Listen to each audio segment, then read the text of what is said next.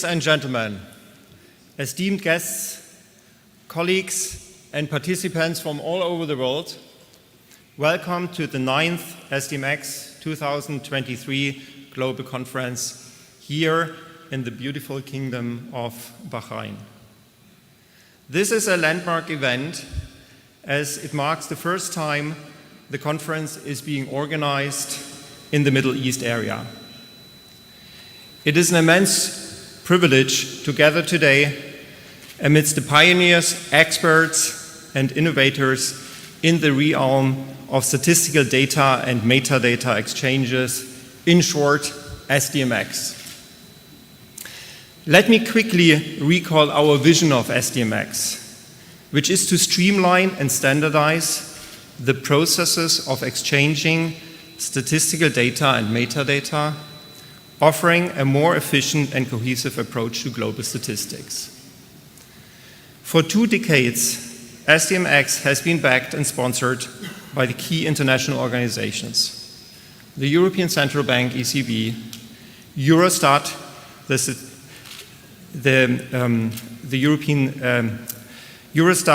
Statistical Office of the European Union, the International Labour Organization, ILO, the International Monetary Fund, IMF, the Organization for Economic Cooperation and Development, OECD, the United Nations, UN, the World Bank, and the Bank for International Settlements, BIS.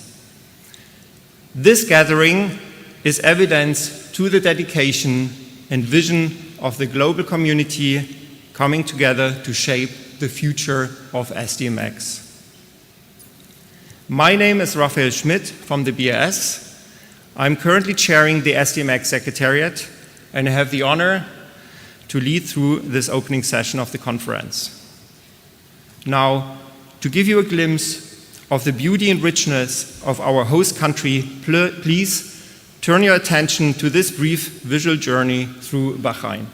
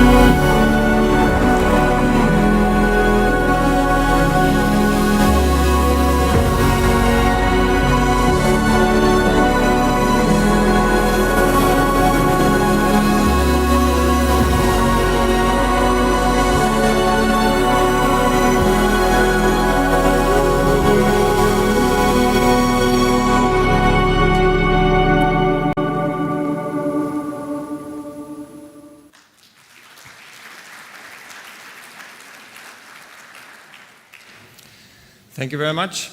With this, I would like to invite our host, Mr. Mohamed Al-Khaid, Chief Executive for the Information and E-Government Authority, to set the stage for this conference. with his welcome and introductory remark. Mr. Al-Kharet, the floor is yours.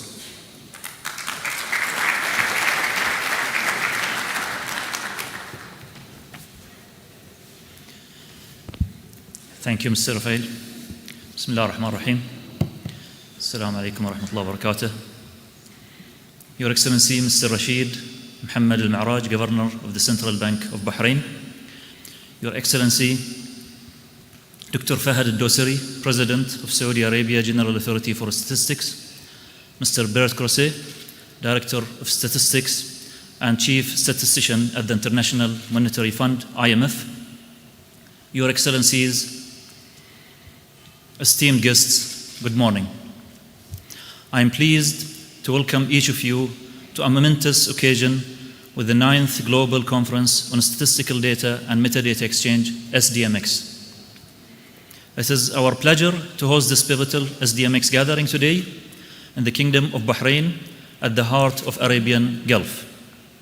Co-organized by the Information E-Government Authority, IGA, and 8 esteemed international organizations, the sponsors of SDMX initiative, and further supported by ESCOA and Central Bank of Italy. The levels of collaboration and dedication behind this event have been exceptional. Our distinguished guests, the Kingdom of Bahrain, with its rich history and forward-looking vision, serves as the perfect backdrop for this congregation. This international assembly here today, comprising official statistics compilers, academics, colleagues from national and international agencies, and peers from the private sector, is a testament to the importance of the SDMX mission. Ladies and gentlemen, as we converge under the conference theme, Empowering Data Communities, I am reminded of the fundamental principles of the IGA, which has been steadfast in its commitment to transform Bahrain into a digitally advanced nation. Bahrain has always believed in putting the citizen at the center of our digital initiatives, driven by the vision of His Majesty King Hamad bin Isa Al Khalifa, which has bolstered the kingdom's standing at all levels, and supported by the leadership of His Royal Highness Prince Salman bin Hamad Al Khalifa, the Crown Prince and Prime Minister. At the core of this vision is the idea that data can be a driving force for positive change, improving lives, and fostering a more connected society. With the directives of His Excellency General Sheikh Rashid bin Abdullah Al Khalifa, the Minister of Interior and Chairman of the Ministerial Committee for ICT, today, government services in Bahrain are not just efficient, but also seamlessly accessible to every individual, transcending all boundaries towards a one-stop shop, integrated and connected government. Distinguished guests, the Kingdom's digital transformation has made significant strides with more than 630 integrated services, end-to-end, fully re-engineered, and accessible via multiple digital channels. By integrating different government functions, such as finance, healthcare, education, infrastructure, social services, and more, the aim has been to break down silos, eliminate duplication, promote collaboration and information sharing. This approach allows for better coordination and collaboration among various government entities, leading to more effective and efficient governance. Our whole of government approach integrates more than 15 major systems, more than 10 national common systems, and online public services accessible by government entities, private sector, and individuals through the multiple channels and advanced digital infrastructure, making their e-government experience as convenient, efficient, and seamless as possible. Of course, this would not be possible without data accuracy, integrity, and consistency, as well as the optimum utilization of advanced technologies and supportive digital legislations and policies such as personal data protection law, and the once only data policy with the aim to promote a holistic and coordinated decision-making across government entities, being critical component of the Kingdom's roadmap towards a fully integrated digital society. Ladies and gentlemen, our journey at the IGA began with understanding the profound value of data as it is the new oil. We pioneered multiple initiatives designed to ensure that data is more than just numbers on a screen, but a robust tool for enhancing governance, catalyzing innovation, and ensuring effective decision-making for the betterment of our nation and, by extension, the world. Bahrain is a national census pioneer, as it is the first country in the GCC to conduct census since 1941. Thanks to the cross-national data integration and data accuracy, the Kingdom is the first country in the GCC to implement the registered-based census as majority in 2010, and was the only country in the region to complete the census using administrative records during COVID-19 pandemic in 2020. Bahrain launched the National Open Data Portal with over 380 government-published databases, encompassing more than 2 million records from 33 government entities, and also established the National SDGs Portal as a central data exchange source.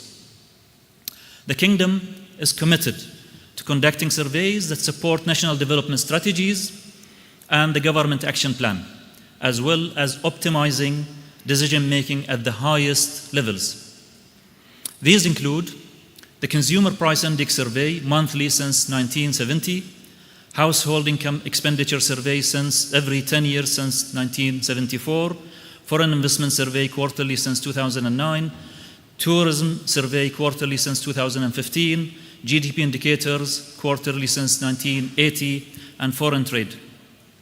On the regional level, we acknowledge the continuous efforts of the GCC Statistical Center, GCC Stat, and leveraging statistical information to support decision-making, research, and dialogue within GCC nations, and for their remarkable achievement in being recognized by the World Bank in 2018 as one of the top international institutions when it comes to open data readiness.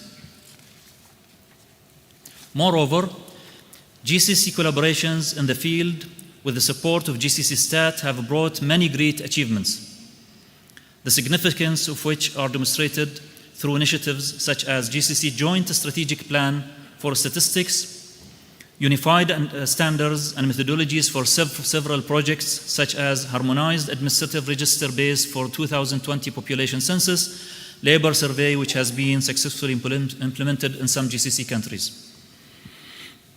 Setting models and indicators to measure the implementation of shared GCC projects, the establishment of 6 platforms that are directly linked with various national databases in GCC. These are only some examples of GCC shared efforts, which is a testament to our shared commitment and the pivotal role we play in shaping data exchange standards to support our data outreach mission. It also reminds us of our responsibility to ensure that our data infrastructure and exchanges are robust, reliable, and relevant. Ladies and gentlemen, as we embrace the era of big data and digital transformation, standardized and interoperable systems for the exchange of statistical data and metadata becomes paramount. There is no doubt that SDMX provides us with the tools to address our regional challenges in the domain, harness opportunities, and contribute meaningfully to global dialogue on statistics. Today, the implementation of SDMX has been witnessed within data and metadata exchanges across the GCC. For instance, MARSA is one of the key initiatives connecting all 6 national statistical offices in the GCC with GCC Stat, automating data collection and exchange statistics using SDMX. In addition, SDMX is used for national summary data pages (NSDP) in all GCC countries that enable the automatic exchange and sharing of statistical data and metadata in SDMX machine. Nevertheless, this conference, with so many data experts having made their way to Bahrain, is a demonstration that human interactions are needed as much as the exchange of data and metadata. Our distinguished guests, I invite each of you to embrace the spirit of collaboration and let the inspiring environs of Bahrain motivate you to set new milestones in our SDMX journey. As we stand at the beginning of several exciting days in the Kingdom of Bahrain, I encourage you all to actively contribute and learn from each other at this pivotal forum. In conclusion, I welcome you all once again to the Kingdom of Bahrain with our welcoming slogan, "Our country is your country," reiterating the privilege of hosting this gathering alongside the esteemed SDMX sponsors and supporters. I would like also to thank all participants who have joined us today, whether in person or virtually. Let the 9th Global Conference on SDMX be both a reflection of our achievements and a blueprint for our aspirations. Wishing all of you a very successful event. Thank you.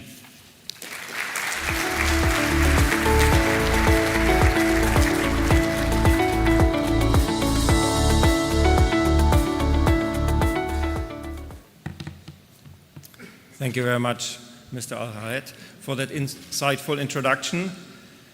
Next, it is an honor to introduce Mr. Rashid Al-Maraj, Governor of the Central Bank of Bahrain.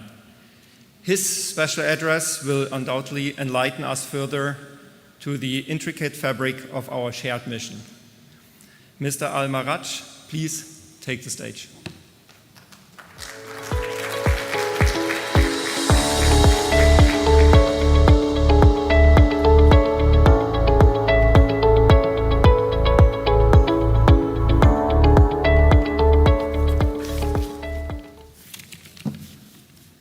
Bismillah ar-Rahman ar-Rahim. Your Excellencies, distinguished guests, ladies and gentlemen, a very good morning to you. I would like at the outset to welcome all of you to Bahrain and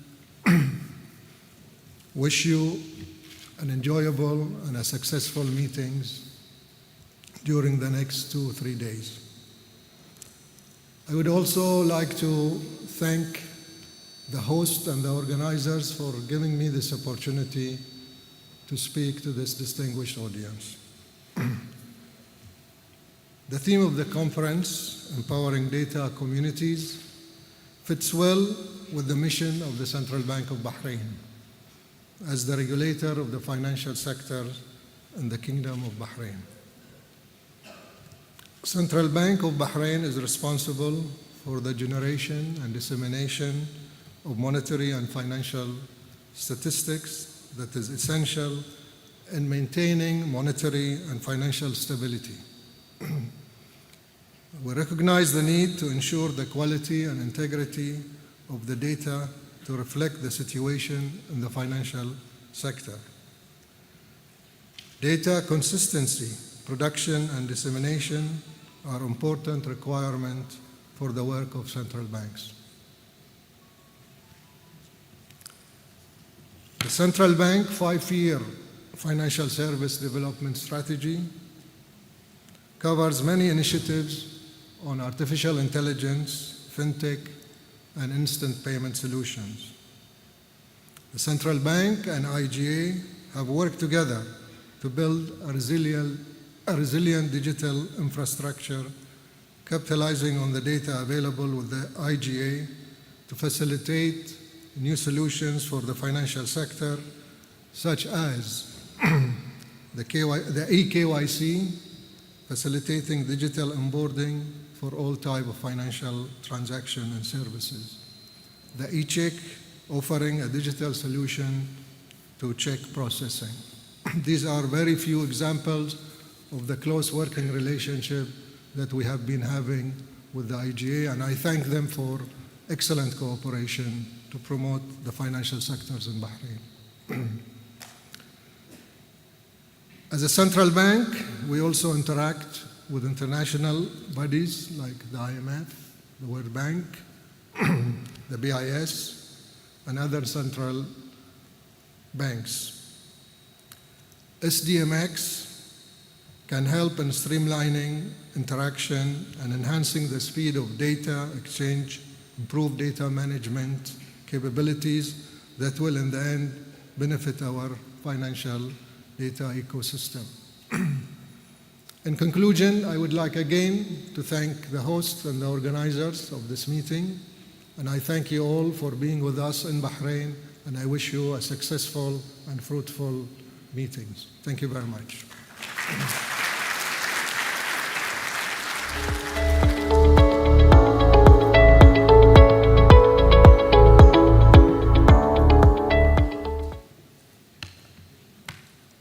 Thank you very much, Mr. Al-Maraj, for your invaluable perspective. We now have the pleasure of welcoming Dr. Fahad Al-Dosari, President of the Saudi Arabia General Authority for Statistics. Dr. Al-Dosari, his experience is extensive and it's promising an enriching discourse now. Dr. Al-Dosari, the podium is yours.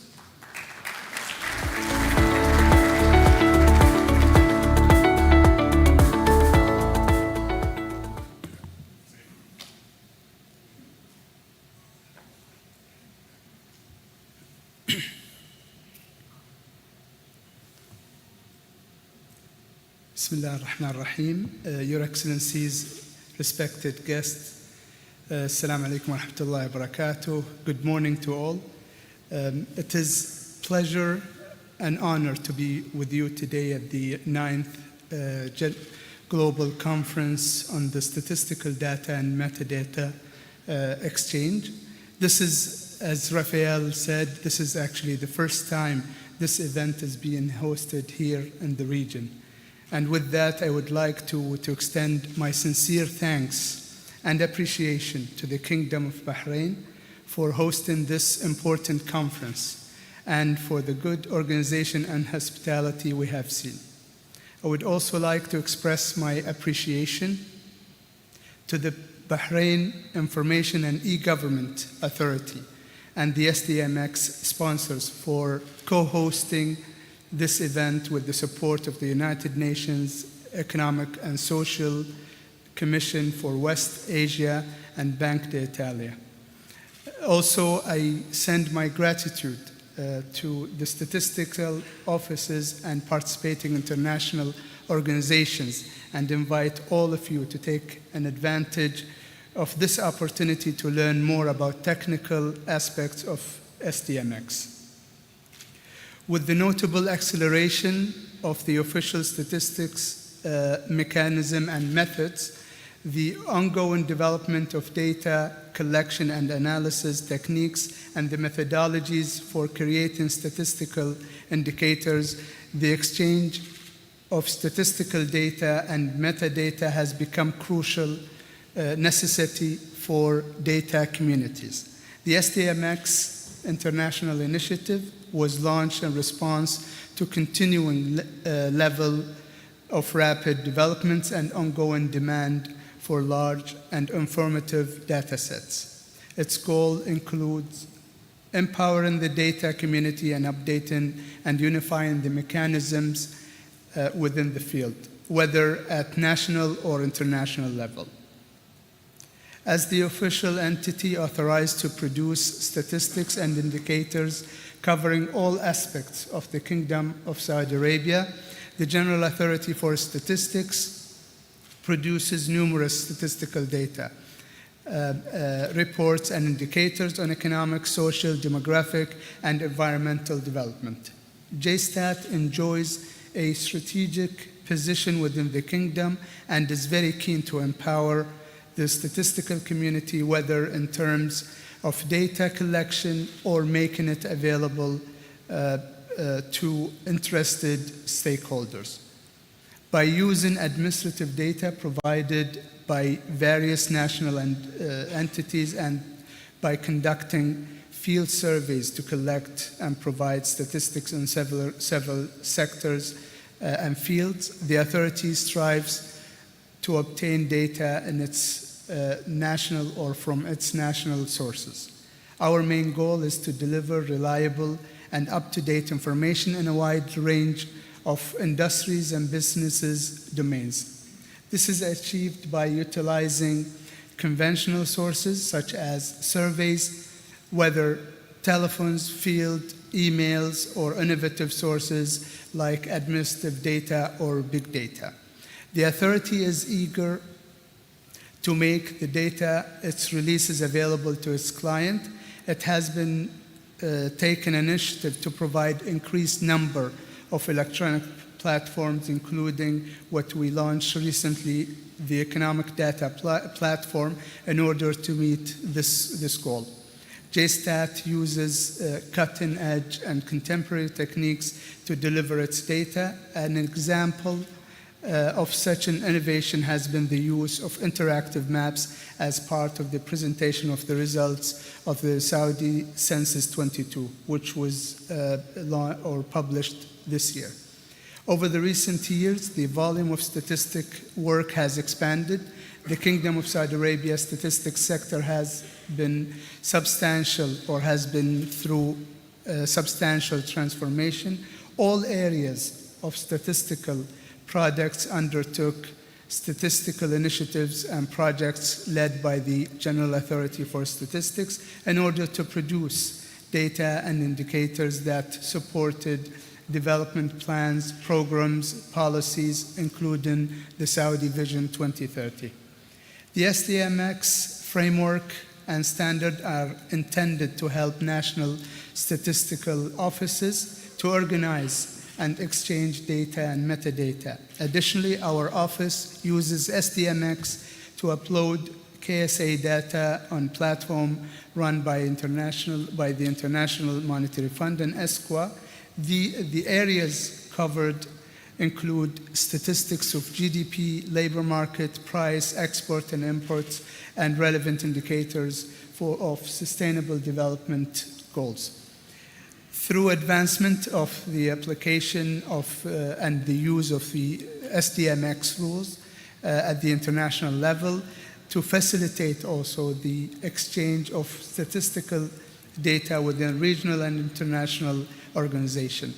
JSTAT is also striving to modernize the national statistic system and improve cooperation in data exchange. Additionally, the authority uses SDMX standards to organize statistical databases that are published, accounting for classification of metadata and statistical indicators. The General Authority of Statistics is investing and working on having one of the most sophisticated infrastructures for integrating various data sources and best-in-class infrastructures for data management and governance. In addition to the newly constructed data lake, it makes use of cloud computing techniques, and this technology is continuing being improved as part of our digital transformation initiative. In addition, our office actively and successfully participating in international workshops and conferences to prepare and enable the national staff to transfer knowledge to the team leading statistical transformation process in the kingdom. Another significant goal for the authority is ongoing development and improvement of the mechanisms for sharing statistical data, organizing metadata, and its framework, including the SDMX tools. In conclusion, I wish to express my gratitude one more to the Kingdom of Bahrain and the Bahrain Information and E-Government Authority for hosting this significant conference.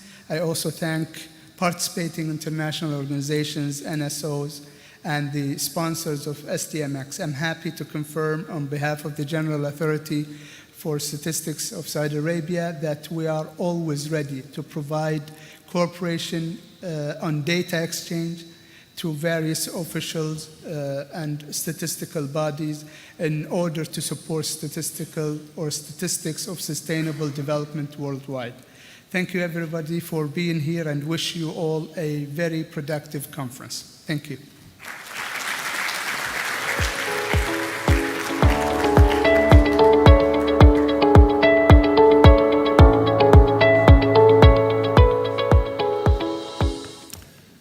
A heartfelt thanks to Dr. Al-Dosari.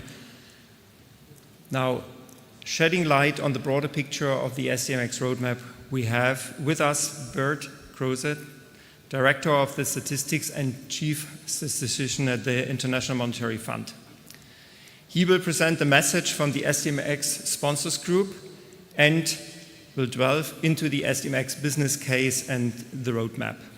Mr. Krause, we are eager to hear from you.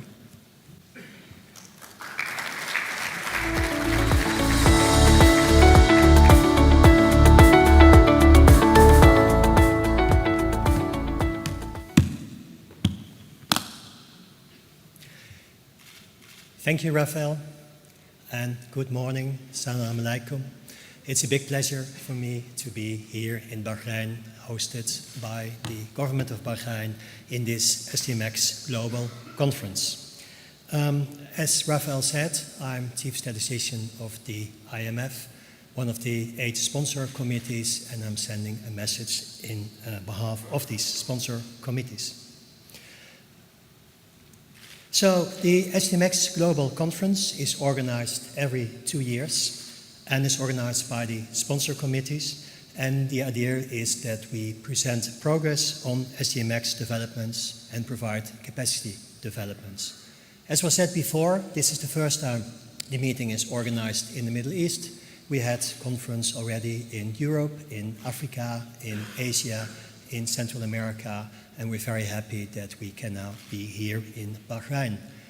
We saw this video of the highlights of Bahrain. Yesterday I had a day off and I was able to see a few of them. I can advise you all to go and see some of the beautiful things that Manama and the rest of Bahrain have to offer. So this 9th edition is hosted by the Bahrain Information and E-Government Authority that was spoken to before, with the support of UNESCO, the Bank of Italy. It consists of 3 days, today, tomorrow, and the day after, with plenary sessions, and then we'll have 2 days of training afterwards. These are the 8 SDMX sponsors. They have been on the screen before: Eurostat and European Central Bank, the World Bank Group, the United Nations, the OECD, the IMF, the BIS, and also the ILO, the International Labour Organization, that joined this year as a sponsor. So this is the first time they are here, and they will have some inputs in the conference as well.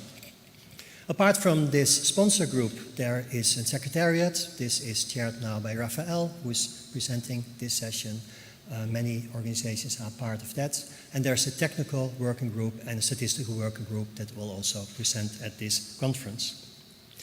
The next sheet is a special moment because on this sheet we're announcing the winners of our hackathon. Middle of this year we had the first SDMX hackathon. And the idea is that we want to promote the youth SDMX and to find out about new possible applications. So we organized a hackathon in July 6, 2023. And the challenge was to make a dynamic dashboard based on data governed by SDMX. There were 16 teams of developers, statisticians and data experts, and they registered to compete for a prize of 10,000 Swiss francs, a certificate and a wall plaque. But obviously the most important prize is eternal fame. And the 2 winning teams, and this is the first time they're on the screen, the teams themselves already know it, but the 2 winning teams were for the BIS, Cristina Leonte, Pietro Patelli, Stefan Probst, and Olivier Ciruello. And the Pacific Community team, Thomas Tiluk and Stan Osier. Both have presented a way to make this dynamic dashboard, both can be congratulated on their results. The monetary prize goes to the Pacific Community team, but I think both teams deserve an applause from our community.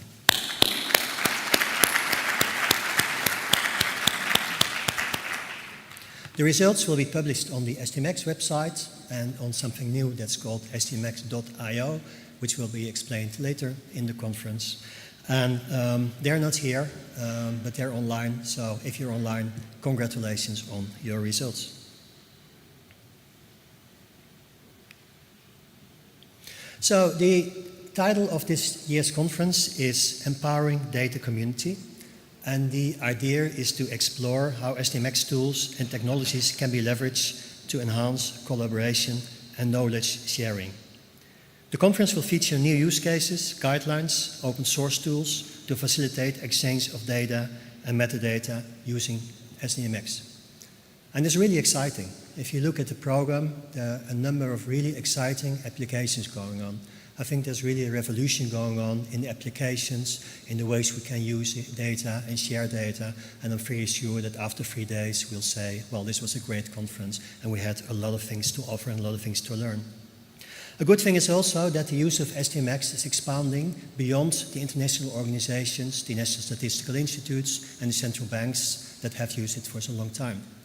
In this year's conference we have the private sector, we have academia, and what we really hope is that the use of SDMX will expand into these other areas, because sharing data is not confined to central banks, statistical institutes, also private companies and academia can play a role, and if we share and use each other's data, we can have the results, and then really data can be the new gold. And this conference, I understood there are people from more than 100 countries registers, 200 people here in person, 200 people online, which really makes this a global effort, a global way to share our knowledge and expertise in SDMX.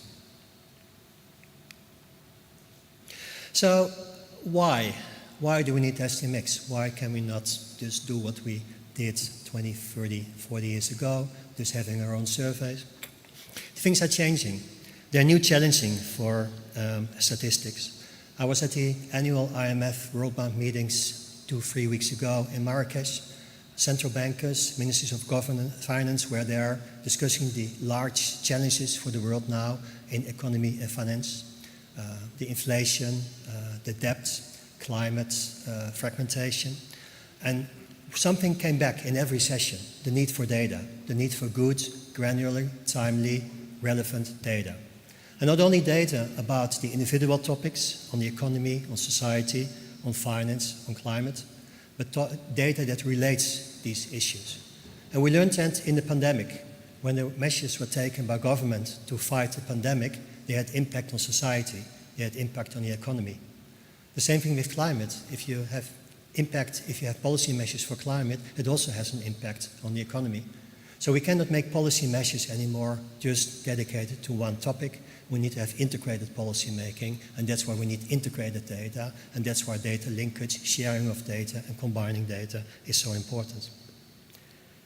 The second point is better accessibility. There's so many institutes producing data nowadays, and the user-friendliness is so high. If you go to Amazon or to Google or to Alibaba, the interfaces are quite easy, and people expect that. They also expect it from us as statisticians. So we should invest in bringing our data to the users. That makes it easy for them to find the data. That does not mean we are going to develop all these things ourselves. That means we have to work together with the private sector who is so good in doing these things. Well, if you look at the program the coming days, there's a lot going on AI, on large language models, on ways to access our data in different ways, and SDMX is part of that answer because it's easily accessible. Global perspectives, well, we're one world and things have influence on each other. Multinationals don't stick to borders. They are active all over the world, and to completely understand the economy, you have to talk to other countries. You have to see whether you can share data and insights. There are lots of linkages and spillovers. So in order to describe the world, in order to fulfill our role as statisticians, we need to work together, we need to share as much data as possible. And there are a lot of things that SDMX cannot solve. There are legal barriers, the sensitivity barriers, the confidentiality barriers. But at least SDMX is a tool that standardizes the way we collect, process, and store data, and it helps to at least make this exchange of information such that the data are accessible, comparable, usable, explainable, and it makes it easier to share data, easier to work together, and easier to fulfill our role as statisticians in this new era. So, Raphael already referred to the business case. This is a document of 4 years ago. I advise you all to read it. But basically it says, well, SDMX is the standard to describe the data and the metadata. There's a role above technical harmonization and statistical harmonization, classifications. There are tools to help us use that. And the combination of that makes it easier to share data, to understand each other's data, to use each data smoothly, and that's what SDMX is. So here are a number of the benefits. It supports modernization.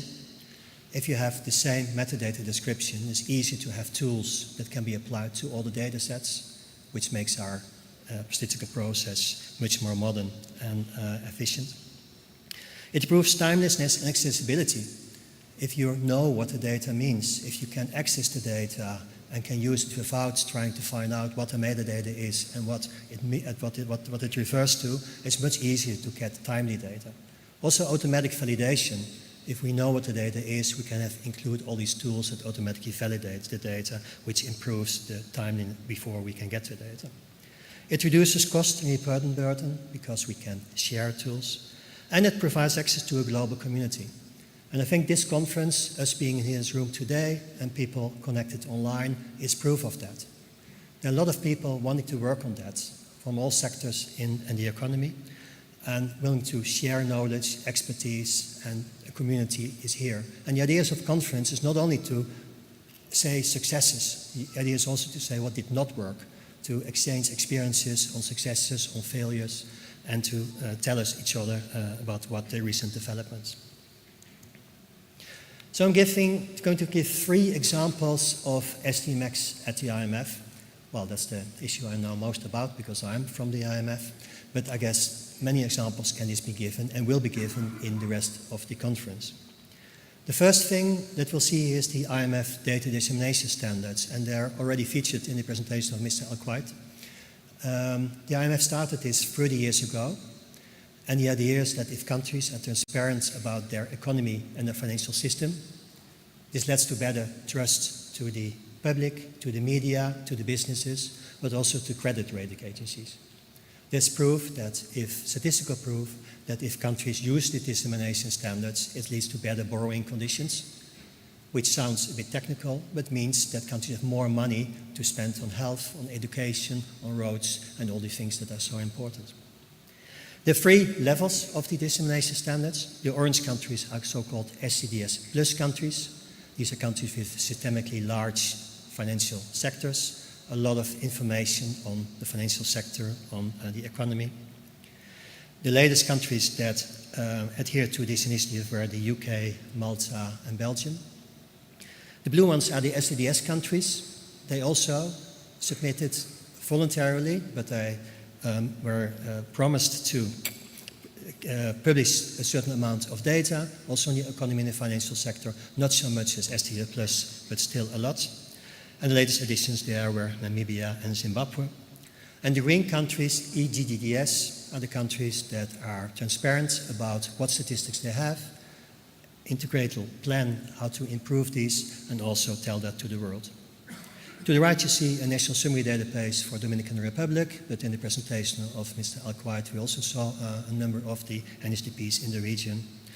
98 of these NSDPs already use SDMX, and we are working very hard as the Statistics Department to increase that, because having this available for all countries in the world made it easier to collect the data, to see compliance, and to really see what's going on in the countries in a national comparable way. The second example I'm going to give is something called iData.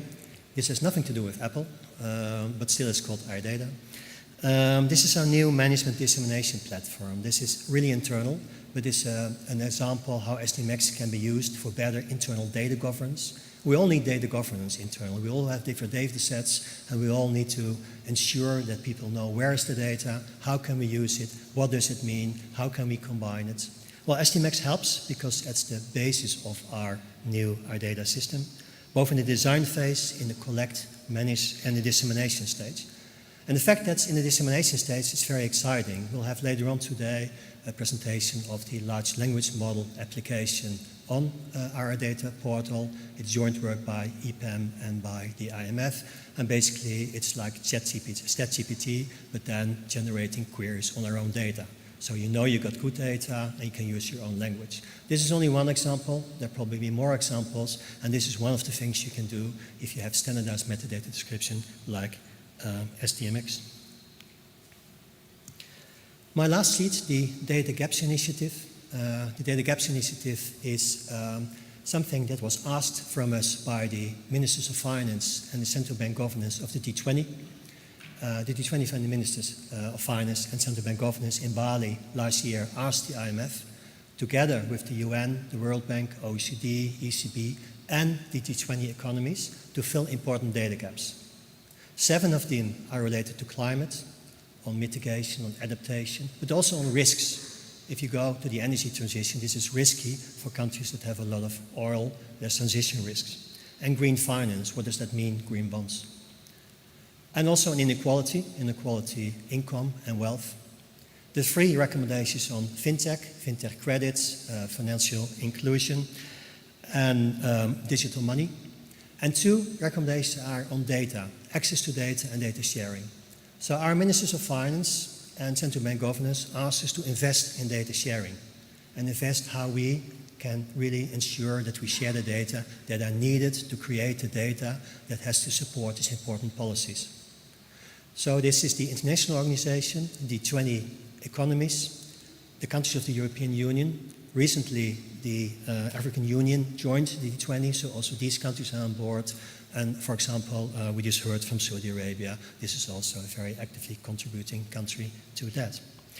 So SDMX will also play a role in this gremium. And well, what we're going to do is to promote standards, to exchange data, to share data, and include the role of SDMX in there. So this is my last sheet. I'm really excited to be here. It's great to be hosted by Bahrain. The hospitality, the organization is fantastic. I look at the program and I think we all can look forward to 3 very interesting days. I hope we learn a lot, I hope we exchange a lot, and hope we build further on this network, on this community, because only together we can achieve the goals that we all need to achieve. Thank you, shukran.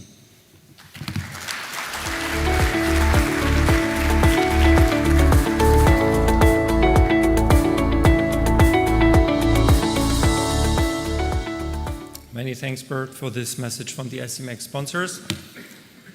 Now, the nexus of SDMX and its expanding role in new fields such as artificial intelligence, AI, and data meshing cannot be overstated. To shed light on these themes, we are privileged to have with us Mr. Eric Anwar, Head of Smart Data at the OECD. His keynote on why SDMX matters, a community journey towards SDMX as an enabler for AI and data mesh, is one we have all been keenly looking forward to. Mr. Anwar, please enlighten us.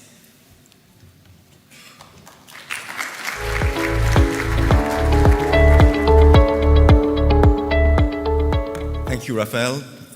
Your Excellencies, dear participants, ladies and gentlemen, it's my pleasure to be with you today and indeed share a few thoughts on why SDMX matters. And I will do that indeed as head of Smart Data at the OECD Statistics and Data Directorate, but also as chair of the management level group of the Statistical Information System Collaboration Community. You see the logo and you will see on the rest of the slides. First, I would like to introduce the topic with a short video.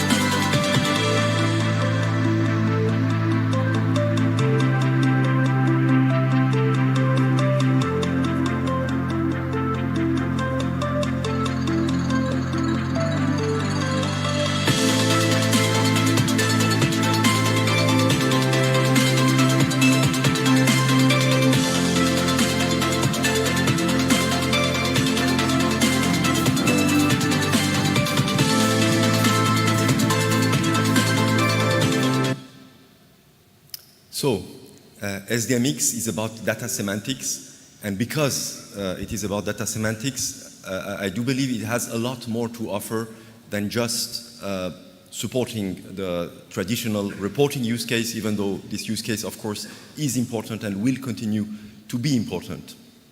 But creating this value with SDMX is a journey.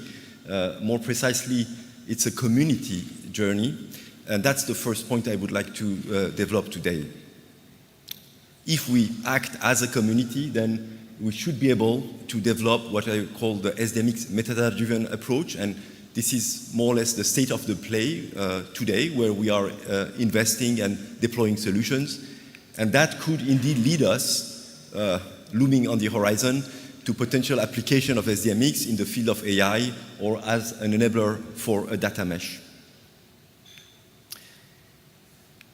So we are indeed a community, the Statistical Information System Collaboration Community, with a number of organizations that you can see on the screen, national, international organizations, statistical organizations. Some are members, which means that they are directly contributing financially and in kind to the output of this community.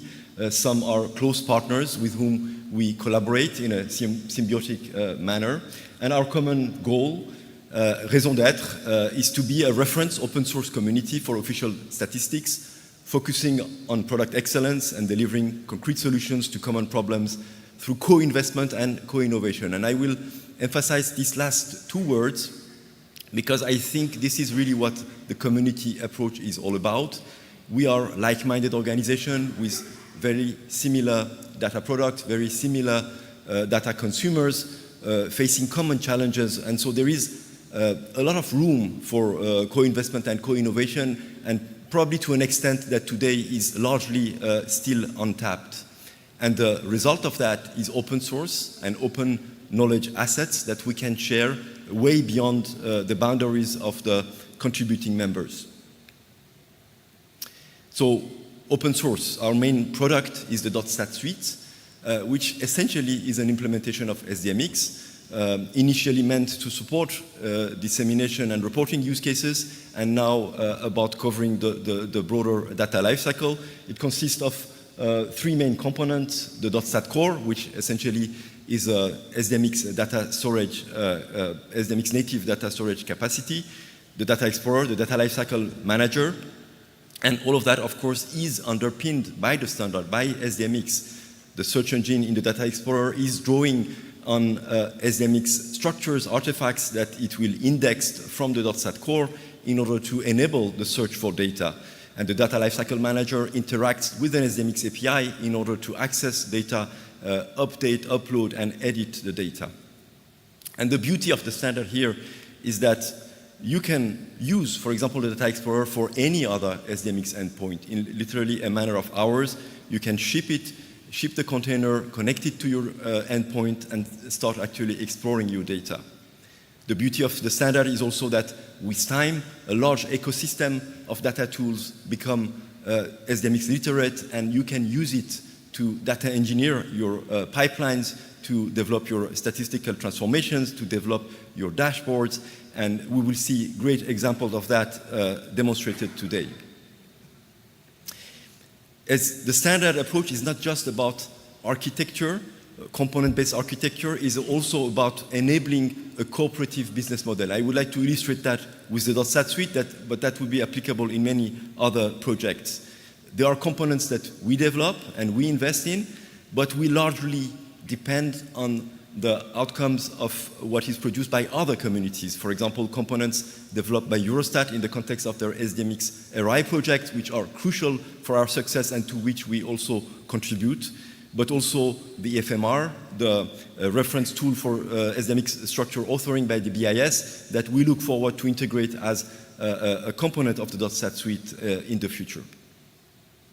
There are many implementations, of course, amongst the members of this community, such as Australia, Belgium, or the United Arab Emirates. But we are, of course, very proud that these open source assets are reused and shared by a vast, I would say, range of organizations, dozens of them. You can see a few examples here. Recently, for example, the Maldives went live with the support of the UNSCAP and hosted by the UN Global Platform managed by the UNSD. You have also the Statistics Malta, for example, supported by our technology partner Helmes, or CIMEL, El Salvador Ministry of Labor, who went live, I think, last year and is supported by the ILO as part of their labor market information system. Let's take a look at one data explorer, the one developed by the Pacific Data Community, the Pacific Community, the Pacific Data Hub, because I will use this in later part of my presentation. So you are on the Pacific Data Hub. Imagine that you are looking for population data. You can search by topic, or you can directly use keywords and textual search, asking, for example, for population projections, and then the search engine will return a number of data flows that you can filter on the left using the criteria. You can visualize, of course, a given data flow, which you can refine in terms of selection using the time period or other breakdowns. And then you can do a number of other things that we will not take a look at, such as customizing, pivoting your table, sharing, downloading, and so on and so forth. And ultimately, you download your data and you will use it in your own context to perform a certain data task. But it's not just about open source, it's also about open knowledge, and we know that the skills gap is possibly really one of the weaknesses that we need to address, and I'm sure this will come again and again throughout this conference, and empowering data communities is indeed starts with actually developing skills in this community, and our contribution in that field is the .stat Academy, which is now existent since about more than a year, and where you can find a number of self-paced online learning modules. So if you would like to build capacity in SDMX data modeling in your organization, you can check out these modules. Now let's dive into this notion of SDMX metadata-driven approach. Let's start with, in a way, a representation of what could be a data platform, a generic data platform. Usually, we would represent it in a sort of process-oriented representation, such as the one you are seeing.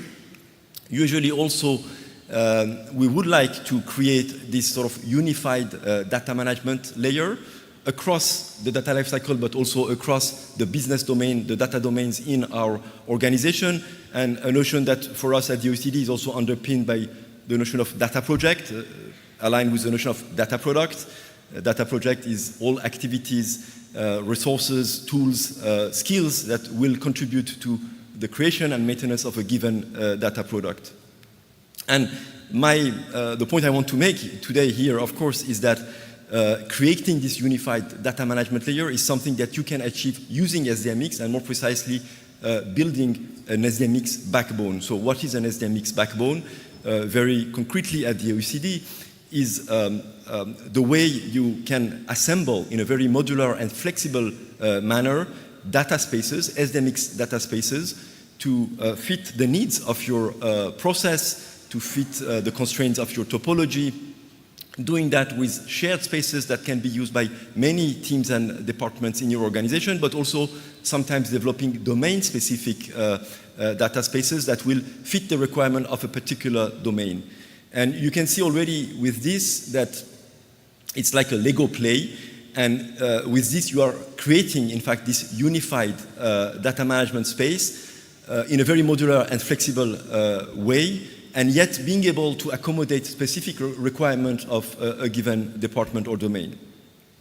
This is exactly what the National Bank of Belgium, for example, implemented, and in their context, they wanted to support reporting and dissemination use cases, but also internal data sharing and data integration, and all underpinned by a common data modeling function. So in a nutshell, what is an SDMX backbone?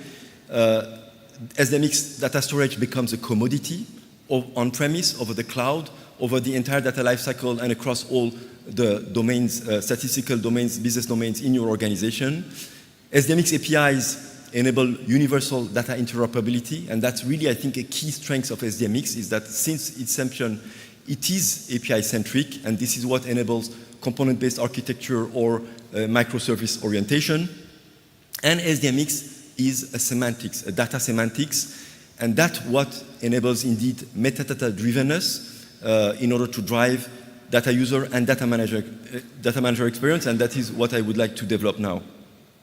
Let's take a look at the data user experience, and let's go back to the Pacific Data Hub example. You have a home page, then you have search results, and then you have a visualization page where you are actually diving into a particular data flow, and ultimately you download to perform your data task. What is happening here is completely driven by SDMX metadata behind the scene. The topics, they are derived from the SDMX category schemes. The dynamic facets that are generated on the search results, or the filtering selection criteria on the visualization page, they all are coming from the data structure definition, and more precisely from the concepts and the code list, including the hierarchical code list that have been defined and modeled by the data producer.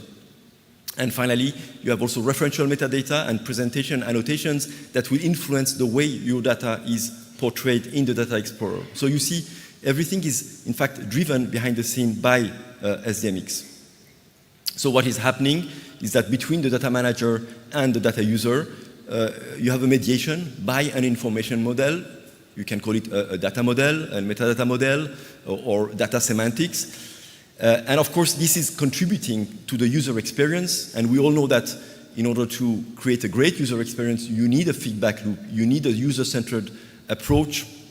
And as part of that, you can include an element of data harmonization that SDMX will enable, so that over time, all your data products will surface the same concepts, congruent codifications, and so on and so forth. So establishing a systematic user research is absolutely crucial, of course, in this journey, not only for the data user, but also for the data managers. And here I would like to go back to this high-level view of the data platform, which often is very fragmented in our organizations. We have these horrible silos that always grow over time. They are called domain-specific data system on this slide. By data system here we mean, of course, the technical platform, but also the organizational and social construct around it. And silos happen for good reasons. They don't happen by accident. They happen because domain require a degree of agility, a degree of autonomy, and that is what actually leads to silos over time. And that, of course, comes with some drawbacks that I don't need to develop here with you. I'm sure you are experimenting them in your own organization. The point I want to make here is that with a metadata-driven approach, you can potentially solve that problem. At least that's what we are trying to achieve at the OECD, with this layered approach where the creation of the data product that will support data analysis is supported by this unified data management layer, where the data manager is actually managing metadata, structural metadata, referential metadata, process metadata that will drive the data engineering layer, so the data pipelines that will manipulate the SDMX data, that in turn will call statistical functions, transformations, manipulating the SDMX data as well.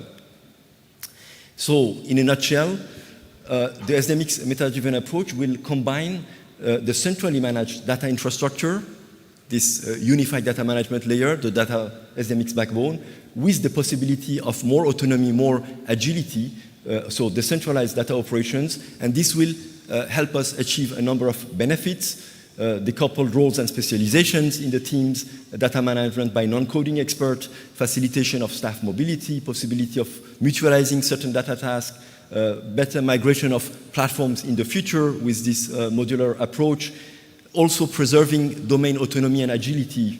Domain can go, for example, with a specific coding language. They can develop even specific interfaces. And yet, we will preserve the capital that we are creating with the SDMX backbone, whereby we can share methods, reuse them at scale, and of course, mutualize a common infrastructure. In order to achieve this approach for the data user and for the data managers, we need to have a good governance. We need to structure, articulate our governance, and this was also mentioned by Bert.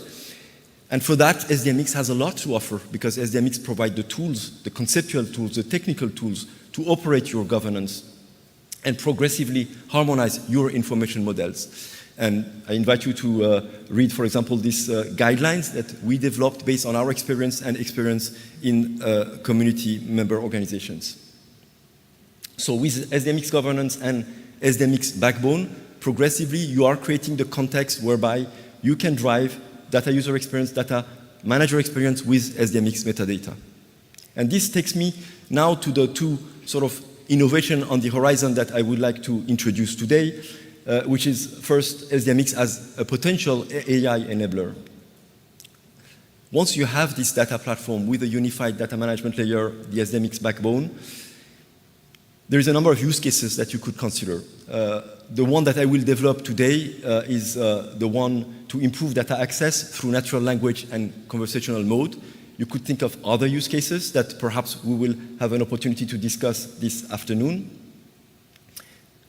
When it comes to data access, I believe that the fundamental problem that we are trying to solve is a problem of cognitive gap between the data producer on the one hand, who is approaching the data from the supply side, and the data consumer on the other side, with, of course, a great diversity of profiles and use cases, but who are fundamentally approaching this data, this same data, but with a different purpose and with a different angle.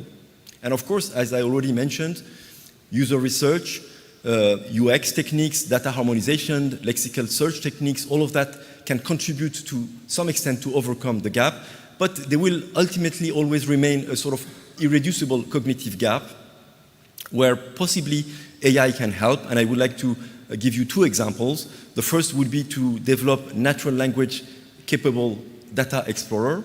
So if we go back to the Pacific Data Hub example, if you ask the question that is on the screen today, you will not get any result. If the data explorer were natural language capable, we would be able to immediately move to step 2.5 or 3.5 if you still recall my previous sketch, which means that in a way accelerating the user experience to directly get to either the set of relevant data flows with pre-selected filters or even directly the target data flow. How does that happen? And in a way it is happening. We have a proof of concept ongoing that will be presented later today by my colleague Alessandro Benedetti. I'm not going to develop it now, but fundamentally what's happening is you have a natural language query as an entry point, then a number of interactions taking place between generative AI and the search engine, resulting ultimately in a JSON file with the selected data flows and the dimension values. And this is not something that is, I think, for the far future. Productionizing this will take probably a couple of months and would require perhaps co-investment and involving all of those interested in actually making this happen as soon as possible. Another approach, which I call the StatsBot, but that my IMF colleague called the StatGPT, so I think it's a very similar approach where you could actually, in a way, interact with an SDMX source through a natural language and conversational mode. And this is something, again, that is completely within reach. It's already implemented in a way in, for example, the retail sector. I've seen examples of that. All it takes, so to say, is 100 lines of prompt engineering that is well-tuned. And this is happening. This is happening at the IMF. And this is, again, something that potentially we could develop as an open and reusable asset. And the day this is done, and that's again the beauty of the standard, we could reuse it, plug it on any SDMX endpoint, and start actually interacting with it in this natural language and conversational mode. So there is room and opportunities for co-investment and co-innovation to develop the two use cases that I just presented, but perhaps also more on the capacity building front to develop a prompt engineering in an SDMX context practice so that we can all learn how to use prompt engineering and large language model in an SDMX context, possibly even develop at some point an SDMX literate sort of specialized open source LLM. The second idea I want to introduce today is this idea of data mesh and how SDMX potentially as a data semantics could really contribute to develop and build in our organizations. What is a data mesh? A data mesh essentially is about addressing an organizational problem, the fact that with the creation of data warehouses and data lakes over the past years, usually a centralized approach has been established, leading to a centralized team, centralized expertise that often leads to bottlenecks and failure. And so what the data mesh paradigm proposes is a socio-technical paradigm whereby we can switch from this purely centralized model to a model that enables domain orientation, so domain-oriented decentralization, autonomy, agility of analytical data operations. Data mesh was created in the context of private sector players with an objective of enabling them to develop data product at scale and at pace, because their objective is, of course, to create competitive edge with data-driven product and services. This may apply in our context to some extent, but I believe in our context, in a way, when you read the book, for example, Data Mesh, you can see that what we were achieving over the past years and we are trying to achieve with this SDMX meta-driven approach is effectively developing a data mesh. And so perhaps in our context, data mesh will be more driven by, let's say, data dissemination consideration, the capacity to quickly develop, for example, topical data hubs in our organizations, but also in our, let's say, statistical supply chain, for example, a national statistical ecosystem, and also will be driven by efficiency and quality considerations. So data mesh, at the heart of it, is about data semantics, and that's what the lead author, Zamak Dergani, explains in this paragraph. So data mesh gives domain teams autonomy to take control of their local decision making. For example, choosing the best data model for their data products, while it uses computational governance policies to impose a consistent experience across all data products. For example, standardizing the data modeling language that all domains utilize. You could take that almost as an example for SDMX, and the way, for example, Bert introduced it at the IMF, I think is also matching this definition. So there are a number of capabilities that you need if you want to develop a data mesh. I'm not going to develop that today. What is central in statistical organizations such as those present in this room is that a central component is data interoperability, and that's what SDMX can enable because SDMX is API-centric and because SDMX offers us a rich semantics. We don't have time to analyze that, but this is, from this point, in fact, you can really use the benefits of SDMX to build the various capabilities that are needed to actually achieve a data mesh in your organization. So in a nutshell, we want to have each business domain build their data process and products in relative autonomy, and yet drawing on a common information model and a technical infrastructure. And so for that, you need a governance with SDMX governance as a cornerstone of that data governance to enable progressive harmonization of your semantics across domains and the data lifecycle. And you need an SDMX backbone that will bring SDMX data storage as a commodity, SDMX API centricity, SDMX semantics as part of this data infrastructure as a platform, which is the concept in the data mesh. This also is an opportunity for co-investment and co-innovation in our community. We can perhaps develop an architecture vision and a business case for data mesh in official statistics. We can adapt and augment SDMX, perhaps VTL as well, with the data mesh paradigm. I think very useful concepts like data product, data contract, domain-driven design, or computational governance, we could sort of see how to adopt them in our context. And of course, experiment and implement and develop guidelines. What is perhaps more important, and that is not on the slide, is that I think we have been trying to develop data meshes over the years with SDMX, but without calling it that way. And in a way that is perhaps manifesting the fact that we miss this sort of strategic horizon, this strategic paradigm in our SDMX community.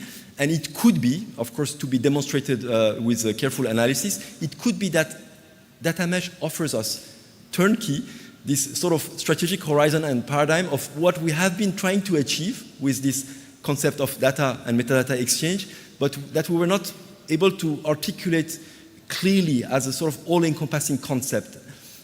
Perhaps data mesh can offer us that. At least I would propose it as a sort of subject for analysis and work going forward.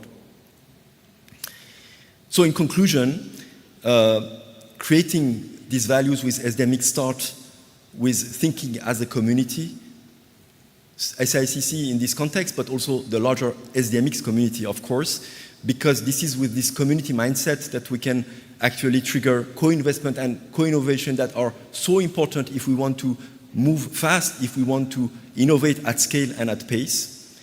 This is what enables us today to develop, and this is still work in progress, of course, this SDMX meta-driven approach, and especially consolidate those two pillars of SDMX governance with an important element, part of it, which is user research and SDMX backbone.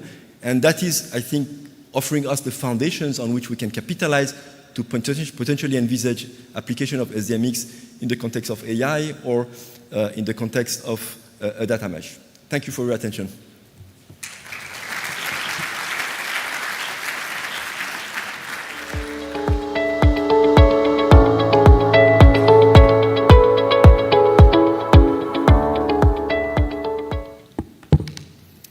Many thanks, Eric, for your enlightening insights and contribution. As we conclude this opening session of the SDMX Global Conference, we will now transition into the SDMX presentations. Throughout the forthcoming sessions and conference, I encourage everyone to actively contribute, ask questions, bring forward innovative ideas. Together as a united team, we can shape the future of SDMX, advancing its reach and impact in the world of data. Thank you all for being here. Let's embark on this journey of discovering and innovating together.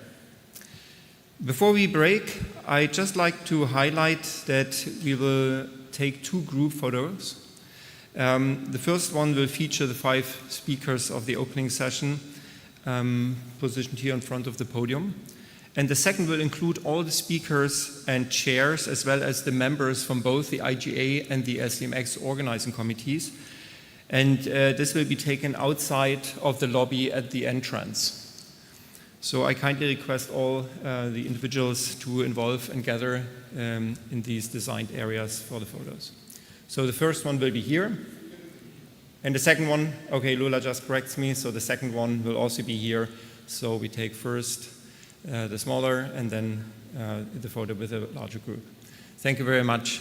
We meet again at shortly after 11, I would say 5 or 10 minutes after 11. Thank you.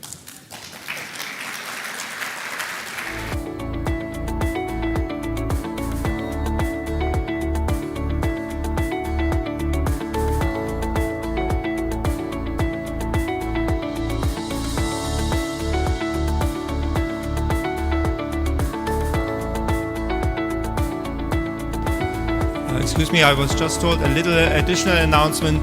Those of you who have not yet registered, we would like to ask you to go to the registration and register yourself. Thank you.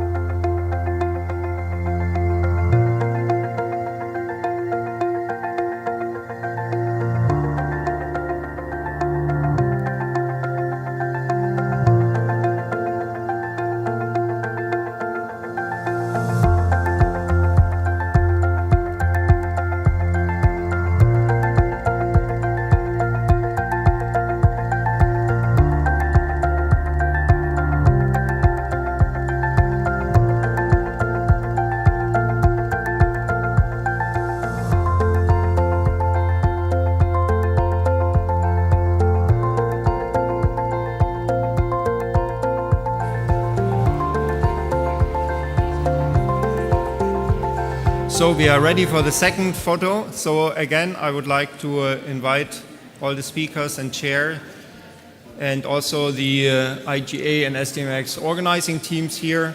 So we have three layers. We have the first layer of people who sit, then the one who stand behind them, and then we also have the podium. So we have three different layers. So I suggest you just take,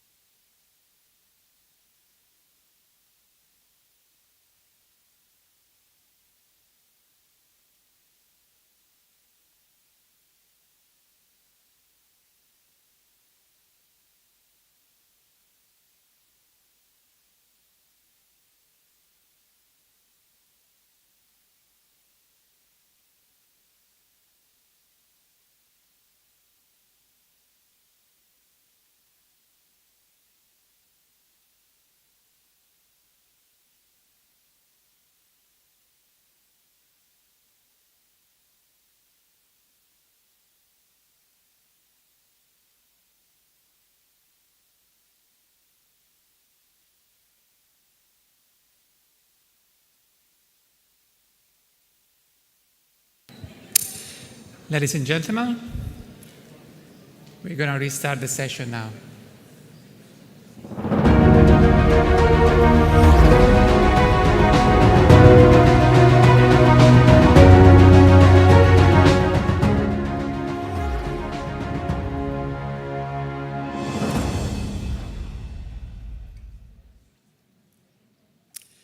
It is my pleasure to welcome you back to this conference. I'm Marco Marini. I'm a division chief at the IMF Statistics Department and also the member representing the IMF in the SDMX Secretariat.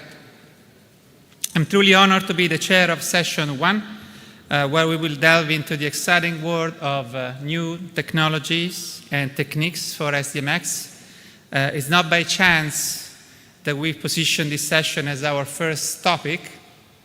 We want to underscore the fact that SDMX stands at the forefront of data management, highlighting its capabilities to integrate with powerful tools such as generative AI, interactive dashboards, and other state-of-the-art technologies, which demonstrate what Bert and Eric spoke about a few moments ago, SDMX being an enabler of modern data and statistical information exchange.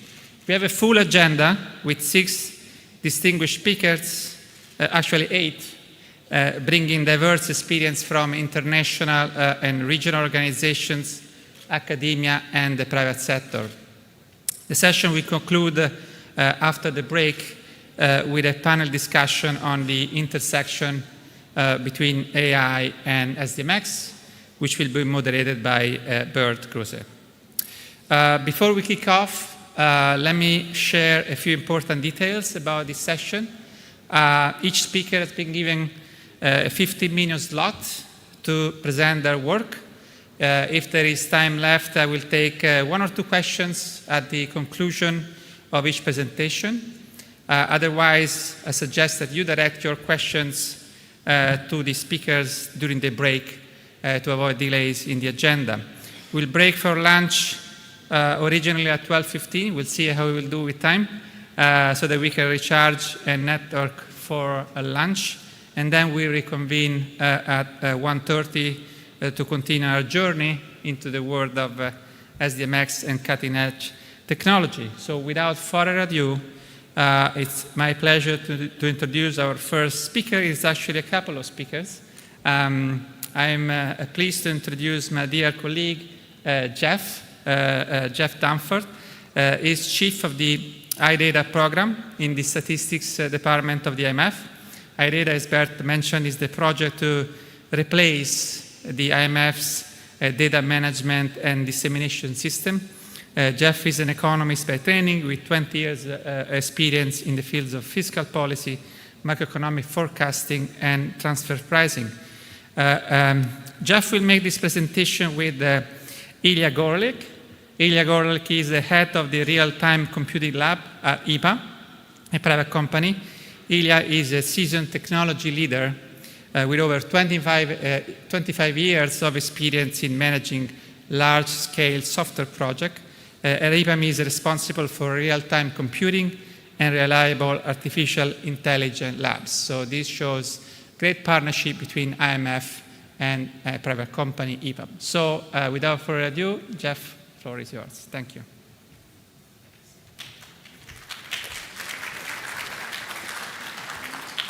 So they gave me one of these so we could roam up here. Can everyone hear us okay? Okay. So I'm really excited to be here. I'm really excited to get this sort of session started. And I'm super excited to be presenting StatGPT, which is, as the title says here, an AI-based SDMX query building assistant. We've got a huge long outline and we've got a ton of slides, and I'm really not going to show you any of them. I think they're all in the presentation. We're here for the next 3 days. We're going to spend more time walking through sort of an animated version of what this can do rather than focusing on slides that outline all of the journey we've gone through and all the technical capabilities. I think this would be more effective. So maybe just some starting remarks on how we got here. I think as Marco said, what you see on the left there is what we're building, the project that I'm leading. And really what it is a replacement of the data management and dissemination system of the fund. What you see on the left is the dissemination side of that. And what we're building sort of incorporates all the modern things users would expect there to be in a dissemination platform. There's a sort of prominent search box. There's faceted search. You can explore in a variety of different ways. But I think what we realized back in December was the world changed somewhat. And the world changed with the release of OpenAI and ChatGPT. And we started asking ourselves, well, we've modernized our dissemination system, but have we really incorporated the way in which users might be accessing data going forward?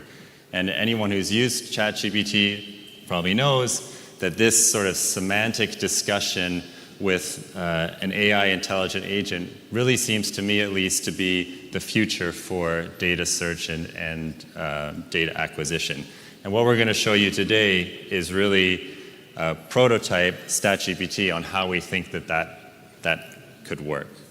And this shot on the right is a little bit of a screenshot of what it would look like. So like I said, we're not going to go through all of these detailed slides. There's a lot of different capabilities embedded in this tool. There's a lot of visualizations that we're going to show you. There's a lot of ways we want to integrate this into the system that we're building. But maybe just a quick word as we go through these really quickly on the how it works. How does it work, right? So first of all, when we start looking into OpenAI and neural nets representing humans, if you think about, right, you're talking to a computer, at the same time you see experience of dealing with a human being, that's all exciting. And the foundational principles of large language models, and specifically at the PALM, we have a big group of engineers, and we spent 6 months developing platforms to build exactly these applications, is based on concept of orchestrating and indexing metadata. So the beauty of SDMX is exactly that it's Esperanto, which could be used for semantic representation of the world, and that's what we did. This basically vector databases and prompt engineering and intelligent query generators. It's more simple, more complex than just prompt engineering, but it's very important to make sure that it's all part of the ecosystem, and we'll definitely talk and show you more detailed demo later. So Jeff, go ahead. Okay. So we really wanted to do this demo live. Right. You know, we have it all on our computers. We thought we'd get up here and we could just type in some stuff and have some fun. We have Steve Jobs moment, right? But it was not possible. So that wasn't possible, so we did the next best thing, which was to just walk you through a little bit of an animated review of how this application would work. So if you were starting out, what would you do? You would go to a screen like this. You would choose something like StatGPT, which is this engine here. As we mentioned, it's an AI-based SDMX query building assistant. But how are you going to interact with this system? Well, you might start by asking a relatively simple question like, you know, hello, and I'm polite, so I always start my questions with something like that. You know, what data do you have? And you're going to get something back here that's also polite. So the sort of intelligent agent is saying, well, hi, I'm an intelligent agent that controls the interaction with this application. It's outlining sort of what's available, that you have a bunch of dimensions upon which you can query, and a whole bunch of data sets. And so I'll follow up with that question with, I'm interested in living standards in GCC countries. And the agent is doing something interesting here. First of all, it's identified which of the Gulf Corporation countries, which is important, but it's also said what living standards is. So it's provided a little bit of a definition there. The living standards can be measured in various indicators, such as GDP per capita, unemployment, poverty rate, etc. Could you please specify? So it's asking you back sort of, well, what do you want out of this system? And that's sort of the next step. Well, I'd like you to add the GDP per capita indicators to this query. And so at this stage, really what you're getting is this concept of building the SDMX query. So it's gone and found some indicators across all of the data sets. These ones happen to be from the WIO published data set, and it's maintained the sort of countries that we were talking about at the beginning. But I want to refine those indicators a little bit. I want to keep only the nominal indicators. So, this is just sort of reviewing what I just said. This is outlining the response agent, which the other thing I didn't mention was the response agent. The reason we have that there is because the large language model differs depending on the type of query that you're asking. So in this case, we're asking it to add to the indicator set. So the response agent is the metadata query agent. Now, I've asked it to only keep the nominal series, and if you remember the three that were there before, there was a mix of sort of nominal and real series, and now it's removed the real one and only left the nominal series. This data query tab shows you sort of your shopping cart, your running list of what that indicator looks like. There's a set of indicators, there's a set of countries, there's a start period, and there's a sort of JSON equivalent query there. Now what I've asked it for is to fill out some of the other indicators. I'd like to go back 10 years and I'd like to do it at an annual frequency. So it's filled out those dimensions. It's removed the first sort of 4 years that we had in the initial default, and it's added 10, and it's made the frequency annual. So you're going through this conversation with this agent and you're building up your query. Now, at this stage, you're happy with what you've got. You've got a set of countries, you've got a set of indicators, you've got some frequency, you've got some years, and now you'd like to get the data. So you simply say, well, please give me the data. What does it come back with? Again, this response agent is different than the other ones. This is a different large language model.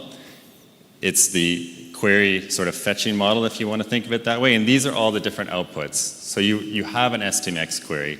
That's that piece in the middle. If you put that into your web browser, that would be the exact metadata, the SDMX response. You have a data table.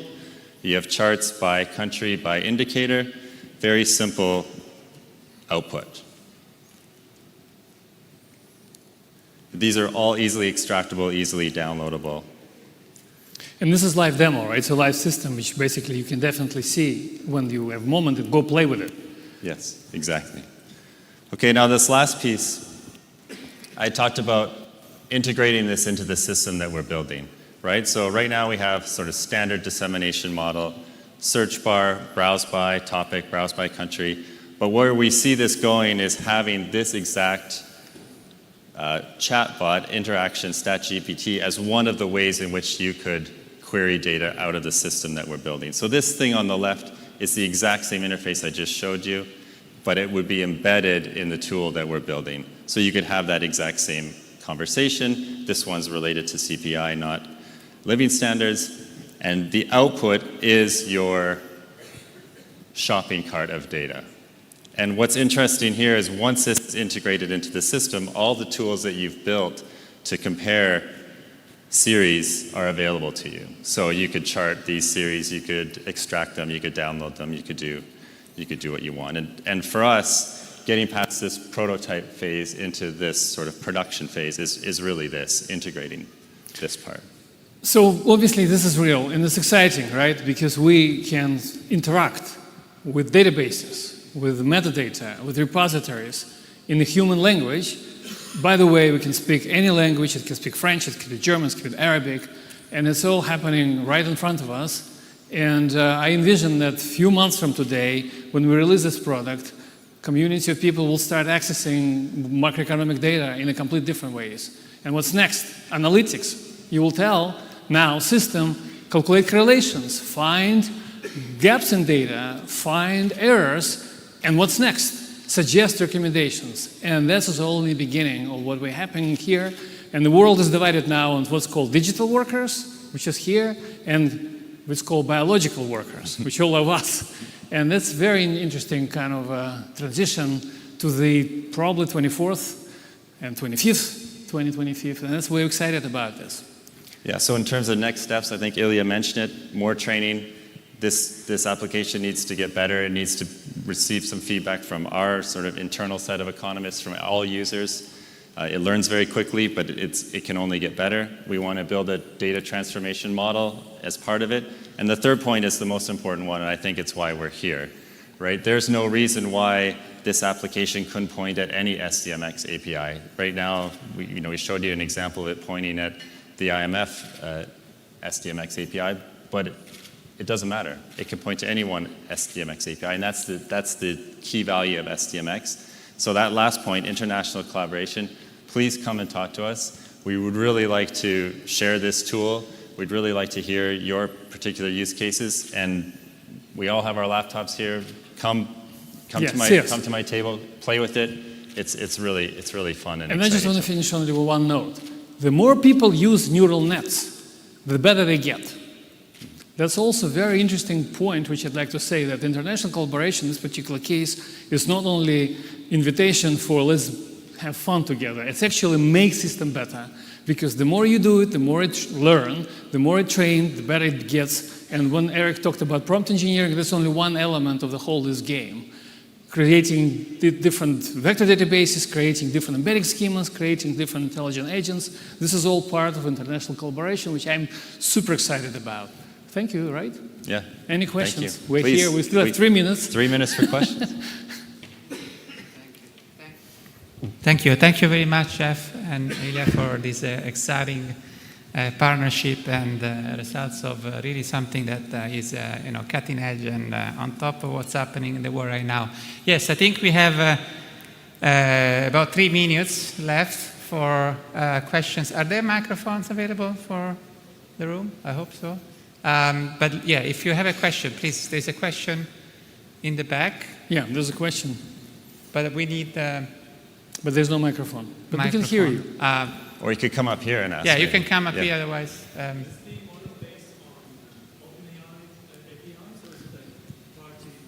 Yeah, it's based on actually connectivity to 15 different LLMs. So behind the scene, Dial allows you to connect to Anthropic and GPT-4 and to Llama and all private LLMs. This particular one is based on GPT-4, version 6.13, but there's a different versions, and it's a definitely interesting conversation. Thank you. I have a mic now, so hopefully you can hear me. Yes. A question more for internal data sort of producers. So yes, this tech can do really good stuff and it learns, but is there sort of internally, how are your data producers sort of changing? Do they have to change a little bit their mindset and way they're working to think about, especially the metadata, because this is heavily metadata driven. So do you have gaps, and how are you sort of addressing those things? That's an excellent question. I think we've been emphasizing even long before this tool came out that your data is only as good as your metadata, and it's even more important with this. If you're doing these semantic searches, that's really what the AI is accessing, and if your metadata is poor, the responses you're going to get back are poor. So one thing we're emphasizing internally in sort of revamping our systems, but also our governance model, is to make sure that we have a strong set of metadata that's defining all of the data. But the key here is SDMX. In this particular case, SDMX plays a critical role, because when you build your data cube using SDMX, you already specified a lot of necessary information for LLM to be aware of what you're asking. All you need to do is to explain it in English, and then it will pick up your structure of your query, and that's very important. Particular use case. Other queries are different. SDMX queries are incredibly profitable, but because of SDMX. Thank you. Maybe one more question, and then we stop. If microphone.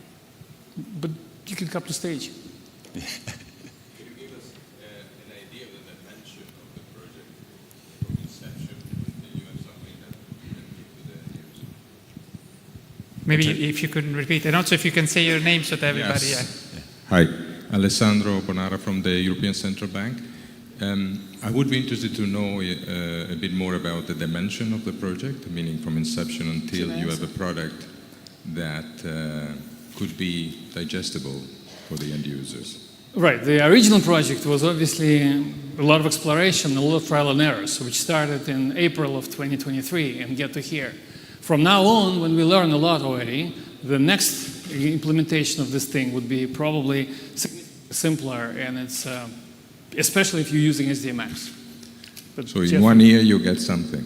Yeah, so this is actually the second prototype. I think for those of you that were in an SDMX tool session back in the spring, we showed sort of the first version, and a lot of what we've learned, which is incorporated in those slides that I didn't show you, got us to this second version. So start to finish, we've about 4 or 5, 6 months. The initial version only was pointing to one data set, the public WIO, and now we have, I think, 9 or so data sets in there, and that's sort of these incremental steps that we're taking. Ultimately, you would want this tool to be accessing the whole suite of IMF data, but again, there's no reason why it can't access more than IMF data in any SDMX. But if you're asking about measure, you should measure now in weeks, like basically 6 weeks, 8 weeks, but not in months, and definitely not in years. And I think going forward, there's really some interesting questions when we start getting into sort of cost and who do you expose this tool to, and this is sort of the tokenization and the sort of costing model that's in behind these queries. That raises some interesting questions about whether it should be sort of an internal tool or an external tool.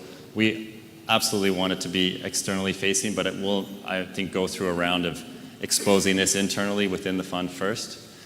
Partly to make the model better, but also partly to understand what the cost implications are from exposing this to. So I think we exceeded the amount of time. We did exceed the time. Sorry, Marco. Well, let's give a round of applause to Jeff and Ilya for kicking us off into the future of SDMX. Yes. Our next presenter is from academia. So we are pleased to have Ms. Munera Salem Albonin. Munera is a PhD researcher in business analytics at University of Bahrain, where she actively contributes to the advancement of best practices and knowledge sharing within artificial intelligence, big data, IT governance, risk management, and cybersecurity. Munera will be presenting again on leveraging AI techniques for SDMX visualization. Munera, over to you.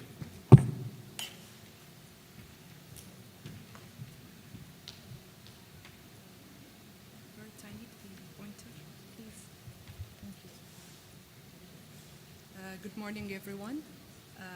I'm happy to be. Is it not open?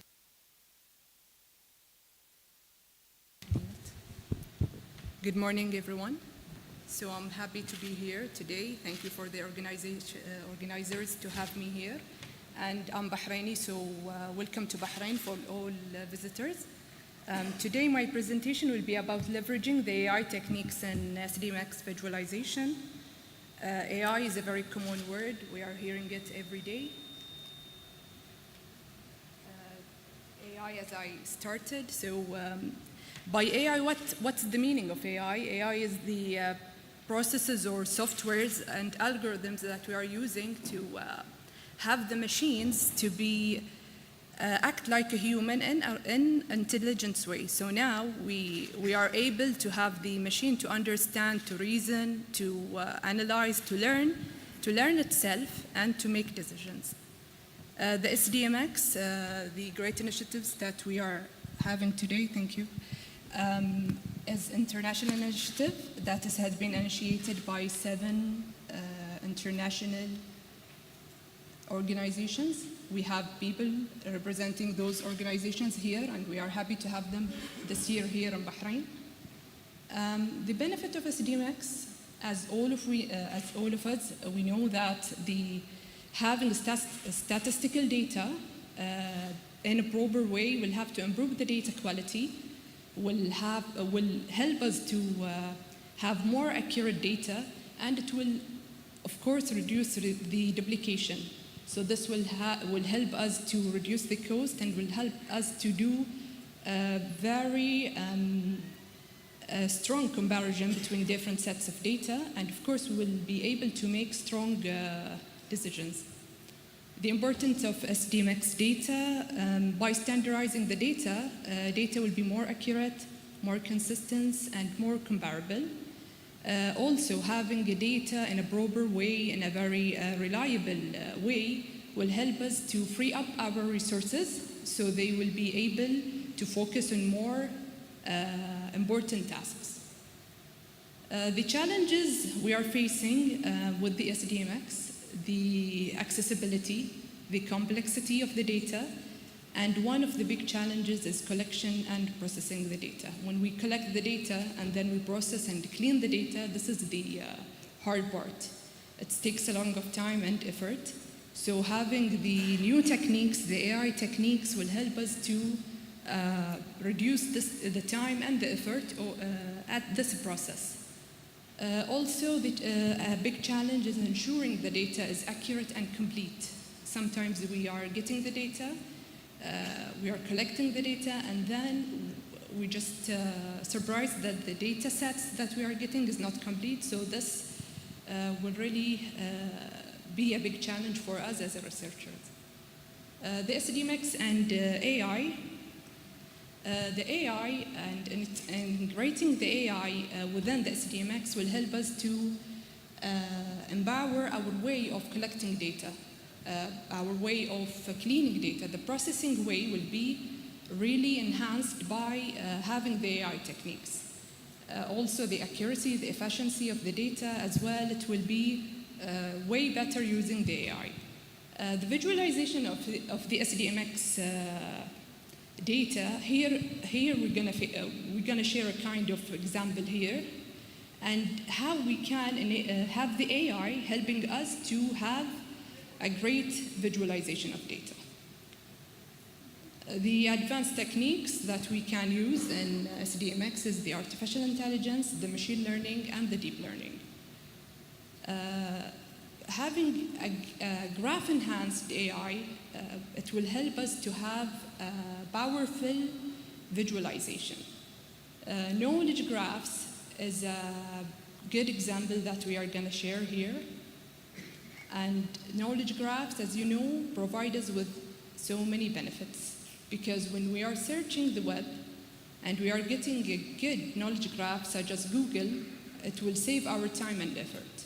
So the knowledge graph benefits, it will improve the data discovery and understanding, it will enhance the data analysis and visualization, and of course it will improve the data quality. A good example of the knowledge graph is Google Knowledge Graph. When we search Google, sometimes we got the information directly at the knowledge graph appears on the side of the screen. So Google is doing a very good job with their knowledge graphs. We have more examples as well. The wiki data as well. If I search about University of Bahrain, I'll get a knowledge graph that will help me to get most of the information I want to search about.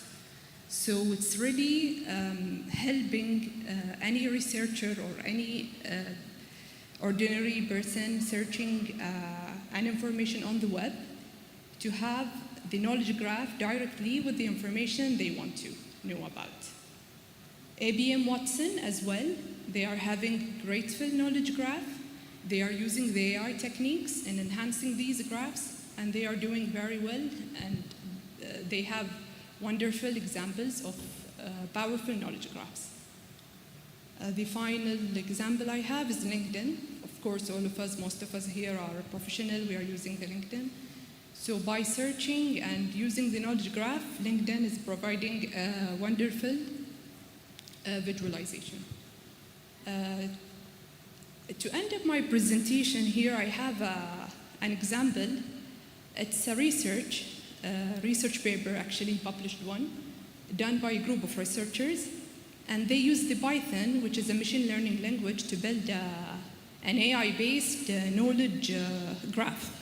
It was about the Eurostata website, and they built it in a very nice way, actually, very successful way. I have the full text here on the QR code. You can scan it. I encourage you to scan it and read it if you're interested. I truly enjoyed reading this research, and as a researcher, I'm really interested to have this kind of this kind of research, and also the power of having the machine learning, the Python, helping us to build knowledge graphs. This is very exciting. So that's all what I have. Thank you for attention, and if you have Any question, I'm happy to answer it.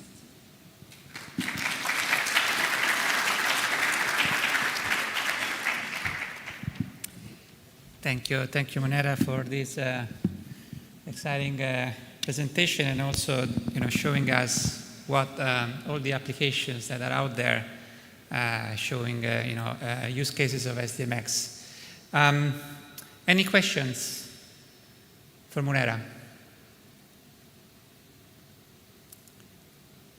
Maybe I have a question for you. You are from University of Bahrain, right? So, is SDMX tough in university? Are we preparing, the new generation of statisticians and data management officers to use SDMX? As Mr. Al-Qaid shared in his presentation, we have the open portal here in Bahrain. We have open data, and we are encouraging the student, and our professors is already encouraging ourselves to visit this open data portal and to get the statistical data from there and to work on it using the machine learning to provide powerful analytics and solutions for many problems. That's very good. We need to train statisticians using the right technology and standards. Rafael, please. Yeah, one question from a, let's say, academic perspective. What can we improve from the, let's say, from the SDMX sponsor side, from the SDMX secretariat side, in order to make data better accessible, for the academia? What is it you need? Can you maybe reflect a little bit on this? We would be happy to take this into our roadmap then. Thank you. As I mentioned, the cleaning part is very hard. So if we have like an AI tools that will help us whenever to get the data, that we are ensured that the data is complete and clean in a way that will reduce the processing time, this will help the academic in a very good way to do more research. Thank you. Any other questions?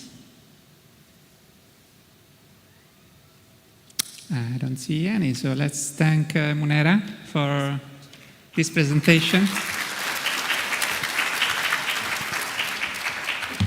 And now we can move on to our third presenter.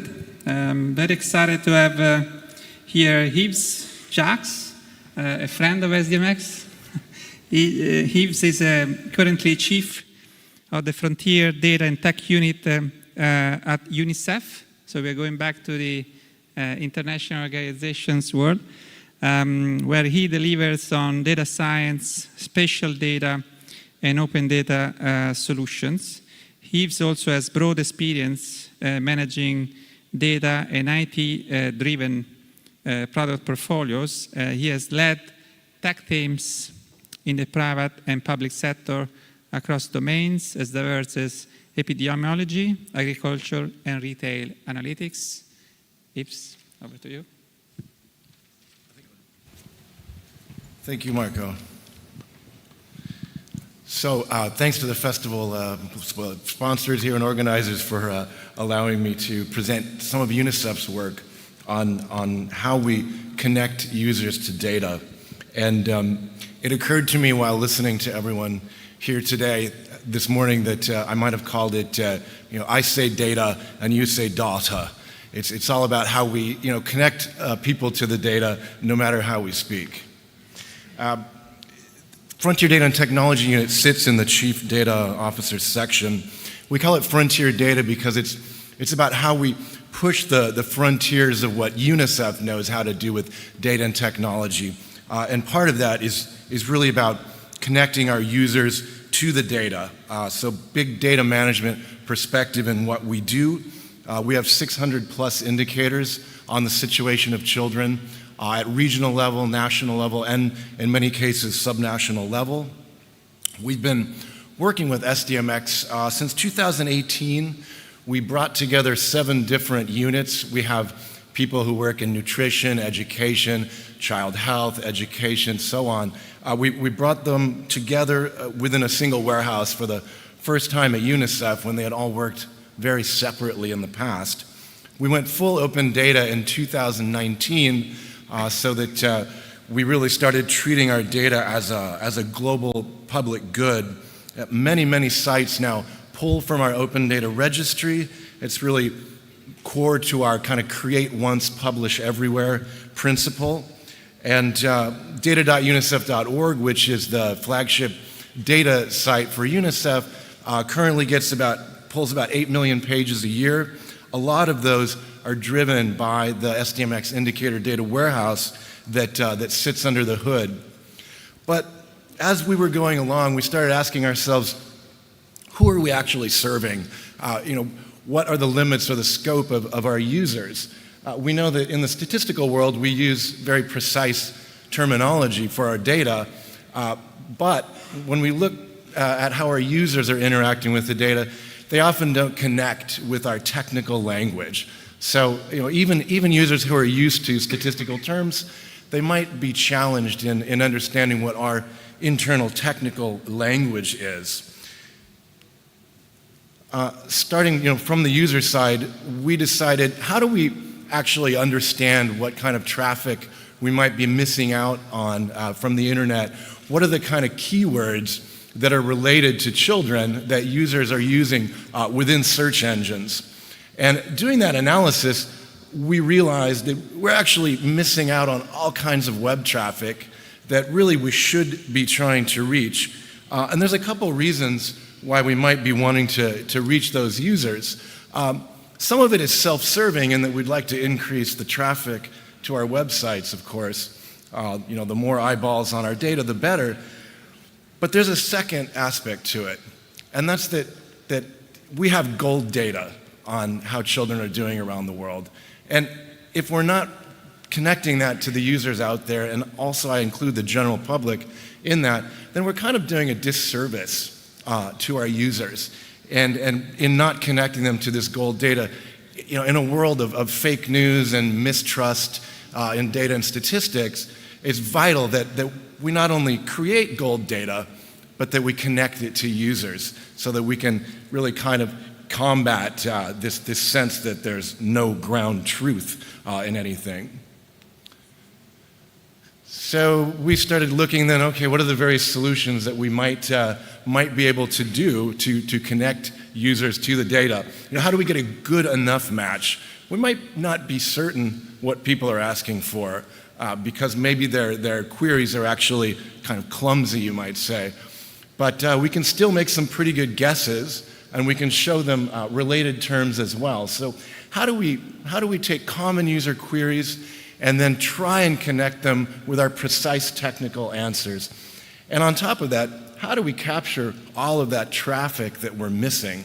We'd like to maximize the amount of traffic we get to our websites. So our solution here was a tool we call How Many, and I was hoping to demo it, but we don't have internet up here. So, however, the URL is very easy to type in, and I do encourage you all to go ahead and give it a try on your phones or on your laptops and see how it responds to you. It's actually uses fairly classical techniques, and I think it's interesting, in this age of AI, large language models, and so on, to see how much you can achieve with very classic and very well-tested approaches. Under the hood, we're using a Solr search engine, which is based on the Lucene search engine from Apache. It's been around for 20 years, and so it didn't really require any super magic to make this happen. And there's plenty of people out there who know how to implement these techniques within websites. So the interface, very classic kind of Google-like interface. Users can just type in any question that they have. This one very politely says, how many children are overweight in America? And what we do with a query like that is we try and figure out what is the user really saying, because we actually don't use the word overweight at UNICEF. We use terms like stunting, wasting, plus or minus standard deviations, et cetera, et cetera. And we also don't use like America's not really a country, right? We don't think the user is even probably looking for a continent. So we've got a lot of guesses to try and understand what the user is doing. but we can still make a number of assumptions to return them some reasonably related kind of answers. So the Solar Index we created, this is like a search engine model of our SDMX registry, in which every data point is essentially a document that has metadata attached to it, you could say. And we augment those data points with extra metadata that we have about indicators. We hold a lot of data in our systems about indicators such as what's the computational method, what's the rationale for collecting the indicator in the first place. This is really all part of Sustainable Development Goal indicator metadata. And we use all of that to really kind of augment the meaning that might be behind the query and so on. So this enables us to really translate even extremely clumsy queries. So in this case, a common Google query we might have such as, how many kids are fat in America? We don't use kids as a term, we use children, for example, or we divide by age groups. We don't use words like fat, for example. And America's not a continent, it's not a country. But that's a very common query, and we were missing out on traffic like this, where we could actually bring a user like this who might be a very simple, we might even say an ignorant user, but we could bring them to our precise technical gold standard data, and that's a big win for all of us.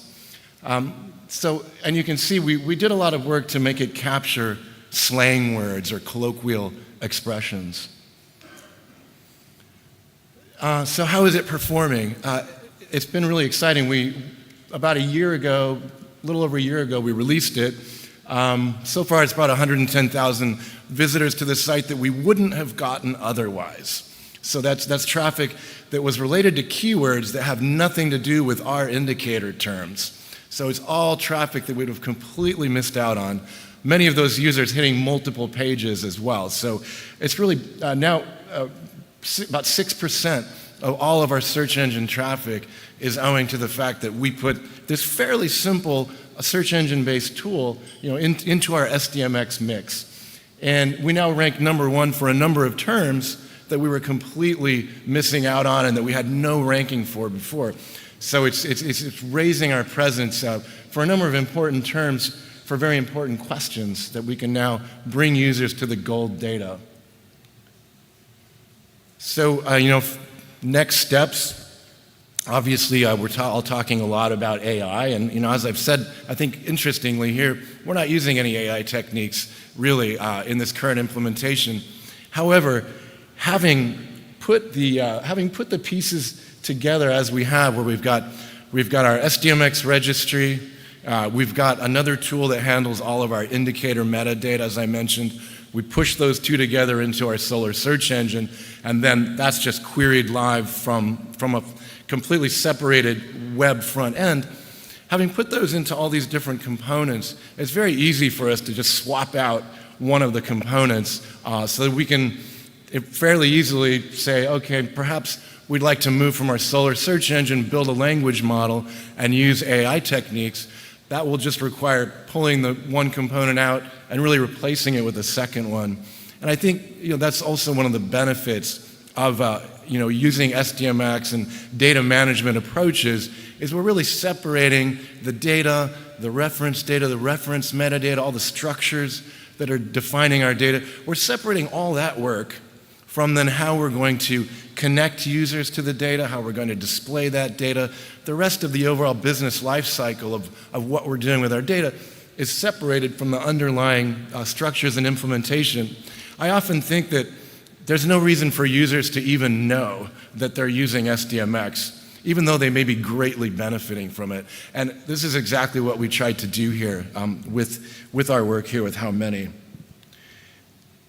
So in summary, we can now answer questions expressed in users' language. We're driving way more traffic to our website, so very self-serving, but good for us when we have to go to our bosses and tell them why we need more money to do data work. We're still native SDMX, so strong data management baked into the back end of our work, but that our users don't even have to know is there. And as I was saying, well positioned for us to slot in an AI language model into our work by just kind of changing some of the middle components there.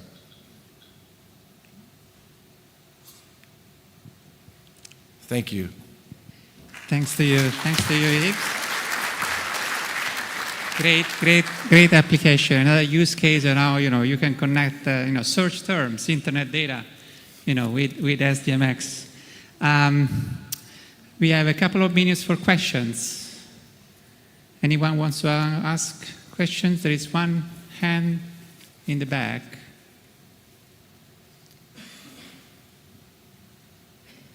Yes, hi there. I just got 3 questions. First one is with the metadata, the extended metadata that you have. How do you maintain that table with the, let's say, changes that happen from the master metadata? The other question I have is how often do you revisit and calibrate your NLP model from let's say, because it's not based on AI? Thank you. And your name, please? Walid Allen. Okay, and you are from? Tamkeen, Bahrain. Good question. I tried to touch on it a bit, and I actually had a slide which seems to have gone missing that showed how some of our various components fit together. We have a master data management tool that we call the Reference Data Manager, which really has reference data and then a lot of reference metadata. So that sits apart from the SDMX registry, and we found it was an easier way for us to kind of manage the two. So we keep data and reference data, in our SDMX registry, and then we have this specialized tool for all the other reference metadata. When we build the index, we put those two together, and we used what we call the Reference Data Manager, which is really a reference metadata manager. We used that quite extensively for building the synonym dictionary and the model that sits behind how we interpret user queries. We rebuild that whenever we have data updates, and that's all built into our overall data pipelines, where we use Python and various ETL processes on an analytics platform, mostly Databricks, to handle those kinds of updates. And that's one thing that people rarely speak about with SDMX, but SDMX has incredible APIs also for notification and so on, so that you can set your systems that whenever there's a data update, it automatically triggers other processes. And it's a great but rarely heralded use of SDMX, I find. Thanks, Steve. I think we have time for one quick question. Okay, maybe I'll... Okay, there is a question in the back. Please say your name and your organization.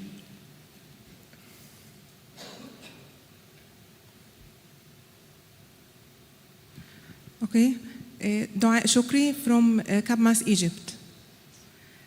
My question is, sir, you speak about how to connecting users. So how can the relation between SDMX and AI help decision maker to deal with crisis management, or the procedures they can take based on this relation to deal with crisis management? Thank you.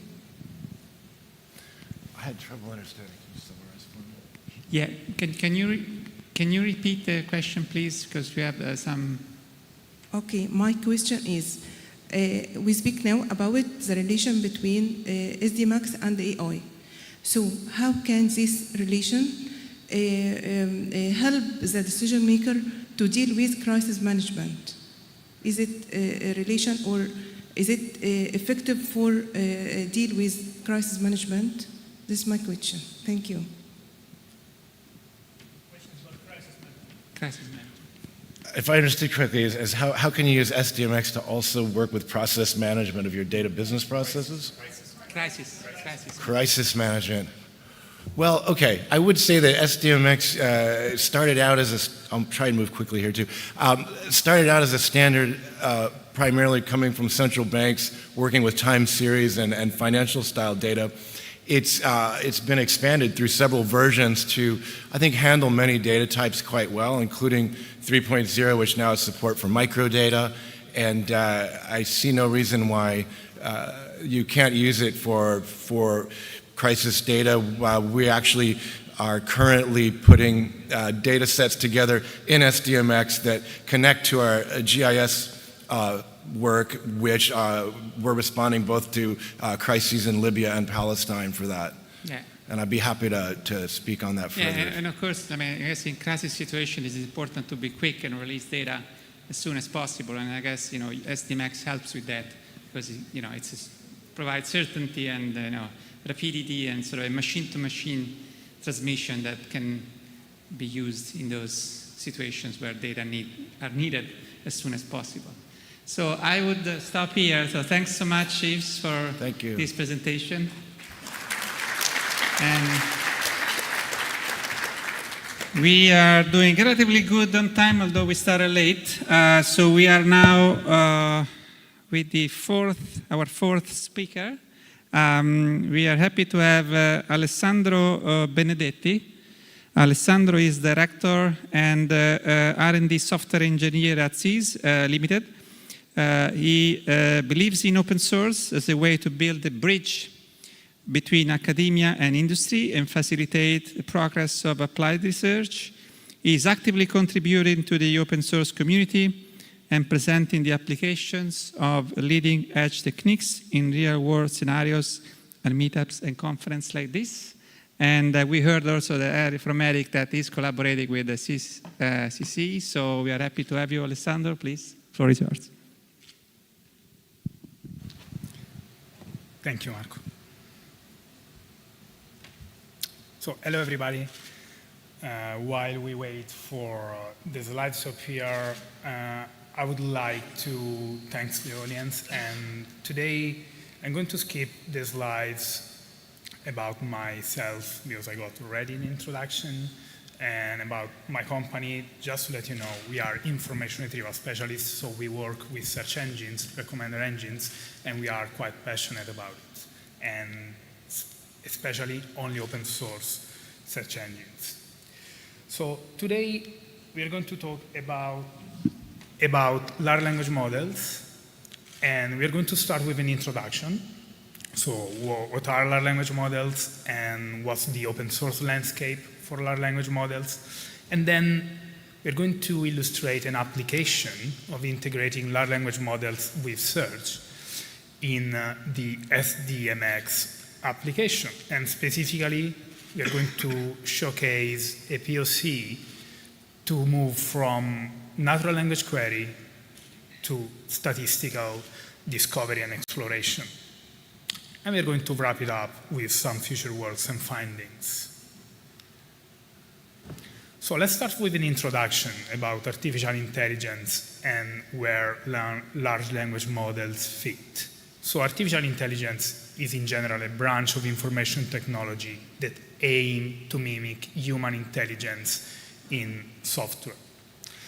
And a subset of these techniques and approaches is machine learning, with aim to make machines learning from past experience, so past signals, and improve on specific tasks. Finally, deep learning is solving these problems using deep neural networks, which is a specific approach and algorithms and data structures. And large language models fit in the deep learning umbrella. So what is a large language model? You can think of a large language model as an auto-completion system on steroids. So a super powerful auto-completion system that is able to respond to a sequence of tokens, of terms. In general, they are based on the transformers architecture, and they are next token predictors. And what they end up doing is learning the statistical structure of a language. They are pre-trained on large scale, sort of internet scale quantity of data, and they can be fine-tuned for specific tasks, such as language translations, summarizations, sentence similarity, and instruction-based interactions, such as ChatGPT and what we are going to see today. Since last year, more or less, it was November 2022 release of ChatGPT as a product, pretty much everyone started to get familiar with an instruct-based interaction with a large language model. So you send instructions and you get back responses from the large language model. And since then, we've got like an explosion of large language models, especially in the open source landscape. So it's quite difficult to define a large language model as fully open source because you need to take into account the code used for pre-training, the code used for fine-tuning, the data sets used for both pre-training and fine-tuning. So it's not that easy, but nowadays, of course, there are like many large language models that claim to be open source. They are not fully open source, so I always recommend to take a look to the license fully in details. But we had like a lot of examples out there, and especially if you take a look to repositories such as Hugging Face and to the leaderboard they offer, so they offer you the possibility of taking a look to the state of the art, so basically like comparisons between different large language models, you can see that there's a lot out there. So you can finally use open source software, which is pretty much in line with the performance you were seeing last year on ChatGPT, for example, from OpenAI, and that's quite mind-blowing, to be honest. Now, today I'm going to talk about a proof of concept we've been designing and developing with OECD within the Statistical Information System Collaboration Community, and specifically in the .stat framework. The .stat framework uses Apache Solr as a search engine to store data from various statistical data flows. So effectively, a document in Solr is an aggregation of data points that relates with a specific topic, a specific statistical topic. And what are the technologies involved in this proof of concept? So we have designed and developed a search API layer that talks with Apache Solr to retrieve the structured information we have in there for SDMX data structures. And this means dimensions and topics, and basically all this information which are based on taxonomies, so specific values from well-known knowledge bases. Then the search API interacts with ChatGPT for this proof of concept, but we aim to bring this to production, and we made the large language model pluggable, so we can effectively switch with more modern models, potentially different APIs, commercial or open source. And the large language model here is used to enrich the user query, to parse the natural language query and make it a Solr query. So we're going to see a little bit more in details how it works. An example of query that we can now use is what were the sulfur oxide emissions in Australia in 2013. So given an input this natural language query, nowadays, if we use the data explorer, for example, in OECD, we get pretty much no results. This is because it's a lexical search right now that is going to use various information in the Solr index, but for some of these natural language queries, you don't really get matches with the terms. So our idea was to use large language models to extend, enrich, and rewrite this query using two steps. A generative step, asking the large language model to generate variations of the user query. So the first step is basically a creative step. So we instruct the large language models to look for synonyms, similar concepts, and generate variations of the user query. And the second step, which is extractive. So we give the natural language, the natural language input and the data in the taxonomies and ask the large language model to select the information in the taxonomies. In the dimensions, basically, we describe our data points and get back the most suitable for the natural language query. The statistics, so the data point, what is called in our Solar Index, the data flow can be, for example, the emissions of air pollutants and the different dimensions that describe this information, these statistics. Could be country, pollutant, unit, and year. And the results of this POC is being able to identify the values in this dimension that are more that are related to the natural language query, so such as country, Australia, and specifically Australia as represented in the taxonomy, pollutant, sulfur oxide, unit of measures, for example, total man-made emissions, and here 2013. So how this approach could improve over time? So first of all, we need to bring this to production, and we will show later the steps, and in general, we are also asking for your help. So if you want to join us later at our booth, we can show you like the demo, and we can discuss about the approach and the involvement of other organizations. And of course, how can this improve over time? We can plug different large language models, so we can change a large language model, bring newer large language models, improve on the prompts. The prompts is effectively the queries you send to the large language model, and they can differ when you use a different large language model from another. And finally, we could use user interactions in the pipeline to affect the way we extract data from Solar, effectively boosting data flows and points depending on how users interact with them. Okay, this was not the latest version of my slides, sorry, that's fine. So what are the next steps? So if we want to bring this to production, and what are the findings we end up having for this POC? Because the POC is pretty much done, and I can show you all the details.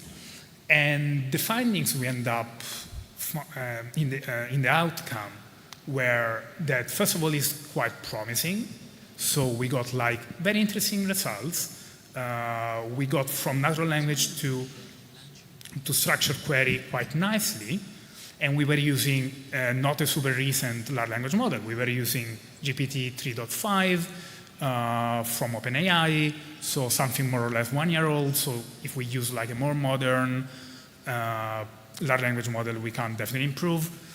And we realized that the amount of terms of tokens in input of the large language models, we were using up to 4,000 tokens, were not enough for some dimensions and for some data flows. So, of course, moving to production, we need to refine on that. And finally, we realized that sometimes the large language models make confusion, at least the one we use in the POC, and assign, for example, values to a wrong dimension.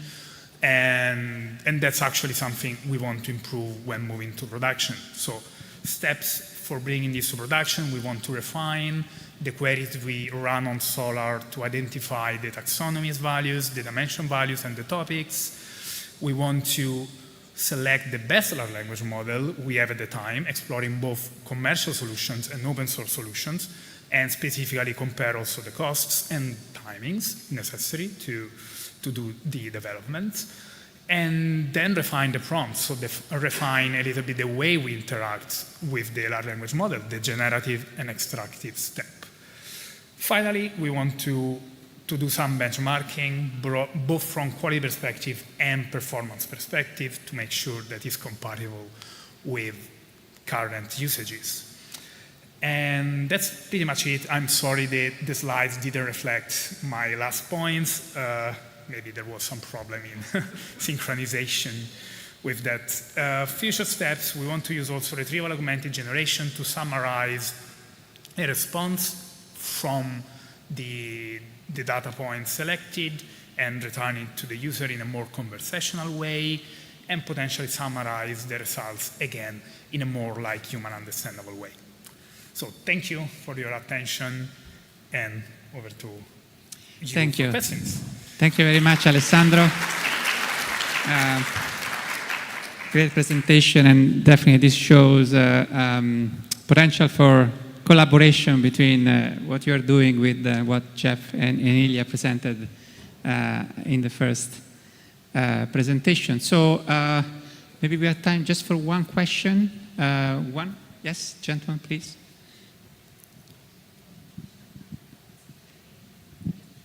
Yeah, I'm Devasis Nandi from Reserve Bank of India. This last few presentations, more or less, we are trying to get large language model to from the user text to structured query, and then go to SDMX repository and provide the output. Now, in this, you mentioned there might be a lot of challenges, because as you said, that confusion may happen, that it may retrieve many, because ultimately you go to metadata, reference metadata, and it may bring many output. And then you have to fine tune what exactly the end user are asking for. So how do you train the model or pinpoint to a specific so that end user are satisfied with the output? So the main target of the POC was to identify how promising is to use large language models to move from the natural language to a structured query.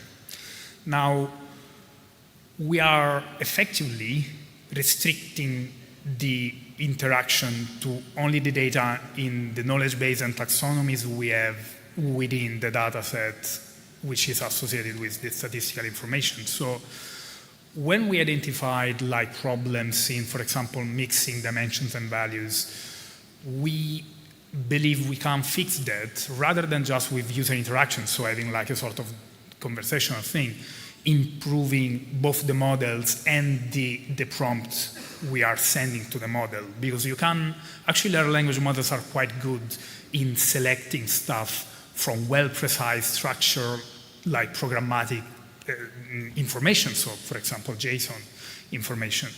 So for sure, like including like the interaction with user and user feedback can be an additional step. We are at early stages, so we want first of all to bring this to production and then we can refine. But I believe that potentially the first version we're going to achieve, even if it doesn't include like an additional like refinement from the user, can be bringing like quite good results. We can discuss also this offline and at our booth, but I hope this answers a little bit your question. Yeah, Alessandro, I understand you are at the booth next, so I invite everyone perhaps to visit Alessandro for additional questions. For now, I would just thank you so much for this presentation and give him a round of applause. And now we are leading to our last presentation before the lunch break. Just to say that before perhaps introducing the speakers, so we're gonna stop in 15 minutes and then we will reconvene this session at 1:30. So we'll try to sort of catch up with the original time schedule and have a shorter time break, lunch break. I hope this is fun with everyone. But let me first now introduce our next speakers. This is actually a partnership between Google and the United Nations Statistics Division. So I'm pleased to introduce Jehangir Amjad. Jehangir is a software engineer currently working with the Data Commons team at Google. Jehangir is also a lecturer at Stanford University and MIT, teaching courses on AI principles and techniques and machine learning.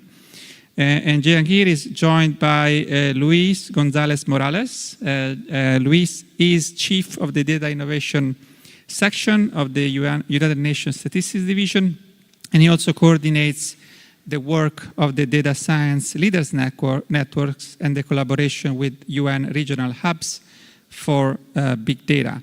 So I have 2 microphones for you.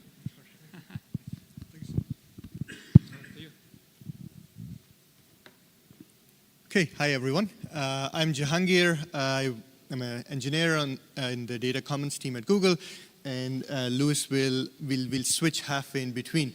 I understand that we have the unenviable task of being right between you and lunch, so let's see if we can make it worth the wait. So I'll start talking a little bit about Data Commons, tell you a little bit about it, and then we'll transition over into Louis, who'll tell you about our specific partnership and essentially also discuss how some of the SDMX semantics translate over into the schema that we use at Data Commons. So this is going to sound like preaching to the choir, really, so we'll breeze through this. You all know we are all here because we all represent or use a ton of public information that's already out there. We use the words big data and whatnot. And there are a ton of sources of this information as well. All sorts of users, we heard from some of them today. All of you are users and consumers as well, and there are millions more out there in the world, right? Except anytime you want to do something useful, you obviously want to look beyond usually just one data source or one table or whatever data lake or whatever you want to call it. Well, then you start getting into the world of data wrangling, aggregation, normalization, joining, whatnot, whatever terms you want to use. And that's painful, right? We all know that's painful. We already heard that students and academics and others wish it was easier, right? And before we go next, we actually, at the Data Commons team, we love to sort of talk about this abstraction, which is, think of a world, I know it's hard, but think of the time before Google Maps existed or any of the other open mapping sources, right? There was a time not too long ago. Now, we'd argue that all the information that really underpins, say, Google Maps or other mapping software out there, it existed. It's existed for decades, and it's been in the open domain, made available by NASA, for instance, their Landsat imagery. So we've known where all the roads were. We could have actually written our own, or anyone could have written their own navigation software, for instance. You just would have to download petabytes of data and try to sort of figure your way around it, right? What Google Maps did, arguably, that really changed the game, or others in the same domain, was essentially make all of that costly sort of data wrangling of public data really available so that we could all sort of, with a relatively easier user interface, start to use and consume that data and not have to worry about being software engineers who can forage through all that data to make it useful, right? And today we have a whole life of its own around mapping software that's built on top of all of that original work, right? We argue that with public data, we are in a very similar domain right now, where there is a ton of information, except we constantly have to worry about how to bring it all together. And what we at Data Commons would love to say our mission is to be able to support things, this is even before large language models became vogue, to support queries like that. Users think in natural language like we talked about today. What California counties are most at food risk from climate change? Now, imagine if you wanted to answer this, there is no one source of data that answers all of this in one go. So you'd have to look across many different sources. We would like to be able to make this easier. And hopefully before I leave today, I can leave you with an example of how this can already be answered through some of our work. And so at Data Commons, we actually have a giant aggregated normalized knowledge graph. We heard knowledge graph references earlier today as well. That's in the DNA of Google. Surprise, surprise. And so we have a ton of sources, public sources that we consume information from. This is not exhaustive. This is just a very small subset here. And essentially, we normalize it, aggregate it, clean it, make it re-available through our APIs for anyone to be able to use. How big are we? We are pretty large. We've been around about 5 years. 3.5 billion time series and growing, about more than 3 million places in the world, over 130K variables and growing every minute. We are completely open. which may surprise some of you. All our code, all our data, of course, the data is already public. All our code and all those things are already in the open source domain.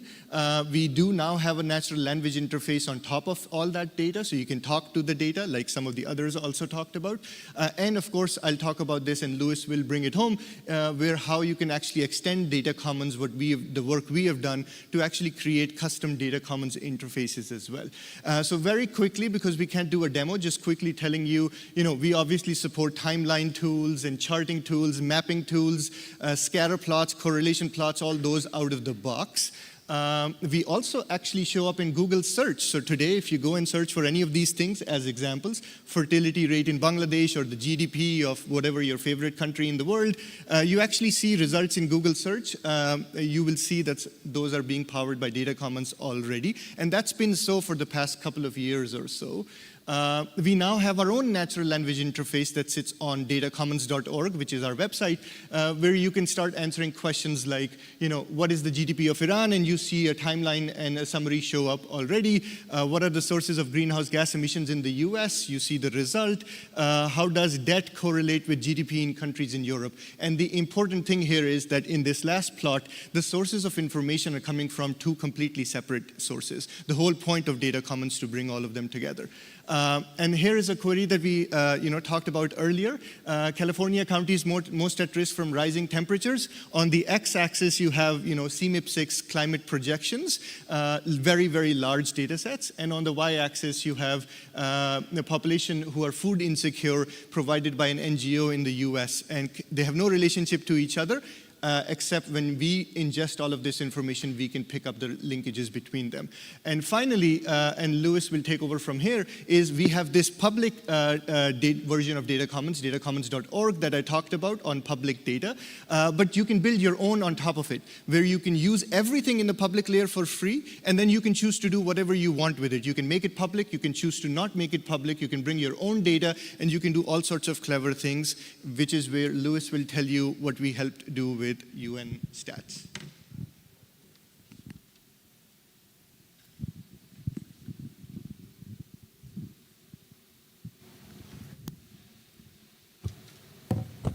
Maybe I'll take this microphone. Well, thank you, Jehangir, and thank you to the host for the opportunity to speak about this partnership, this project. And so let me just walk you a little bit through what we've been building together, this UN Data Commons for the SDGs. This is first deliverable of this important partnership that we have between the UN Department of Economic and Social Affairs, the Statistics Division, and Google, in the framework of the modernization efforts for the UN data platform that has been existing already for more than 10 years.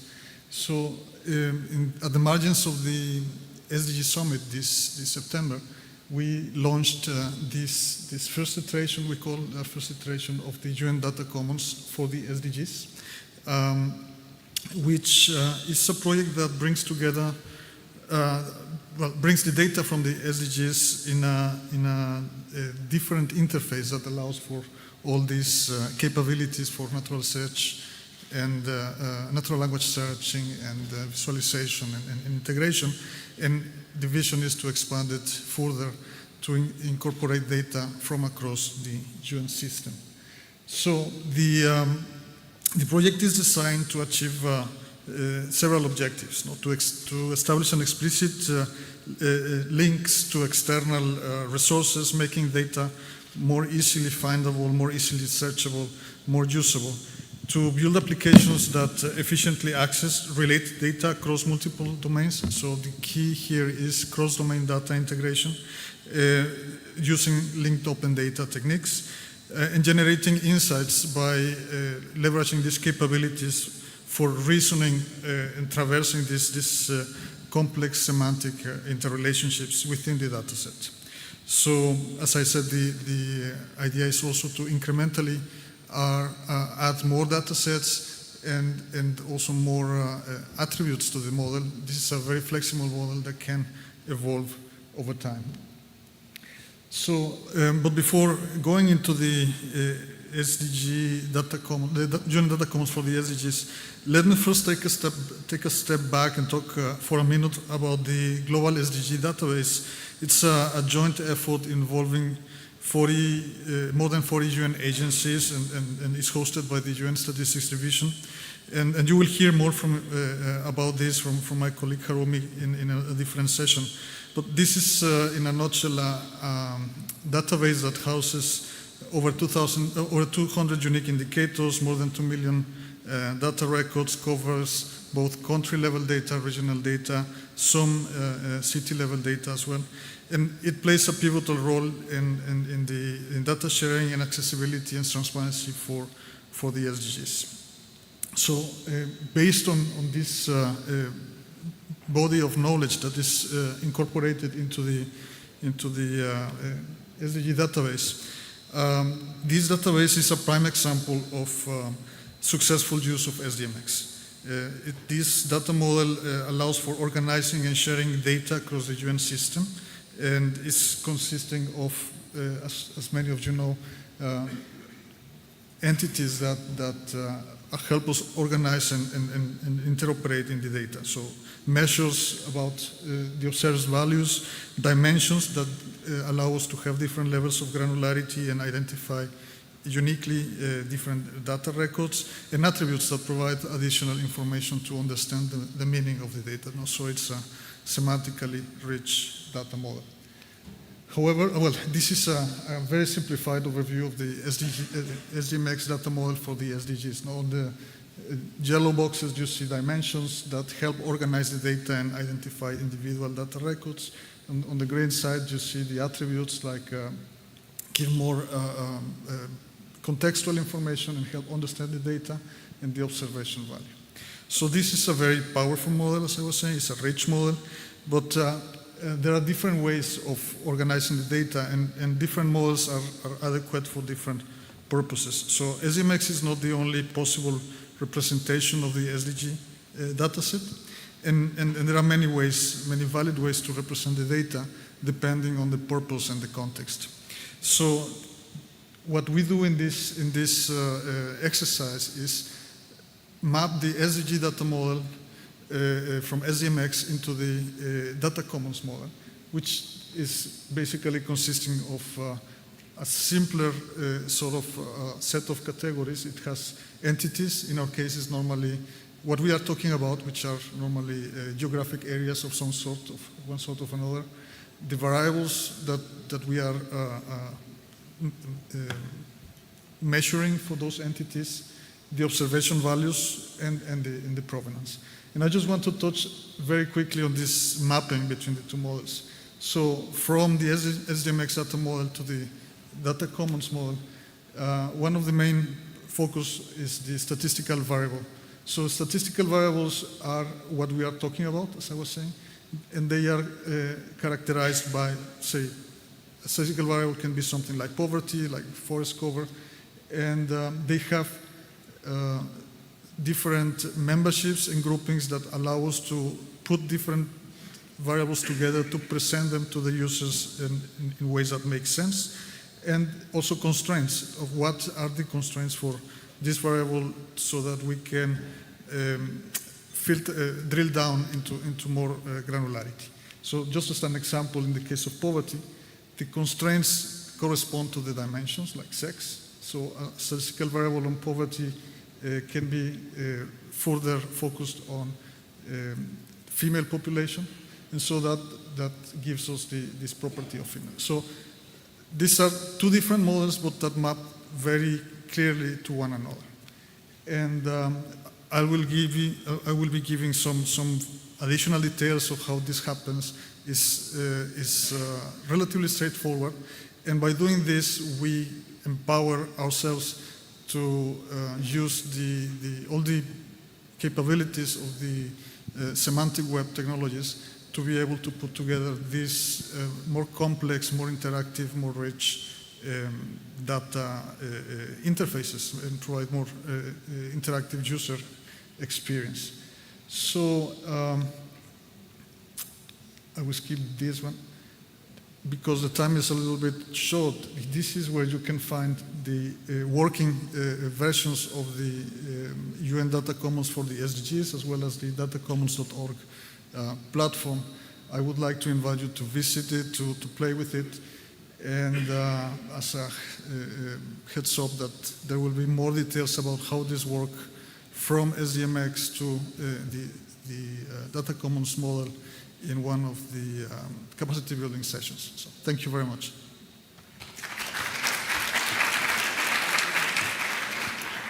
Thank you. Thank you very much. It's great, collaboration between one of the most global organizations in the world, Google and the UN. So this is how, these things are created. So because Jehangir is going to be a panelist in the discussion in this session, I would suggest that perhaps questions are directed there, if you don't mind, so we can save some time for lunch. So I would just give them a round of applause.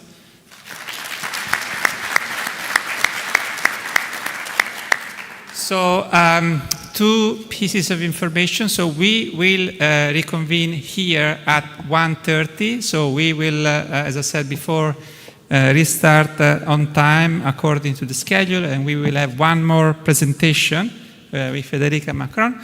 And the other piece of information is that for lunch, you're going to go out, make a right, and then again another right, past the breakfast room, and that's where you're going to find lunch. So with that, we'll stop here, and I'll see you later at 1:30, please. Thank you.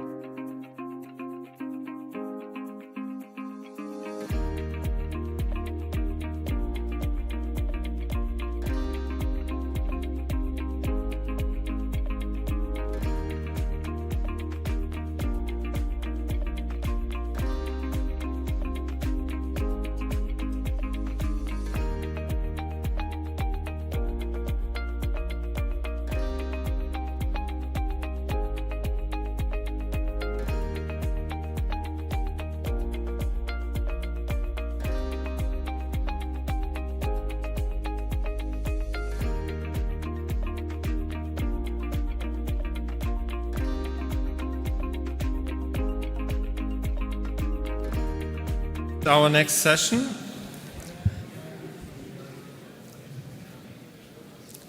There are just a few administrative things which I would like to announce. So, first of all, tomorrow at 7 o'clock there will be the gala dinner outside of the hotel. So basically, when you go to the right, next to the breakfast room, there's an area outside, and the gala dinner will start there at 7 o'clock. So everybody is invited to join tomorrow at 7 o'clock to the gala dinner. Then second, regarding the beginner's capacity building track, there are, for those people who have subscribed to this track and have difficulties to install some of the software necessary for the capacity building track, there will be a live demo and help session today and tomorrow after the plenary between 4 and 4:30 at the SDMX.io booth. So when you walk out, and then on the top, on the top right, there's the SDMX.io booth. So I recommend that all the participants who have difficulties with setting up the container or any other software to go there in order to get some instructions today and tomorrow. And then finally, you have seen that our hosts, they gave us, these very nice presents. You have the boxes on your tables. So please feel free to take them with you. This is a present from our host. And with this, I will hand over to Marco. Thank you. Thank you. Thank you so much, Rafael, and of course to the host for the nice gifts to everyone. Okay, so we have an exciting end of the program for session 1. We have one more presentation, and then we have a panel that will discuss AI and SDMX. So there will be no interruption between the presentation and the panel. That's how you're seeing the panelists already seated. So I would then introduce our last speaker of the session, Federica Marcon. Federica is a data science analyst at the European Central Bank, ECB. She joined ECB in 2019, and she's been working on the maintenance and harmonization of statistical data production systems and on the development of data dissemination and visualization tools. And she will be talking about implementation of SDMX at the ECB. So, Federica, over to you.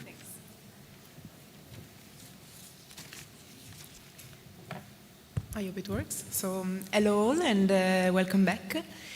I'm presenting today also on behalf of my colleagues some recent efforts that were made at the European Central Banks in order to improve the search engine that is used for our data dissemination portal, and how the SDMX information model and its integration with our tools was extremely important for us in order to make these changes.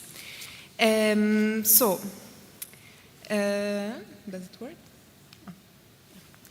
The topic is the new search engine initiative that basically we worked on during especially the last year.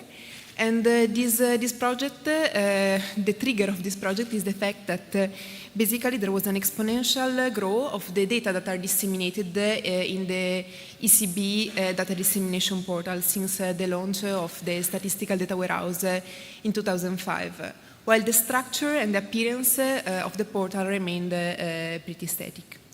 This was, in the long run, being a problem for the user experience, especially for those users that are not statisticians. So the experience of searching for economic data in our portal was coming closer to the first image, while we were aimed at making it more similar to the second one. So we needed to have a better search engine in order to help our users. This project also came together with another big project, so the launch of the new ECB data portal, so European Data Portal is called EDP.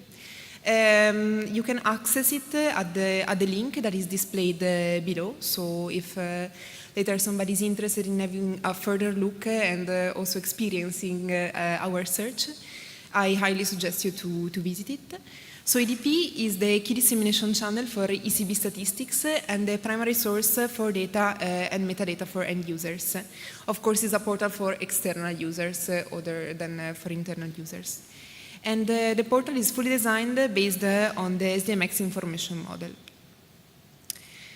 So this integration is especially visible, so basically in every time series that is disseminated in our data portal is defined based on the data structure definition and is extremely rich in attributes, both, for example, series level attribute, both observation level attributes, siblings level attribute. And each dimension of the series is representing a unique economic concept. So, for example, you can see displayed in the table how in our portal, so in our tool, every artifact of the SDMX information model is actually mirrored in our features. So what we had was a very metadata-rich environment, and our aim was to exploit this richness in order to improve the search engine. So, for example, you can see here the data structure definition of ICP, so one of the most searched data, so the inflation data. And we can see, for example, the observation level attribute, the series level attributes, and the sibling level attributes. All this metadata can be used in order to make our tools more powerful. So we explored a bit the different possibilities available, and in the end the choice was Elasticsearch. So we are using the so-called LStack, so Elasticsearch, that is storing the documents in an index, the Logstash, that is especially useful for our case since it is able to process basically information directly from our Oracle databases, and Kibana, that is a visualization tool for the indexes of Elasticsearch, so is very useful for us as a login tool. Basically, both internal SDW, so the statistical data warehouse, and our new external portal, European Data Portal, are using the intelligent search. And the input, as I was saying, is our Oracle databases that contain data and metadata information. We are using some filters, so we have custom analyzers, and we are using both out-of-the-box filters, but more customized filters. So we are using, for example, English possessive stemmer, English keywords, synonyms, stop words, so basically tools that are developed specifically for our case, but tools that are more standard. The output is, of course, this Elasticsearch indexing, and we are also using the boosting. So currently our search is boosting all the series that are included in ECB publications. So for example, here you can see the search for inflation. So searching for the economic concept inflation in our new data portal, the first series appearing are those that are part of ECB publications, for example. So the new search engine is currently using the dimension, meaning the attributes, meaning the metadata on dataset level, the appearance in publication, so if a series is actually contained in publication reports. And moreover, we are using tagging, so another project that was developed by our team that is aimed to help especially non-expert users, associating these, let's say, these concepts that are based on the SDW concept navigation. What we would like to include in the next releases is the ranking, more attention to the usage statistics, and the improvement of our tagging system.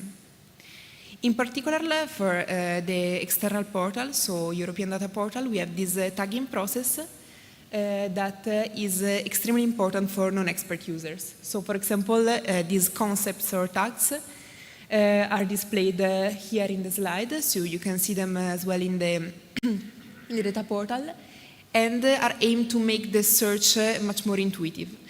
How did we create these tags? So we have three types of tags. On one end, we have tags that are directly provided by the business areas. So basically, the data producer are directly giving us customized tags. For other, we have also two other types of tags that are especially useful for big data sets that are a bit more difficult to be tagged by the business area. So we have navigation tags that are based on the node at which the series are attached. So basically based on the navigation hierarchy in the portal that is based on the concept scheme of the SDMX information model.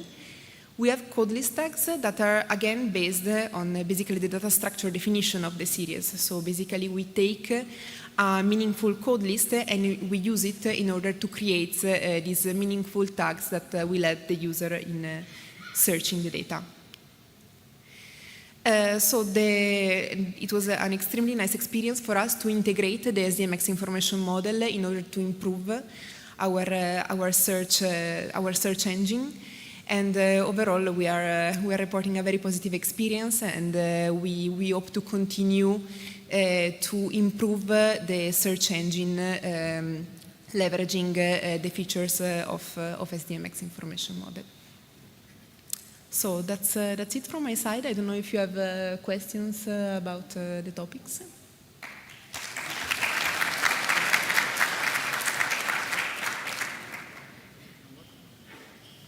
It's working, I guess. Thank you, Federica. Yes, we have a few minutes for questions. We have now one from Alessandro. Not sure if you have a microphone though, but I can.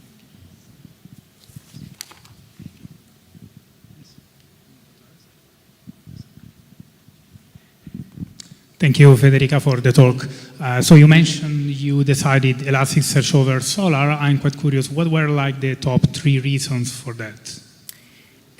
So let's say that there was extremely intensive research phases in which requirements were collected.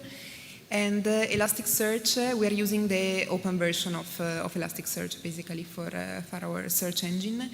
And in particular, what was extremely important for us was the possibility that was, I mean, let's say, considered easier using Elasticsearch to process data directly from Oracle databases. So basically, the Logstash part was extremely important in the choice. And also, let's say that for time series, the Elasticsearch engine and the vectorization was considered more suitable for the aim, even if, of course, like Solar was, let's say, was considered a bit less expensive, but also the support given by Elasticsearch was considered, let's say, more solid from our side. So I would say that these were the main reason, even if even in the, let's say, analysis and requirements collection phase, both tools were assessed to be extremely useful and extremely good options for the improvement of the search engine. Thank you for the question. Any more questions? Maybe I'll ask a question. Okay. So in the ECB SDMX information model, have you had the need to develop internal DSD for your own use? That's the first question. And if so, how these DSDs kind of are combined with those that are available externally, like global DSD and those that are perhaps in use in the European statistical system? Well, of course, we also have like internal DSD, and we have, I mean, we use them quite widely. And then we are, let's say, adapting and changing the internal DSD or switching to the global DSD whenever there are changes or maintenances in the global DSD. Yes, this is, I mean, the coexistence of the two was never an issue for our, let's say, for the development of the search engine. Since basically also the source that we use for the, I mean, more technical development of the tool is the Oracle database, and in the Oracle database is basically the information that are loaded directly from us from the portal. Let's say. Yeah, I think it is like a combination of internal and external DSD is an issue for many organizations. So perhaps we should exchange experience in this area. So any other questions for Federica? Okay, I don't see any hands raised. So let's give Federica a nice round of applause. Thank you. Thank you very much. So this ends, the first part of the session made of presentation. Now we have an exciting panel coming up, which will delve into AI and SDMX. So we heard a lot about AI's use for SDMX, but there's also perhaps something that SDMX can do for AIs. So we are going to have the panelists. You already met all of them, and I'm going to hand it over to Bert, who's going to moderate this session, and we are starting in a few minutes before 2, so we have about half an hour for this panel. So Bert, you're going to kick it off, maybe a little bit more. In my agenda, it says 45 minutes, Marco. Okay, we start the second part of the first session by introducing AI SDMX. It's clear that AI has a transformative role in our world. We all use AI when we use navigation apps on our telephone, translation services. If you use tools like WeChat or Netflix, they give recommendations, all based on AI, so it's everywhere around us. And today we also heard a lot of stories what AI can do for statistics, both in the collection domain, in the processing analysis domain, and in the dissemination domain, where we had a few great examples already of large language modeling. AI is very broad. It can be large language models, it can be neural networks, it can be other techniques. So what this panel is going to do is to discuss what can AI bring for statistics, what can AI bring for SDMX, and what can SDMX bring for AI. And the good thing is that this is a very diverse panel, because we cannot do this alone. This is not something statistical officers can do alone or central banks. This is a real collaboration. We have to work together with the private world, with the academic world, and see how we can really leverage the possibilities of AI in all its dimensions. And this panel reflects that. Starting with here, we got Ms. Munira Salem Al-Buainain, PhD researcher in University of Bahrain. We heard your presentation already before, so this is the academic world. We heard Eric Anvar from the OECD before, international organization, but I understood you were head of RT in Municipality of Paris before, so also that perspective, the IT world.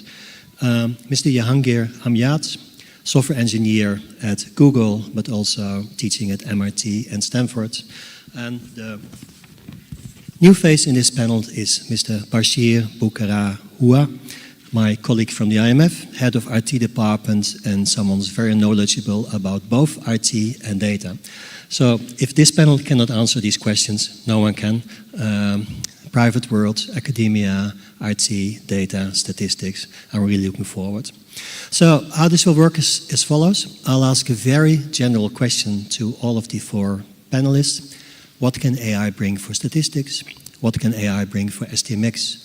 What can SDMX bring for AI? They have maximum 5 minutes each to speak about that. Then I'll give you the floor to ask questions, especially for Jahangir. He didn't get questions in his session because there was no time, so maybe you get more this time. And otherwise, I'll ask questions, of course. Okay, maybe for some reason, I've got an order in my list, and that starts with Mrs. Munera Salem Al-Bunainan. So the floor is yours. So today we're insightful. It's okay, it's working now. Today was insightful. We enjoyed the presentations of all the presenters. Statistical data, metadata can bring a lot to the research field, to the academic field. The open or the stat GPT that we heard about today, this is big. This is big. This will help us in discovering the data because we are, as I mentioned in my presentation, we are facing some kind of challenges while searching and discovering the data. So having a bot that will bring us the statistical that we need, this will help the researcher a lot in the field of processing the data. Also, statistical data, metadata can help a lot because if we have accurate data, then we will have the time to process the data in a proper way. So having whatever the colleagues share and the knowledge graph also AI built, the one I shared, I think this is impressive. AI is giving a lot in this field. Thank you. Next one is Jahangir Amjad. Right.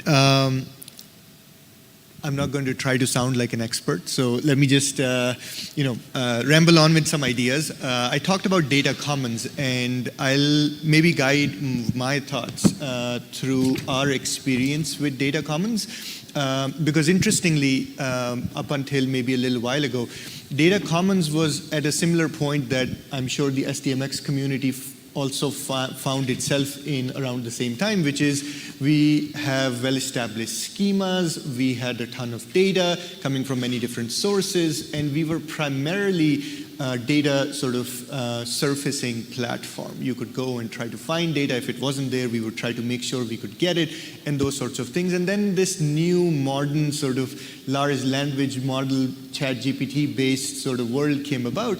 And then we also started asking, what are people going to expect? Similar things to what other people have expressed already here today, which is how do our user expectations now evolve, and how do we evolve to keep in touch with it? So I think that's a very similar sort of a lessons that we have thus far gathered in our short journey, which I think is going to be very, in my opinion, very equally applicable to this community, the SDMX community as well. So first thing, what have we sort of learned that AI can either do for us or our users in this ecosystem? Of course, like you said, discoverability is the #1 issue, right? We all have a ton of information and data.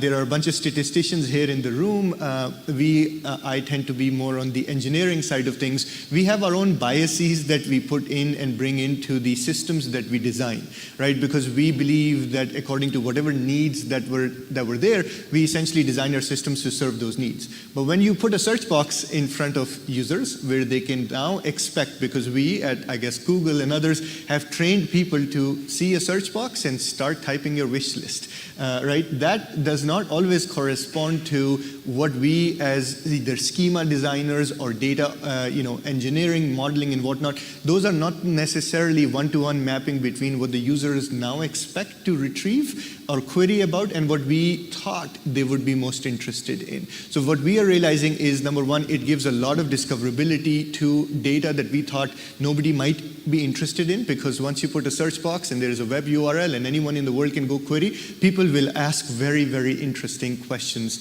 And this starts bringing up sort of, essentially different parts, perhaps ignored parts of the data, in terms of, call it a database or whatever, we have a knowledge graph, for instance.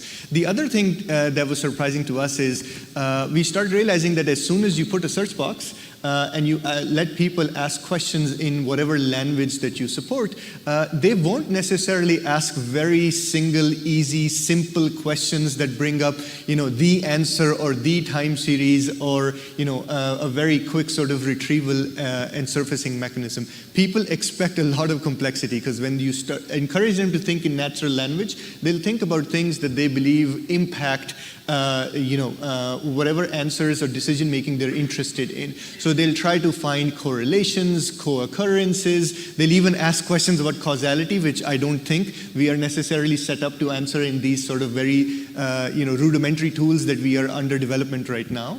But what I do think that schema-full SDMX type of initiatives, what this really brings in is that because of the richness of the metadata here, because of the sort of related variables, the related sort of statistical dimensions, you can actually provide very rich answers to even simple questions, but also there is hope to provide more complex answers because you know how your data is related to each other beyond sort of just the language world. What we have found in our experience is that as long as you use language as an entry point into trying to understand what the user was interested in as a starting point, not necessarily as an end in and of itself, it really serves, it sort of brings the power of the schema-full representation of the data really up to speed. And also there is so much more engineering then that you can apply, like we heard in the previous conversation too, around using perhaps well-established search methodologies to then do interesting things.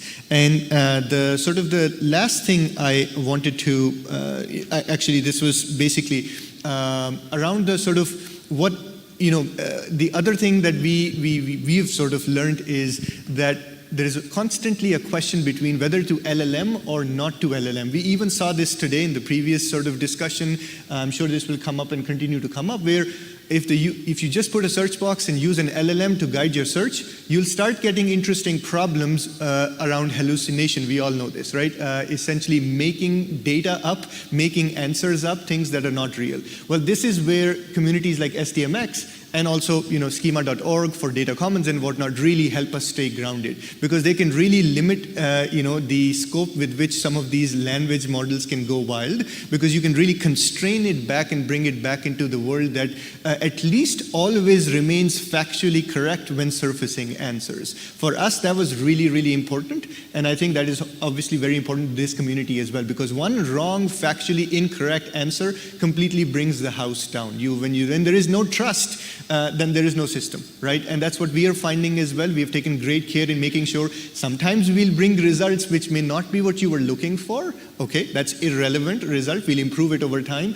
but at least it's not incorrect. It's not factually incorrect. And that is because of the schema and the ontology that we have overlaid on our data, which is very similar to the SDMX sort of semantics that come into play and rescue from that as well. So I'll stop right here and see if anyone has questions later. Thank you. Eric? Thank you, Bert, for the question.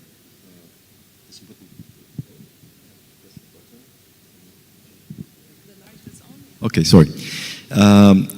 Well, I guess it's a very interesting question. I would start with one observation, which is that all the cases that were presented today are about the data user and data discoverability.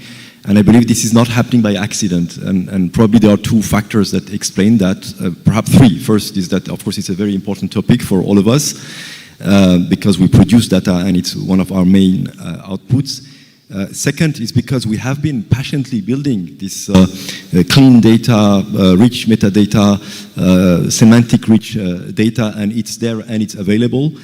And probably, yeah, sorry, you can forget the slide, that's okay. And then it's the eruption of LLM. It's really the explosion with LLM that is leading, we see that to a number of potential innovations because of the L, the second L of LLM, which is language. And in a way, I think underlying all of the use cases that were presented is the cognitive gap that I mentioned. So this distance between the data producer and the data user that we see that we can potentially overcome, at least to some extent. And it really sounds like magic, when Ilya was explaining that it's a matter of weeks and months to be able to actually deliver something that can work. It really sounds like magic, and at the same time, I think it's opening the door to really a universe of research, and that's what Jahangir was also mentioning, is in a way trying to understand what's really on the mind of our users, what really are they trying to achieve with our data. And here we must also recognize with humility that we are still quite ignorant of that, and these approaches could help us really understand much better who the users are, what's on their mind, and what are they doing with the data. But then there is also the data manager oriented use cases, and I think these are a lot more complex, and it's not by accident that none was presented today. So to have the magic wand that can help us in cleaning the data, I don't think it exists, but in a way, since already many years, work is ongoing in the statistical community. For example, in the machine learning for official statistics group led by ONS and UNEC, where many use cases are documented, clustering, classification, and others.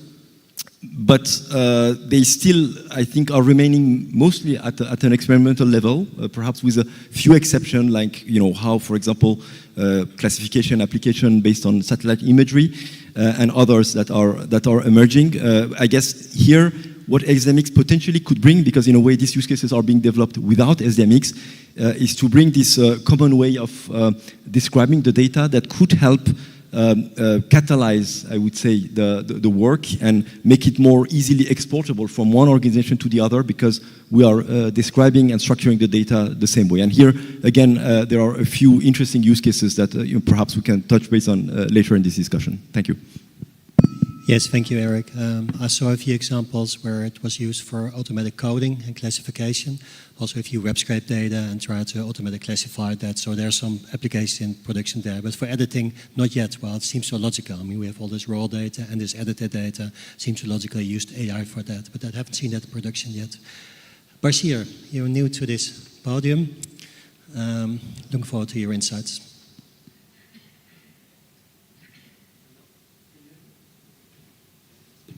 Okay, thank you, Bert. I think this is an important question, and we all hear the importance of SDMX in terms of the benefit to the statistical community by connecting all of us. We know that, for example, without SDMX, I think we wouldn't be here first, and second, would not have exchanged a lot of information and standardized all the data that we have. And we heard about the importance of AI. The importance of AI today, I don't think there is any doubt in the room about, AI today, what it's capable of, and then what's the future. And then, I have a slide here, it's a picture, I don't know if we can show it, which is, a vibrant digital city, where, for example, all the buildings are assembled to all the, SDMX components. You can see code list, you can see all the DSDs and stuff like this, well structured, the data is well structured. And you can see that we have some drones there. Drones are, really because we are already well structured, so they are bringing data from everywhere, and then they are adding it to those already existing, data set. So the drone can drop any data they want. And in the ground, we have people collaborating, which is us. And then collaborating, in this case, seeing what's other technology, but observing, making sure that automatically things are put where it should be. So this picture, is really, feature what's the relationship and how AI can benefit, the question that Ber asked, can benefit, the SDMX, for example, standard. And, you can imagine, this is generated by DALI, by the way. So this is, I asked DALI, can you generate a picture where we can feature the benefit of this? And it generates this. So that means, look at what AI is capable of doing.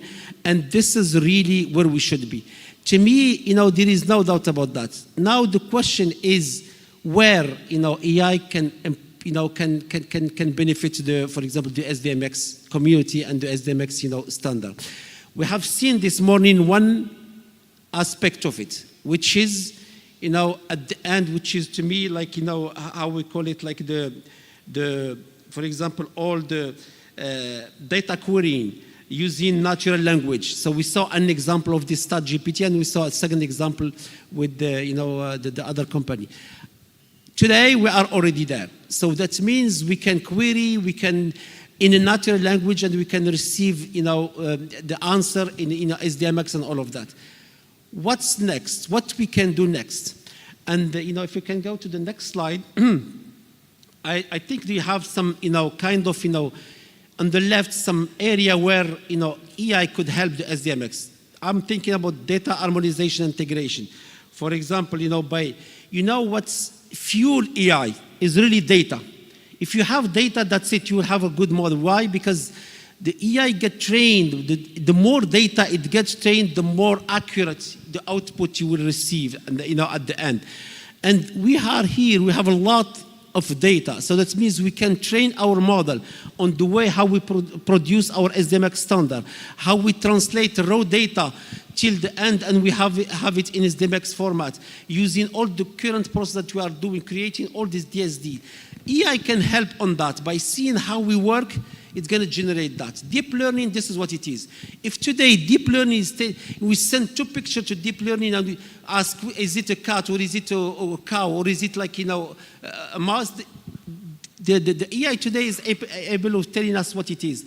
So tomorrow is similar thing. If we train with all the process that we have today in this institution, I'm sure the model will help us. Moving fast from raw data, which is, it could be any different source of data, to like SDMX standard to SDMX format that could be tomorrow in a V, and shorten that, make us more efficient.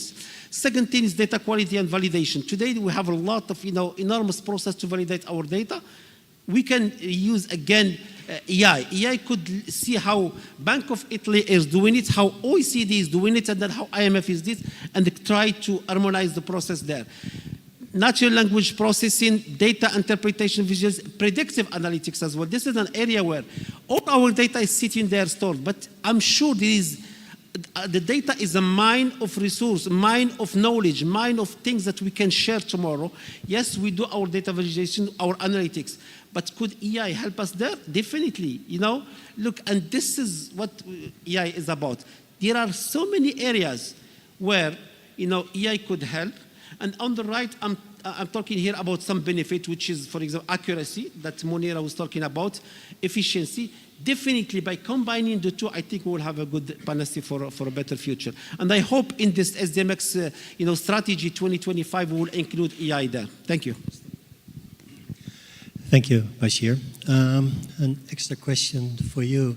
I was talking to people in the coffee break, and they asked me, great, this SDMX is good to share data, you know what it is, there's clear metadata, it gives confidence and trust, but can we share data? Is there legal restrictions, confidentiality, privacy, security? So can you elaborate a little bit on that? How can we address those challenges in sharing data? Eric wants to answer?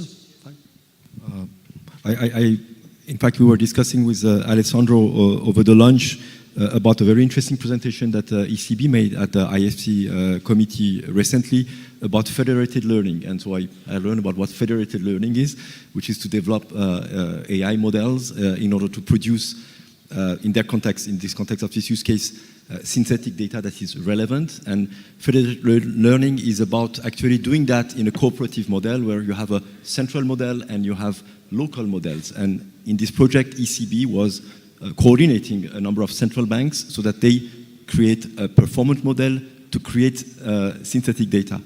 And in that context, one problem that they were facing is that the different organizations have data with sort of different structures, different models and semantics.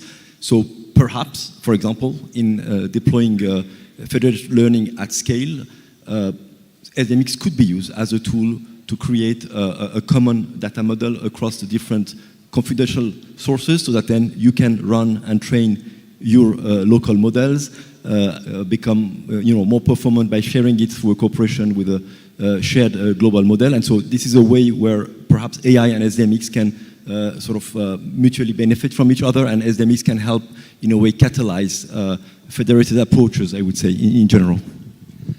That's great, Eric. And maybe Jahangir, how far are we there? I mean, there's this homomorphic encryption, this federated learning.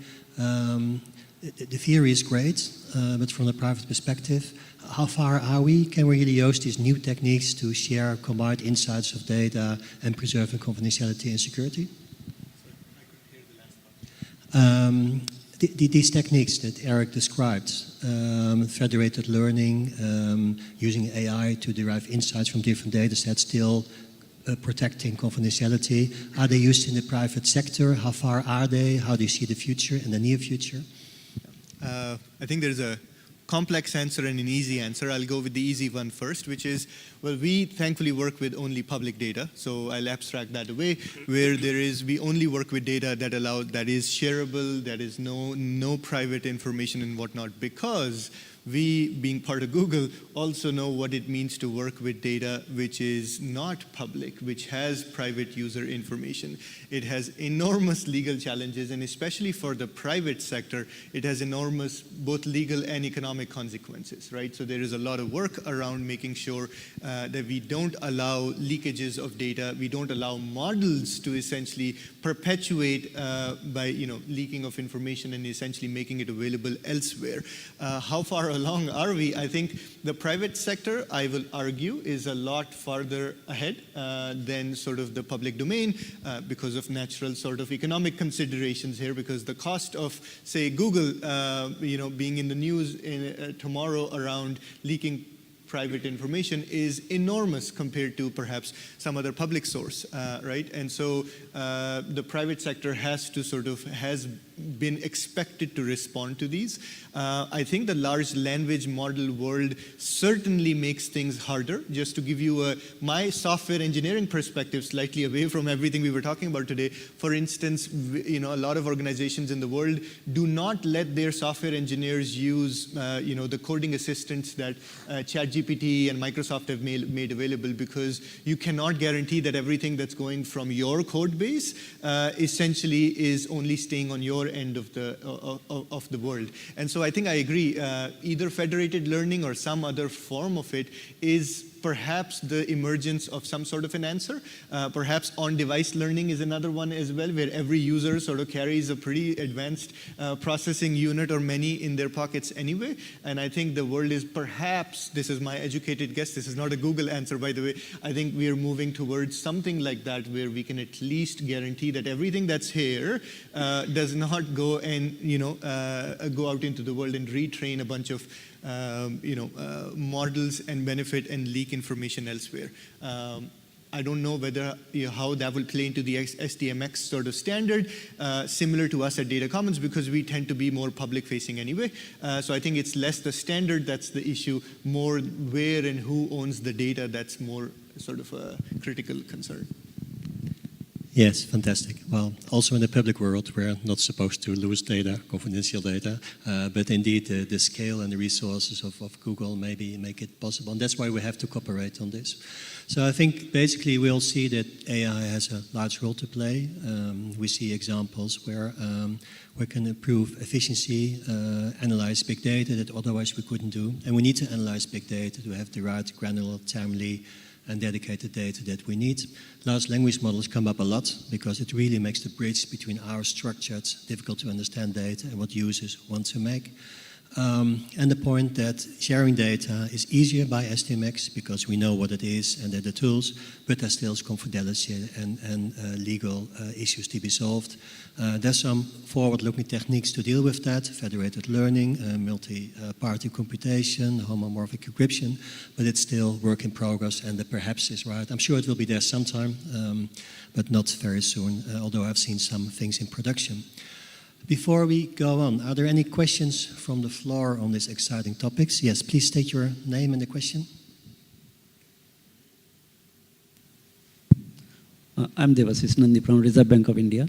So this is very interesting discussion. I just want to add one more dimension to it. See, basically we are discussing how AI is interacting with SDMX store and get the data to the user.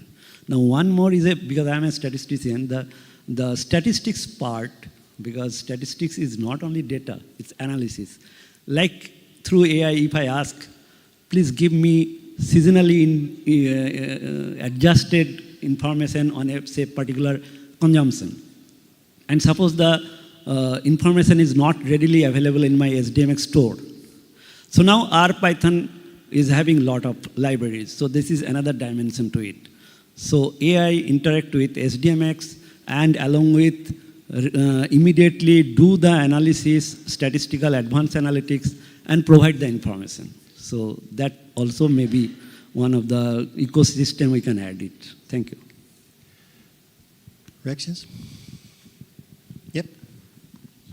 Yeah, thanks for saying that. Actually, I 100% agree. And I think our perspective really is that if you let outsource all of this, the smarts, quote unquote, to a language model, especially when you're talking about serious statistics, which is more than just data, like you said, you're never going to be able to fulfill the expectations of the user, because a user has very high bar for expectations, which is why we believe that the engineering behind making some of these things work, just like they have worked for decades at this point, where an LLM, a language model, may just be a start. And after that, how you make it work, how you actually do, some people are asking questions around, I'm not just satisfied with what is the GDP of OECD countries, European countries here and there. They also want to know how is it projected to increase in the next 5 years, right? Now, which model are you going to use to then, project things out, because, they don't always agree with one or the other. That's less of a language model issue and more of an engineering and statistics question, right?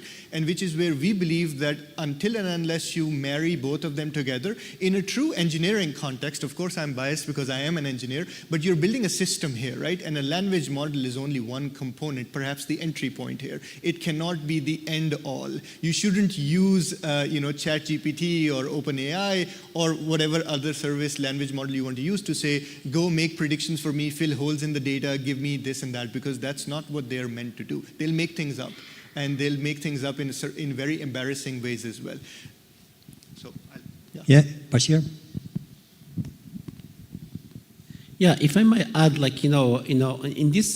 in this world, I think every day we see an announcements. We see a new thing coming in this AI world. And you can see, for example, when ChatGPT was announced in, last year, in same time like November, since then, I think we have had many versions of GPT. We have had many versions with Lambda. We have many open source LLMs. So things are progressing, and we can see now all of them are doing live search. All of them are taking care into consideration the feedback from users.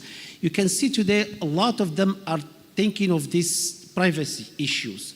So today, for example, we are building an internally now solution in IMF, and then we have a private tunnel with Microsoft. All our prompt, all our input, and all of that is not shared elsewhere.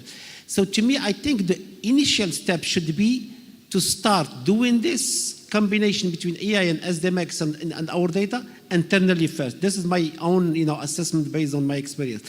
Then collaborate with others. Of course, you can always discuss, see what others are doing. And then later on, we can collaborate at a much higher level between all the organizations. But first of all, I think we should apply and then experiment internal to see it's working inside us. When behind the firewall, make sure that it's we safeguard all, for example, our internal privacy. Then after that, we can share. Eric?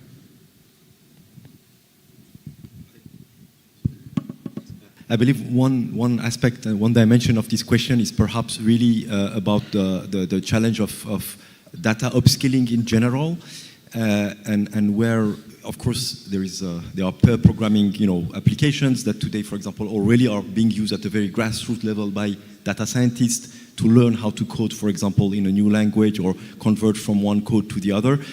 I believe also for data managers, and coming back really to SDMX, there is an opportunity here. We were discussing yesterday with Kamel on this, still, complexity of, let's say, table-minded statisticians to enter the world of multidimensional data and being able to develop their data according to a harmonized model that are shared with others. And here, potentially, I can see that, let's say, AI assistant could help.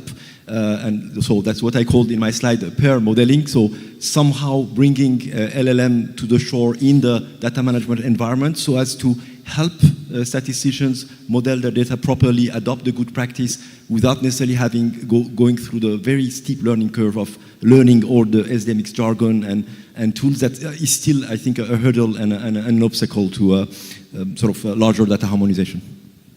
Thank you, Eric. Manira, I have a question. You're in the academic world. I said before, you really need to work together, the private world, the national institutes, international institutes, the academia. Hearing all this, how can the academic world contribute, learn, and work together with the other institutes to drive forward the use of AI and the application of SDMX? As my colleagues they just shared, AI is there. AI is important. Everyone is using it like every day. But the chat GPTs and LLM models, all of them, sometimes they are giving us not that accurate data. For a simple question, once we did an experiment, just simple questions, like I asked chat GPT, can you give me an odd number with no E?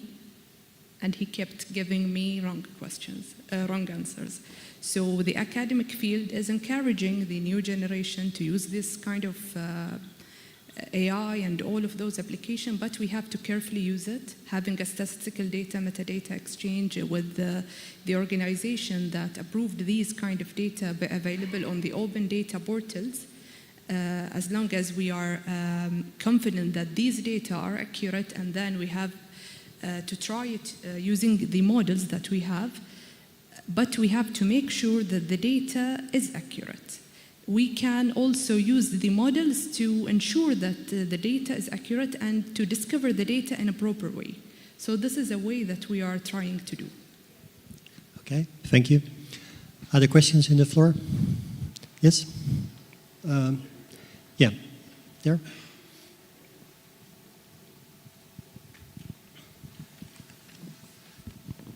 Thank you very much to the panelists. I actually have two comments. The first comment is it's about accuracy of data. I think in Google, and all the other search engines, it's pretty clear if you search for something and then you click on the source, you know it's the truth. Now with OpenAI, ChatGPT, etc., you can't be really sure. But for statistical agencies, central banks, it's super important that their data are accurately represented, reflected. Now, is there a need, and that's the question to all of you, for our institutions to actually invest also in ensuring that our data are well represented in these, let's say, AI tools, which are getting more and more common in the public, in the research, etc. So that's my first question. The second one is a comment.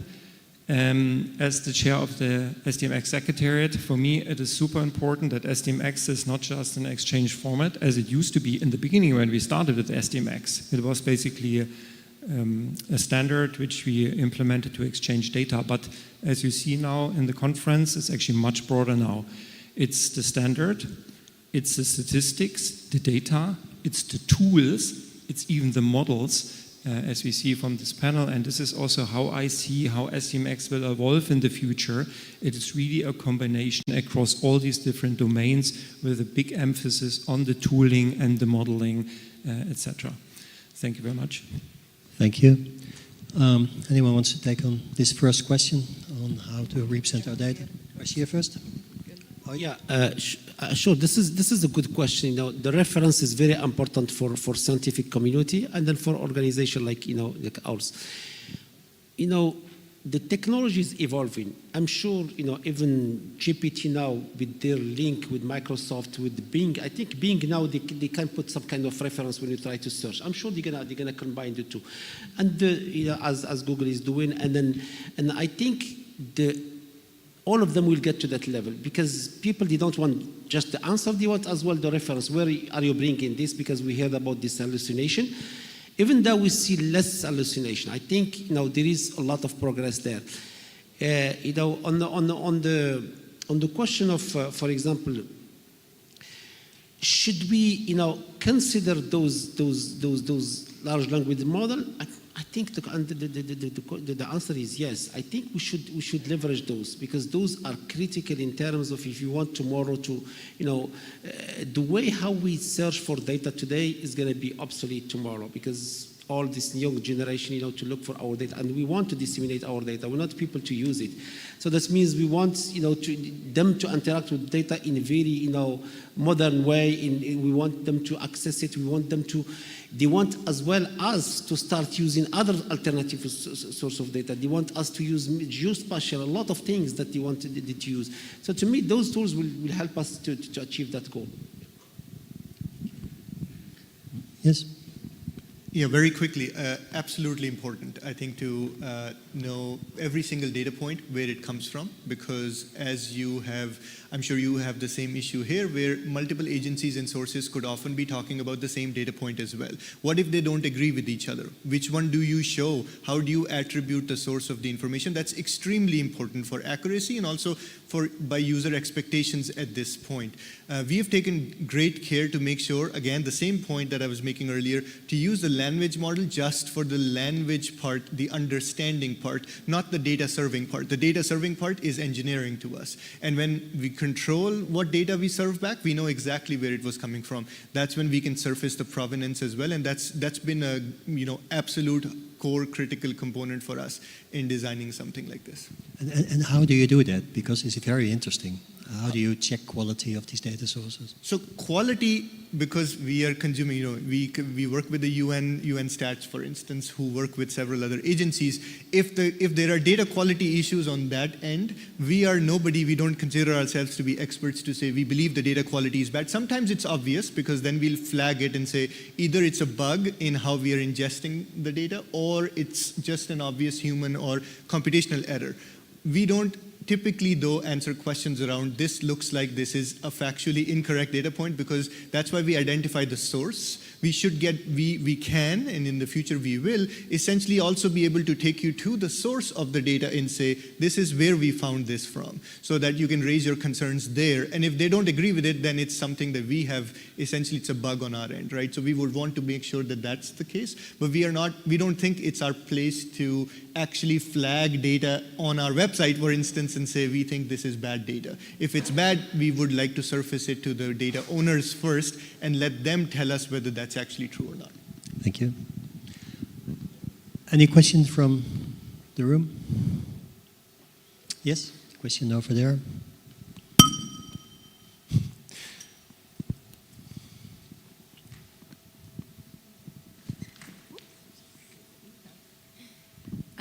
Yeah, I just have one question on, can you use the AI to determine the level of maturity of the data user or the data client, the person searching for the data, to try and help make sure, for example, one thing with the metadata that we try and make sure is that you have all the caveats and what you can and can't do with this data, the limitations to the data.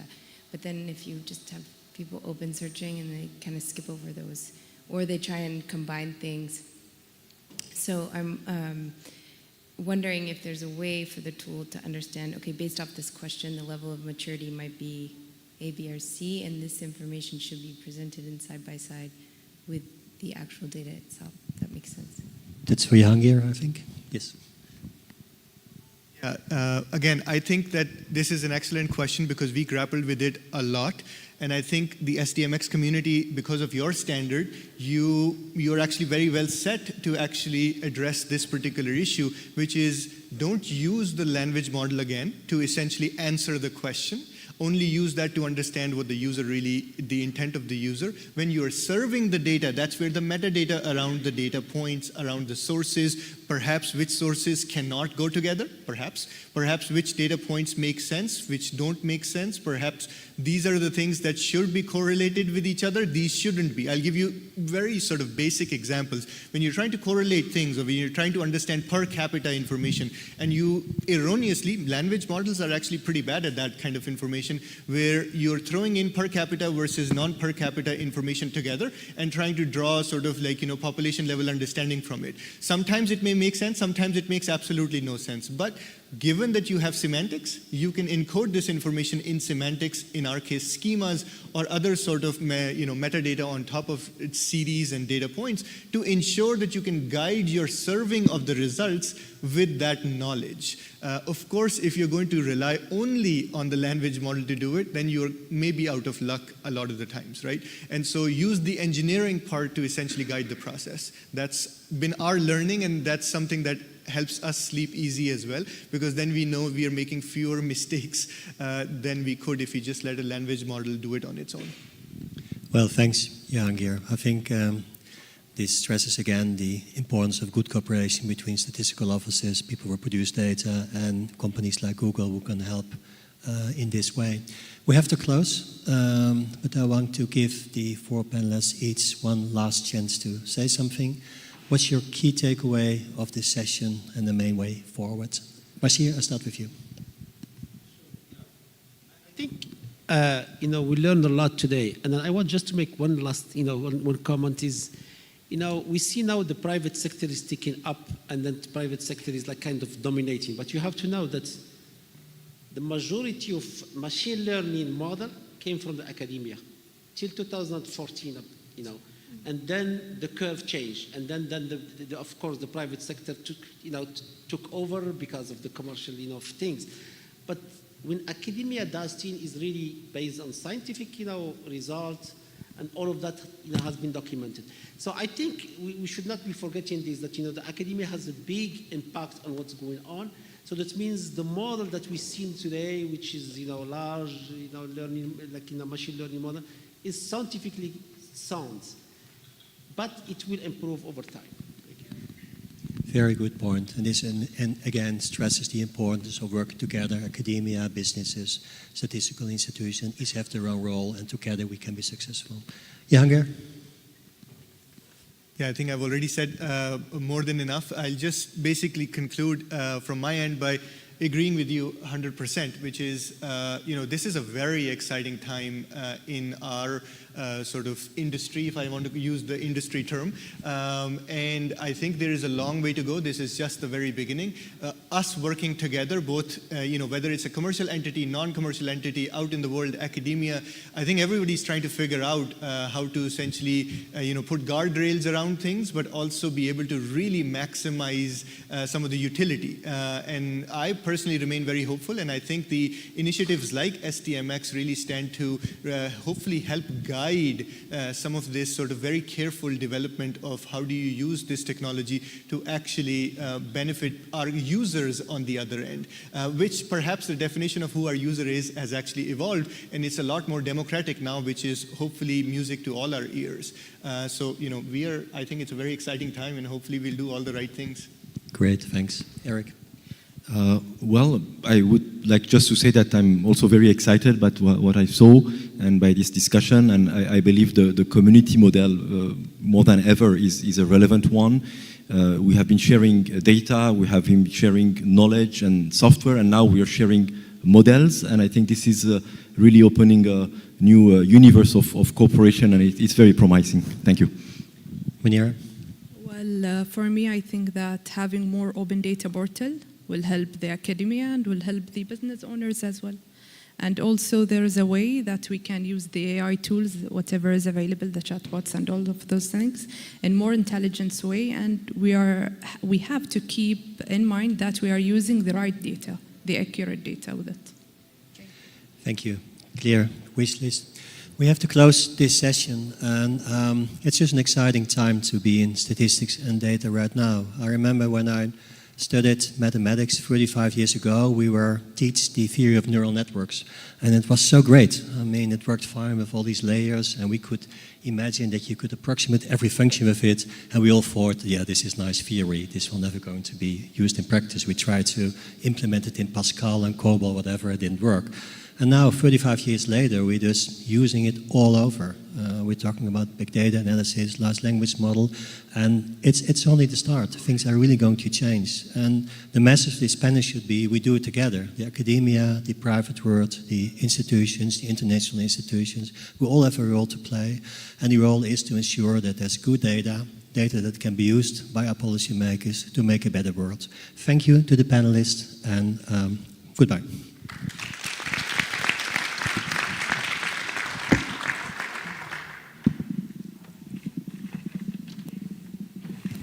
I'll just take the floor again to thank all the panelists, the speakers, and Bert for moderating the panel for this session. It was really inspiring.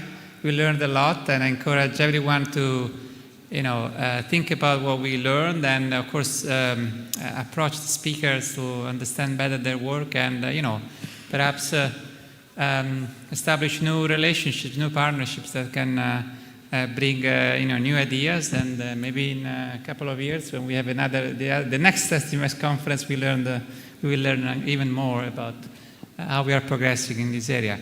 So thank you very much for attending. So I'm now giving the floor back to our MC, Rafael, who has a few announcements. Rafael.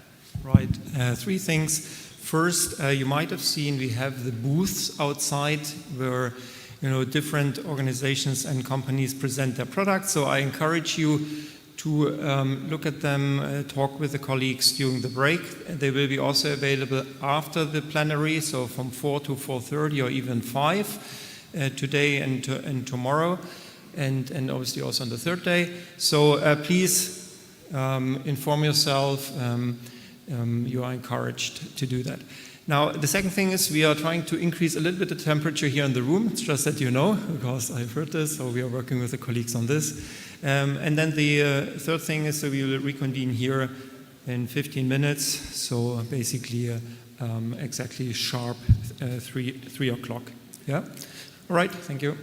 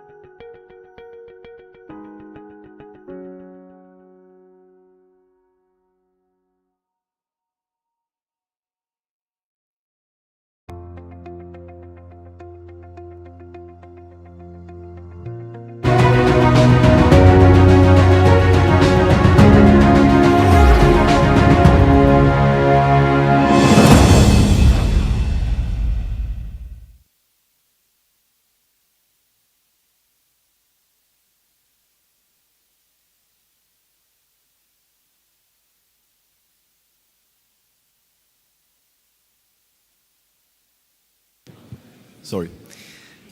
Welcome back, and let's go for this second session of today's conference, which I think is going to be very exciting because it's innovation in SDMX visualization, which I guess we can interpret as innovation in statistical visualization drawing from SDMX sources. Actually, before giving the floor to Daniele, I would like just to note that we are starting with approximately 25-30 minutes of delay, so expect this session to last until approximately 4:30, including the Q&A part, which we'll keep for the last part. So we will have presenters intervene one by one, and at the end save 10-15 minutes for Q&A. So save your questions for the last part of the session. And without further ado, I would like to introduce Daniele Olivetti from UNICEF, who will present us the SDMX dashboard generator. Over to you, Daniele.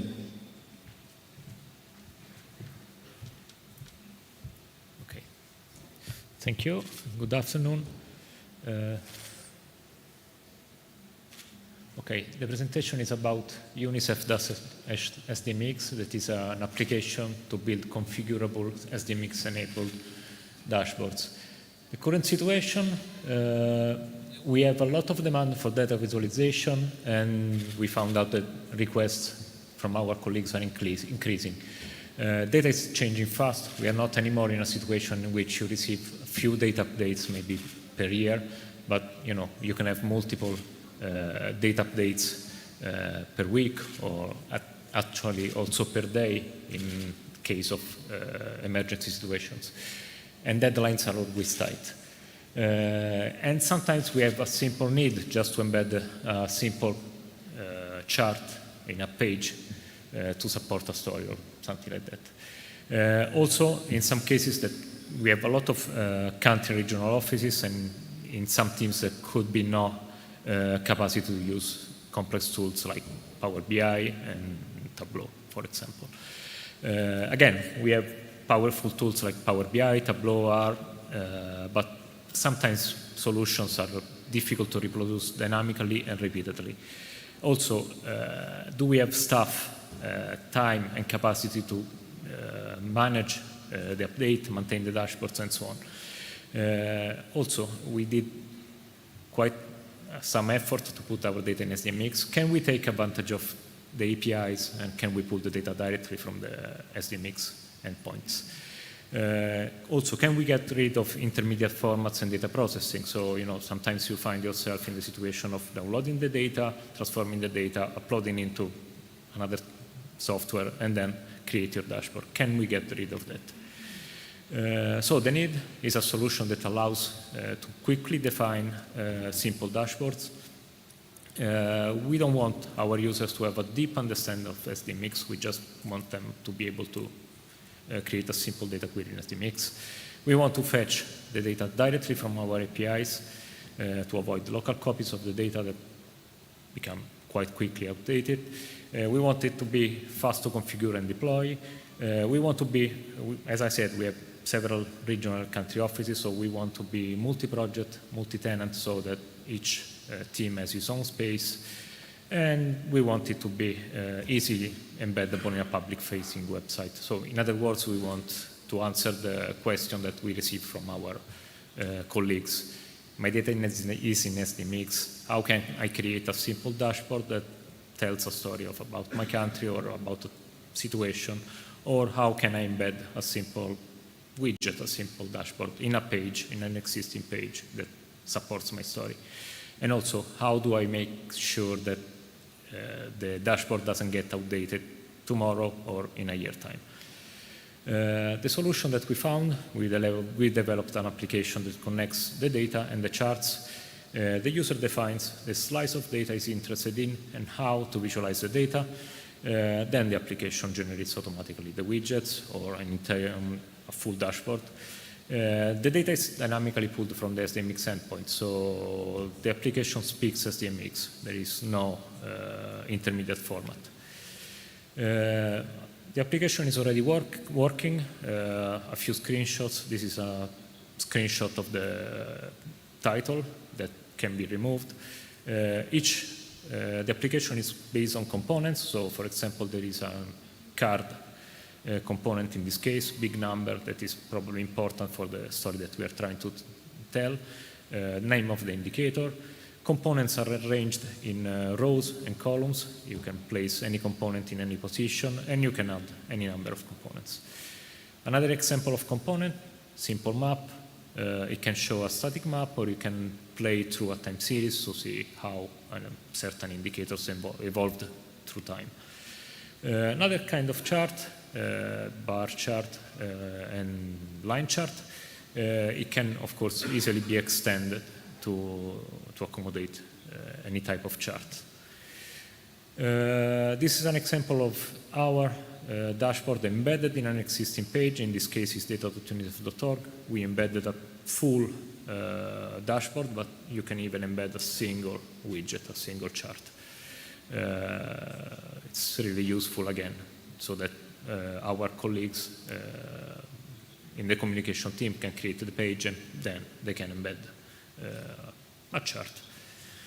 This is a screenshot of the application backend. Of course, it needs refinement. Each dashboard is configuration driven, so the backend allows you to create projects, so that each team has its own project, and pages in the project. Again, each configuration file contains the basic idea is that each configuration file contains an SDMX data query and how you want to visualize the data. Technology, its release is based on well-known, widely spread open source technology and libraries. It's Python and Pandas, and the visualization library engine is based on Plotly Dash. This is why I was saying that it's really easy to add a new chart, because you just pick one available chart from Plotly. Plotly, you write your code in Python, and it sends JavaScript to your browser, so it's also quite quick. Next step, as I said, we are using configuration files that is in JSON. A lot of our users are already using JSON. It's quite easy to understand. We give them a template, they change the data queries, they change the type of visualization, and they can use it. But we would like to use something even easier. And we would like to add the capability of reading SDMX annotation and give some predefined charts that, of course, can be overridden through configurations. In summary, we developed an easily extensible engine that understands SDMX, speaks SDMX, and renders charts and maps. It's fast to define.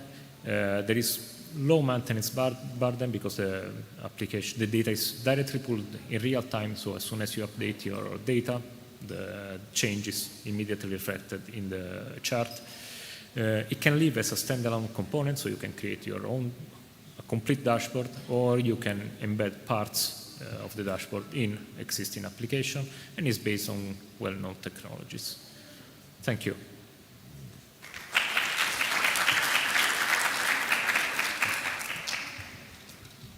Thank you, Daniele. Let's now move to the second presentation, leveraging SDMX to create bespoke experience for data consumers. Bianca Legani from the BIS. Over to you, Bianca. Thank you. Good afternoon, everyone. While we wait for the slides, it is a pleasure to be here today to present to you the BIS data portal, also on behalf of Matthew Nelson and the entire BIS data portal team. What I hope I can do today for you is to present the BIS data portal from 2 points of view. One is the one of the users of the BIS data, and on the other side, the SDMS artifacts that we leverage in order to address the needs of these users. So a quick background, historical information. BIS data was previously published through different tools, not fully SDMX compliant. Just to name two, we had a BIS statistic warehouse, which is a tool to build a SDMX query and explore the data, and the BIS Statistic Explorer, which is the tool that we used in order to publish the interactive version of PDF files, also known as statistical bulletins. So we wanted to leverage SDMX model in order to bring together these two aspects, because they are, after all, the same underlying data, and also to improve the experience of all the possible users of BIS data, and as well as to ease a bit the life of the statisticians who have to publish this data. You will see through these slides links to the data portal that you can just visit by going to data.bis.org from any browser, mobile or desktop. And on the other side, you will see the SDMS artifacts that are underlying these tools in the portal. And if you want to know a bit more, I recommend you to go to sdmx.io and check out the Fusion metadata registry. So as every project, we started by analyzing our possible users, the so-called personas, and we identified 4 main users of BIS statistics, together with what they like and what they don't like. We have here 4 cards: the general public, the journalists, the academic researchers, and the statisticians. Let's consider the general public. A user from the general public will most probably need to have a very quick and high-level overview of all the data that we at the BIS publish, a sort of introductory content, high-level description, and this is offered in the portal through that what we call topics menu. So in the data portal, we organize the content per data domain, which is what we also call topic. And the very first tool that you find on the portal on the top left corner is this menu, and if you hover with the mouse on it, you see at a glance all the possible data domains that we have. And within one data domain, one topic, let's say exchange rates, you may have multiple data sets. So this tool is really meant to explain to someone from the general public what we offer and also what it is. So within exchange rates, for example, you will find a very short paragraph describing to someone who has no clue what are the BIS exchange rates.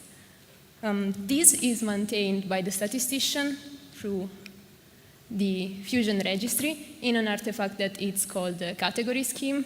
And I apologize if maybe some of you know exactly already what it is, but this allows us to define a nested structure, so we can have topics and data set within topics.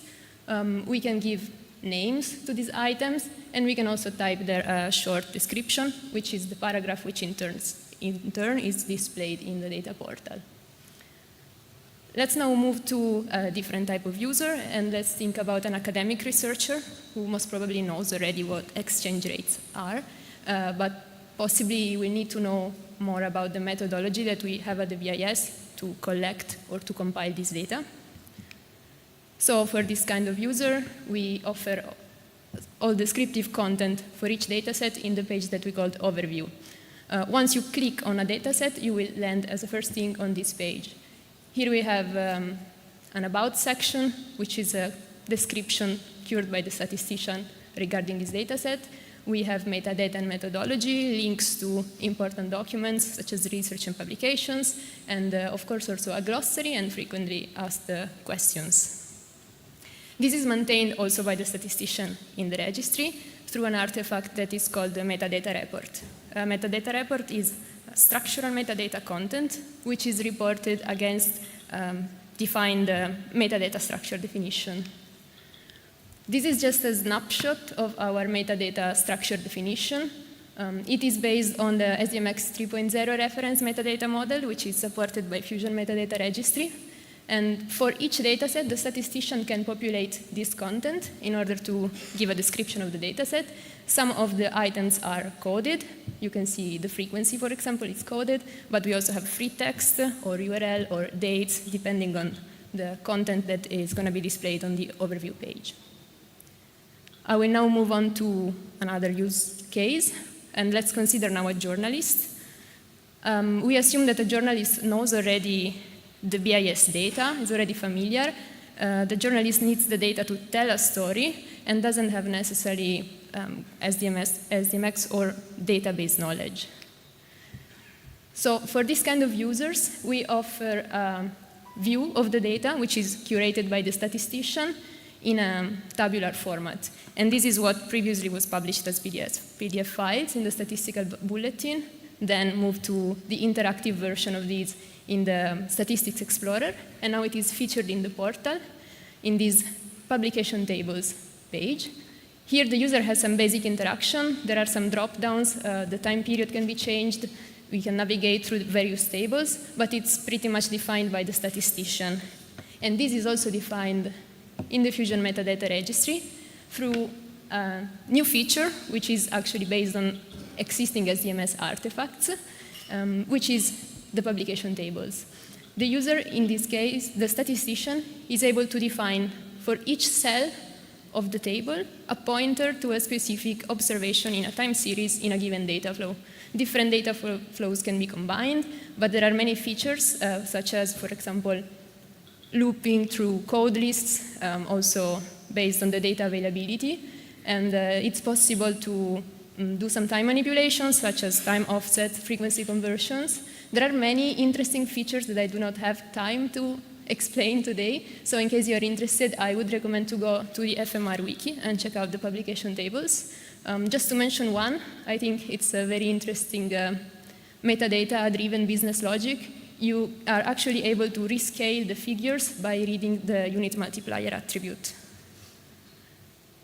And I will now move on to one last use case, which I think it's interesting for any kind of users and any institutions probably, the release calendar. I believe every user will at some point need to know when the data set will be updated next, or when was it updated last time. We do have a screen for this. It's a calendar view of our releases. There is a filter for the release date and one for the data set. And this is also maintained through a very well-known structure in the registry. It is simply a data flow. So we define the DSD for the release calendar. We believe that this can easily be reused. Yes, the publication date is actually the measure of this DSD. And the data set which is being released and the release type are dimensions. So this was the last example. At this point, I hope that you agree with me that SDMX is flexible enough to tackle needs of different users. Yeah, we went live on 8th June, and we got users from 150 countries. I guess now the numbers are even more, because this slide was provided some weeks ago.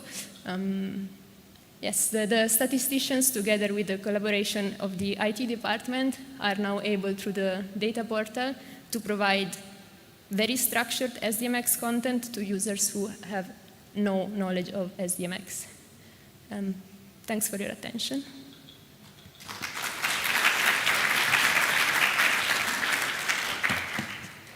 Thanks a lot, Bianca, for this great presentation, and congratulations for the great data experience BIS offers to its users. Let's now move to democratizing data, how to empower users with new and existing SDMX connectors, with David Baraclough from the OECD. Over to you, David. Okay, so hello everyone, and thank you, Eric. Yes, as Eric said, I'll talk about democratizing data, how to empower users with these SDMX connectors. This presentation is also done by Ruth Perzuelo Martinez, who she can't be here unfortunately, but she contributed a video which will play during the presentation. Let's just turn this the round way. Okay, so just to make sure we agree on what this presentation is about. So connectors in general, it's a thing.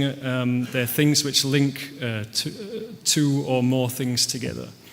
But I think what we're talking about here are integration connectors.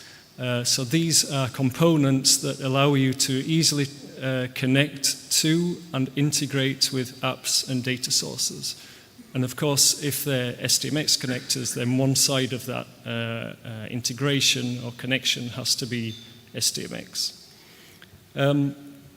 So in the last SDMX expert group, we ran a SWOT analysis on weaknesses and strengths with SDMX. And there were 2 points that came out. Well, there were lots of points that came out of this SWOT analysis, but 2 points in particular. One was to leverage the existing tools and the SDMX standard to improve interoperability. And another one was to integrate SDMX with commercial software. And I think we'll see during this presentation that these things have been somewhat addressed.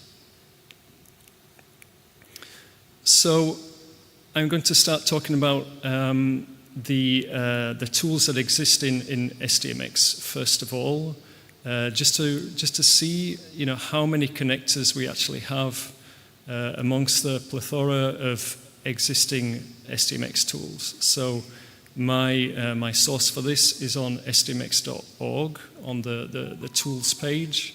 Which, there may actually be more tools than this, but I think that this is the best list we have at the moment. So you can see the link just there.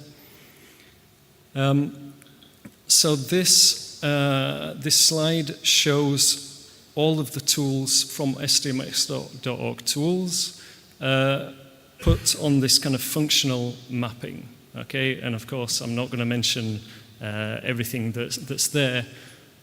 But what we can see is that the most kind of tools that we have are connectors. Okay, we have more connectors than any other type of application, at least on sdmx.org. So I thought it might be interesting in this presentation to take those connectors and just see how they cover the various types of technology, to see, what's covered, but also what has the most support. So the coverage is very well spread. So maybe this means that people are actually reusing these connectors rather than developing their own when one already exists. So then there's a success on SDMX.org, so people can actually see that they exist and they're taking it and reusing it. But we can also see from this that the technology that has the most support is R. Okay, there are 3 applications that support R. So now if we also have a look at the type of licensing that applies to these connectors, I'm not going to go through what each type of these license means, but basically, in summary, all connectors are free, and a vast majority are open source, which of course is a good thing as well. They can be taken and adapted, and they can certainly be reused for free. Okay, so then if we move to a couple of examples of how and why SDMX connectors are created. First of all, something that was developed in-house at the OECD, it's called Read SDMX. It's a R connector. So the motivation for this was that Matthew de Keljo, one of my colleagues, he needed a way to very quickly pass large SDMX data messages into our data frames. A connector already existed, but it was too slow. So he developed this himself. I mean, he's not actually a developer, but he learned C++ while he was doing it. And the outcome is, well, the connector works, it's open source, it's available for download via sdmx.org tools. And he estimates that for a C++ developer, it would take about 2 weeks to do. So you can see that the investment is it doesn't take a lot of investment to get something that's really useful. So the other one that I'll talk about is the SysCC SDMX Power BI connector. So the motivation for creating this is that the members of SysCC, they need a way to easily create Power BI visualizations from SDMX, but also to to try to integrate SDMX with a market-leading data visualization software. And we can see from this Gartner graph that when it was taken in 2021, which is when we created the connector, that Power BI was right at the top of the market-leading software. So the development was, it was a project managed by myself, and we outsourced it to Kerbal, which is Ruth's company, who will actually do a demo in a video. The delivery itself took only 2 months from the initial specification. So, you know, in us actually writing what we wanted before we'd even contacted Ruth's company, you know, after that we had something that we could use within 2 months, which, I mean, I think is very, very quick for what it actually does. And we also went through the certification process with Microsoft. This took several months for approval, but you know, it was quite complicated, but we got there in the end, as we'll see. And the connector is open source, and the source can be downloaded from GitLab and customized, and you know, so you can create your own connector from it. So the outcome, well, it's already been used by multiple agencies for many dashboards. Microsoft eventually approved the connector as an official connector. So what this means is that if you have Power BI, you don't have to do anything to be able to go to, I think it's like Get Data, the feature, and you'll already see the SDMX branding actually listed there, which means that SDMX is integrated into the Microsoft ecosystem, which is a first, and obviously reaches out to a vast market. We also held a SysCC webinar with over 200 participants who had a great deal of interest in this, and yeah, I'll not read them out, but you can see a couple of quotes there.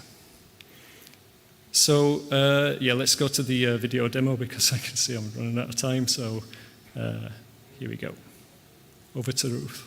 So hello everybody, my name is Ruth Pozuelo, and I am the owner of Kerbal, the company that is behind the creation of the SDMX connector for Power BI. I'm sorry I couldn't be there, but it's 2023, so there are other ways, aren't there? So I am extremely happy to be here to show you how the SDMX connector works, what is available, the advantages of it. So maybe if you are a data provider, you can also get inspired to create your own, because it definitely helps people like me that are data consumers. Let me show you how it works. So what is this SDMX connector? So connectors are small pieces of software that you give to Microsoft, that they review the code, and if it gets accepted, they go in here, get data in Power BI more, and then you just look for your connector here, SDMX, and here it appears. You click connect, and then here you just put the URL that SDMX. I'll show you in a second, don't worry, and then you will get your data. Power BI is used by millions of users. If you have your connector there, you're making your service available for millions of users. Okay, so let's do a simple query to see how it works. We are going to pick labor, employment and unemployment, job vacancies, and then we're going to have just job vacancies and original. We don't want to have anything else. It's loading the data. You actually don't need to wait for it to load, because what we're going to do is to get the SDMX URL for our Power BI file. So back in Power BI, you do get data, more, SDMX, this is the connector, connect, you paste the URL, display show labels only, okay. You can change the language too if you need to, transform the data. This is going to be job, and then we're going to change these to a number. So we have that as a decimal number. We're going to close and apply and load the data, and then we will just do a quick visualization. It's very fast, as you can see. So we get the value, time period, and value. And then let's do a graph.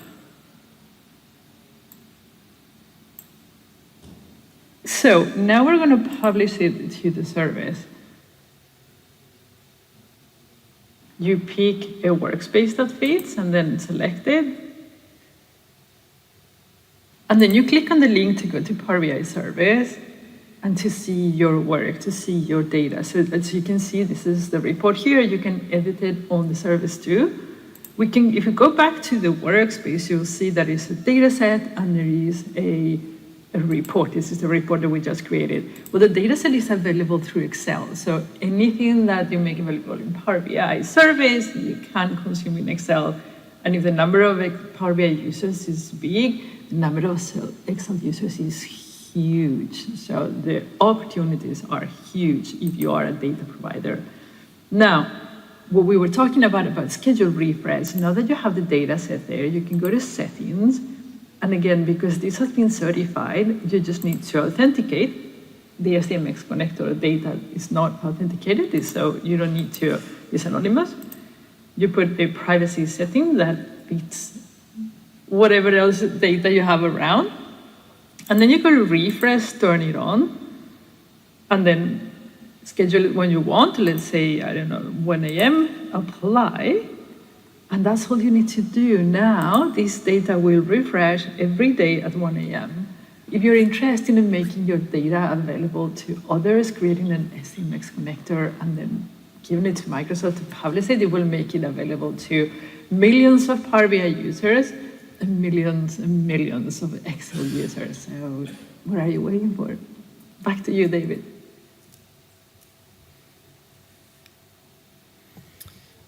Okay, so yeah, this is my last slide, so yeah, I think I'm out of time, but yeah, I've just got to say that Ruth was extremely supportive throughout the whole process of, in the development, but she was always available, and through the certification process as well. Yeah, so really well done, Ruth. You did a really great job. So yeah, then just opportunities for future SDMX connectors. Then I'm not aware that we have anything for reference metadata processing. Maybe this could be something. Integration with other programming languages like SQL, algo-based languages like C, JavaScript. Integration with other standards, DDI, XBRL. Other platforms such as Google Workspace, Data Commons we saw earlier on, microdata, geospatial, big data, AI. Also upgrading existing connectors to SDMX3 features. We'll probably have to do that at some point in the future. And also linking to automation and orchestration platforms such as GitLab pipelines. All this would be really, really useful. Feel free to design the next killer app using a connector. So that's it. Thank you very much.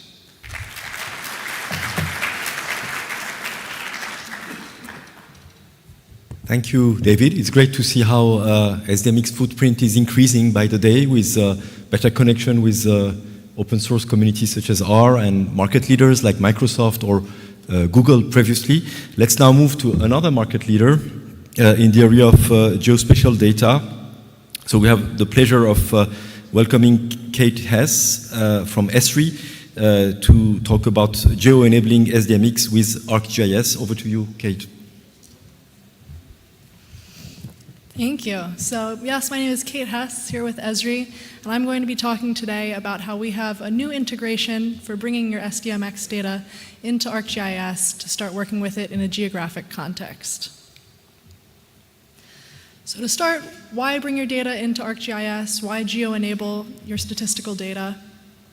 There are a number of different ways that you can further derive insights from your data once it has a geographic component. For example, you can perform spatial analysis on your data. You can pull out spatial trends. For example, if there are hotspots of areas where there are a lot of students who aren't graduating from school, you can see if there's an issue of access to schools, where you might need to add additional schools, calculating the amount of time it would take them to reach them. All kinds of insights that you wouldn't be able to get just looking at your data in tabular form. ArcGIS also enables you to use different data visualization and sharing tools. So presenting your data in interactive maps, in dashboards, allowing people to really explore and dive deeper into your data in the spatial context. We also are expanding into new capabilities with machine learning and AI or big data analytics. So there was so much talk this morning about ChatGPT. We're also exploring how that can be combined with GIS so people can use natural language to build maps, exploring your geographic population data just by typing in questions like, what's the population of Saudi Arabia? Make me a map showing what the ratio of males to females is in a certain city or district. And finally, GIS is a powerful tool for sharing and collaboration. So making your data accessible to as many people as possible so that they can further dive into your data, see those insights, and make decisions based on geographically enabled data. So the new SDMX integration that we're launching is coming through our new beta product, Data Pipelines. So Data Pipelines serves to streamline the data import process, making it easy to go from your SDMX data into the platform where you can then spend your time doing the actual processing of the data, doing that spatial analysis, making interactive data tools. And it's designed to be a simple interface, no coding required. You can bring your SDMX in from that CSV format and then utilize different tools for cleaning, constructing the data, formatting it, and ultimately integrating it with other data sources. So now I'll walk through a demonstration of how to actually use data pipelines. You can see there are a number of different ways to input data into the system. And to bring in SDMX, we're going to be using the public URL setting. So here, I'm grabbing an SDMX query in the URL form coming from the Pacific community, and this is data showing the % of the population living a distance from the coast. So I just need to bring in that URL, specify that this is CSV formatted data, and then I can immediately preview that data table and start to see all of the different dimensions, measures, and attributes of that data, and start doing any necessary cleaning or transforming of this data to bring it in to work in the ArcGIS system. And I'll note here that this data currently doesn't have any geographic component other than the names of the countries or territories in a field.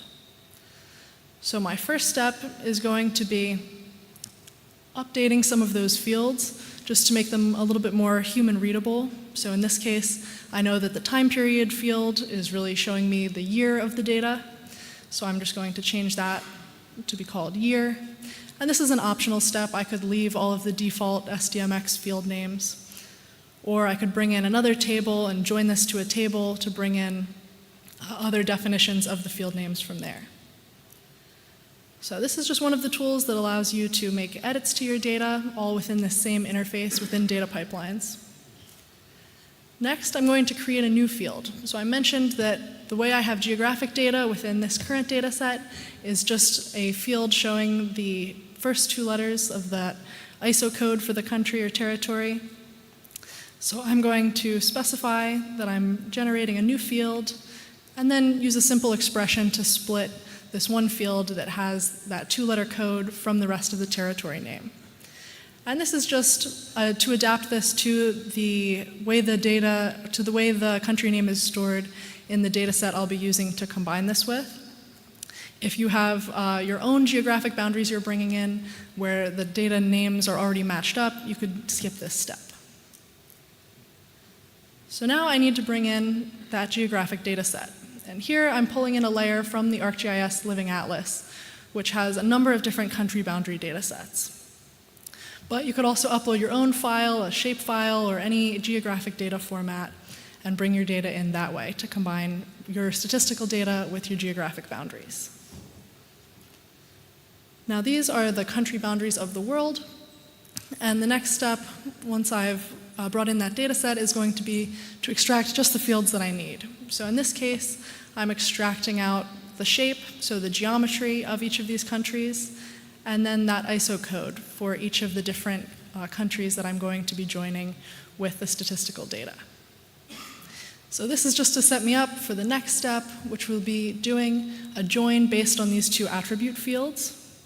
And you can see we have a few ways to do different joins. So I could do a spatial join if I already had a spatial component within my data. Or here we'll be using an attribute join. So I just select those two ISO code fields from my two input data sets. And then when I preview the data set, I'm able to see that a field has been added titled shape, and that's coming over from the Living Atlas data. So now I know there's a geographic context to my project. And I've been doing all of this within the web browser. So you're able to use data pipelines entirely contained in the web browser, running all of these different geospatial tools, doing the join with very straightforward user interface. So I now have my joined data set, and at each step of this process, you're able to preview the output. So I've been previewing the tables, but I can also preview what the map-based output would be now that I've joined this to geographic boundaries. So I can see that we now have geographic data, and I'm ready to do the final step, which is specifying the output from this data pipeline. So here I'm creating a feature service, which is the main data format within ArcGIS. And I'm using the create option, but you'll see there are also options to overwrite the existing data. So I could schedule this to run as often as my data is being updated, and then that feature service would be overwritten with my new data, and that new data would flow into any maps, interactive applications, anywhere that I'm looking to use that data. So here we can jump to the output, and now we can see we'll have a feature service that's hosted in ArcGIS.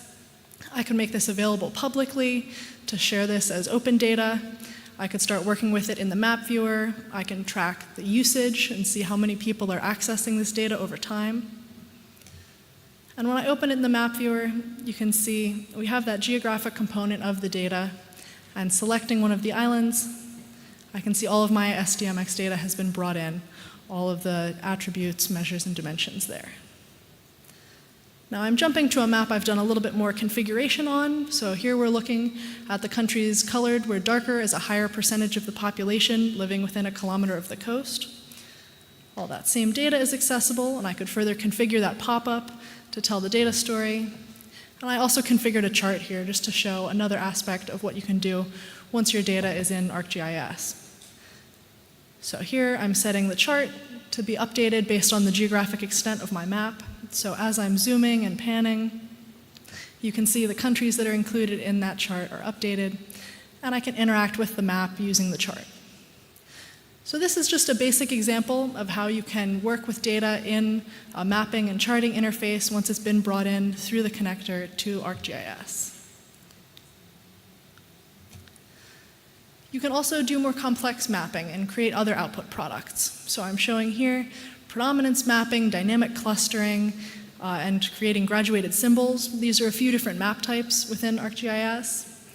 And you can make other information products like atlases, interactive websites, hub sites where people can search and find your open data. There are also tools like story maps that you can use to market your output statistical products. So providing text to give context to the outputs from your analysis and to the data that you've collected. And GIS is a powerful tool for outreach and education for topics like the SDGs, where there is always a geographic component to everything that's happening within your countries, and you're able to share that, compare progress between different cities, between different countries, all when this is brought into that geographic approach.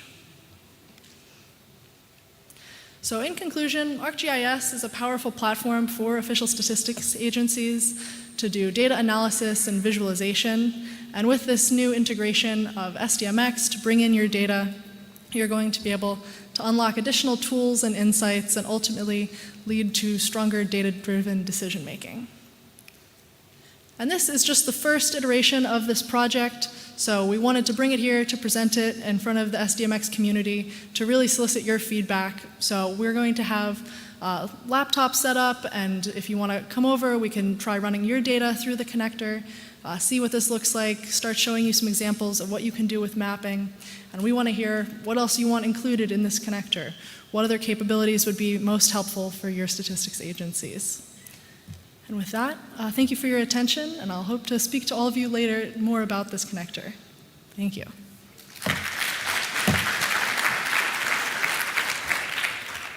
Thank you, Kate, for the very interesting presentation. I think it illustrates well the point that Jehangir was making, that SDMX semantics with good software engineering can do wonder even without the help of AI. Let's now move to the last presentation by Tawisap Srikwan from the National Statistics Office of Thailand, SDMX Innovation, Enhancing Data Value. Over to you, Tawisap.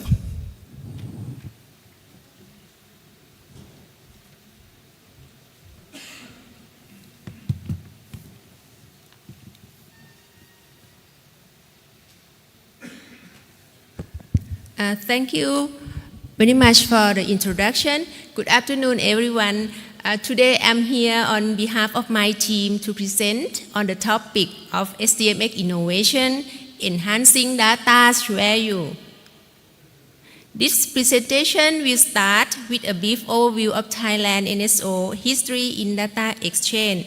After that, I will talk about our experience with SDMX, the innovations we implemented at TNSO, and lastly, address the challenges we are facing and our plans for the future.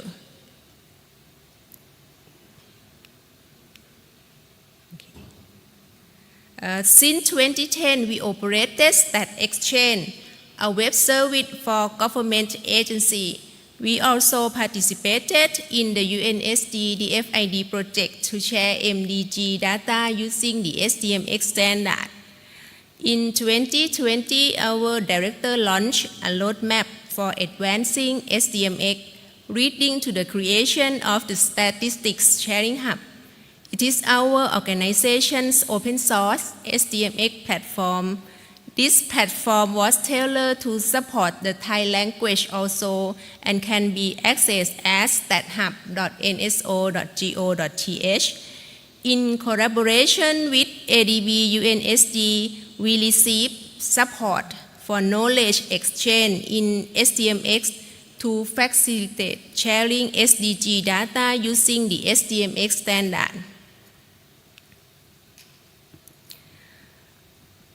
This slide I will focus on the context of the Statistics Sharing Hub. We have utilized open source tools such as Fusion Metadata Registry from BIS and .StatSuite from SASCC with a primary focus on delivering services in the Thai language. For our mission, TNSO has been promoting and encouraging collaboration with over 200 government agencies as well as 76 provinces to facilitate the sharing of datasets.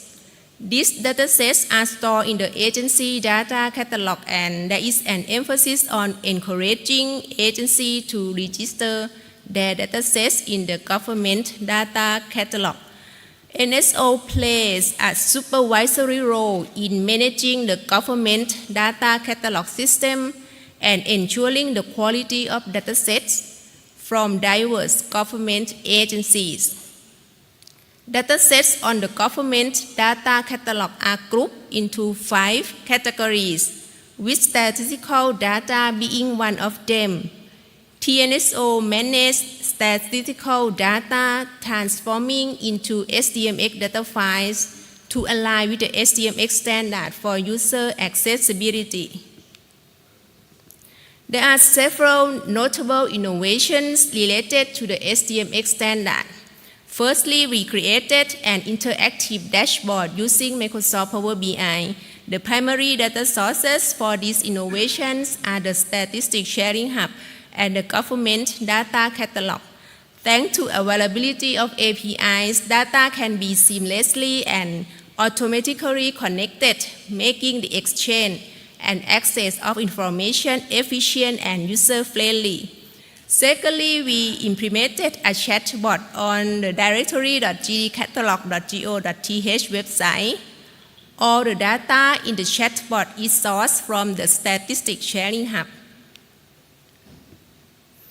We adopted Microsoft Power BI for data visualization. learn to access SDMX API from YouTube that Kun Daniel presented before, and share this knowledge across the organization.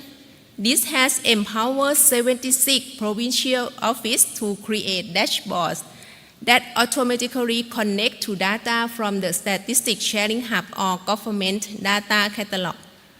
This dashboard caters to each province's specified needs, equipping staff with SDMX and CCAN API expertise. This shift has streamlined our workflow, eliminating manual Excel file, updates in Power BI, providing real-time accessible data for decision makers. SDMX API offers fast, precise, and adaptable data access, promoting efficiency in data utilization, processing, automatic updates, and collaboration. Our team is fully committed to maximizing the use of statistical data from the Statistics Sharing Hub. We have created a chatbot that directly retrieves data from the Statistics Sharing Hub to promptly meet the public's needs through basic government application. We initially presented population and migration data with services on the Thai language. This is our challenges: collecting and structuring statistical data from various sources to meet SDMX standards. It's resource-intensive and demands training for new team members. And adapting to rapid technological advancement and fulfilling user data requirements is an ongoing challenge, necessitating synchronization with evolving technology. In our upcoming projects, we have a plan to develop 4 tools to reduce the need for manual work. They are data conversion service, graphic data display service, the system for statistical comparison, and robotic process automation. This is our team. We aim to be a work smart team, but in the past there have been instances where working hard was necessary. Our team comprises both IT and non-IT professionals. In addition, our project manager is an IT expert. Before I'm going to the end of my presentation, I would like to express our gratitude to Mr. Abdullah Consalov from UNSD for his support to the TNSO, enabling us to share our SDMX experience. We also deeply thankful to Mr. Eve from UNICEF and Mr. Jonathan from OECD for their invaluable assistance in conducting data flow analysis for TNSO. And thank you very much for your attention.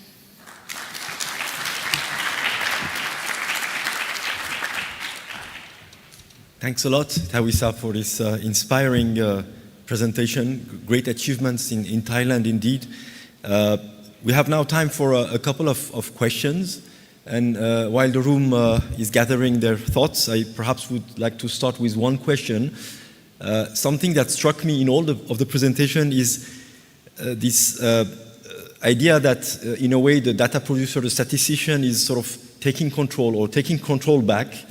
Perhaps in the past, they were more dependent, let's say, of the communication expert, a data viz expert, or even an IT specialist. Now it looks like they can create data visualization and data experience much more smoothly thanks to the tools, thanks to the connectors, and ultimately thanks to the SDMX metadata, so the structures, but also the referential metadata and the annotation metadata. So I was interested to hear from the presenters how they see, in a way, this SDMX semantics drive the user experience. In a way, you explained that in all of your presentations already. But perhaps you want to add to that, and you want to add also the experience of some limitations. Perhaps there are aspects in the standard that you would like to see be improved. I don't know, annotations added, for example, that will help, in a way, drive this possibility for the data producer to control and influence the way the data is experienced by the user. That's, in a way, my general question, with perhaps a special one for Kate. As you know, SDMX 3.0 will be much more improved in terms of geospatial features. Of course, there aren't many SDMX 3.0 compliant sources for now, but they will come soon. And I was interested to hear from you, Kate, whether you see that, how you see that as an opportunity, especially for geospatial information experiences. Anyone would like to take the floor?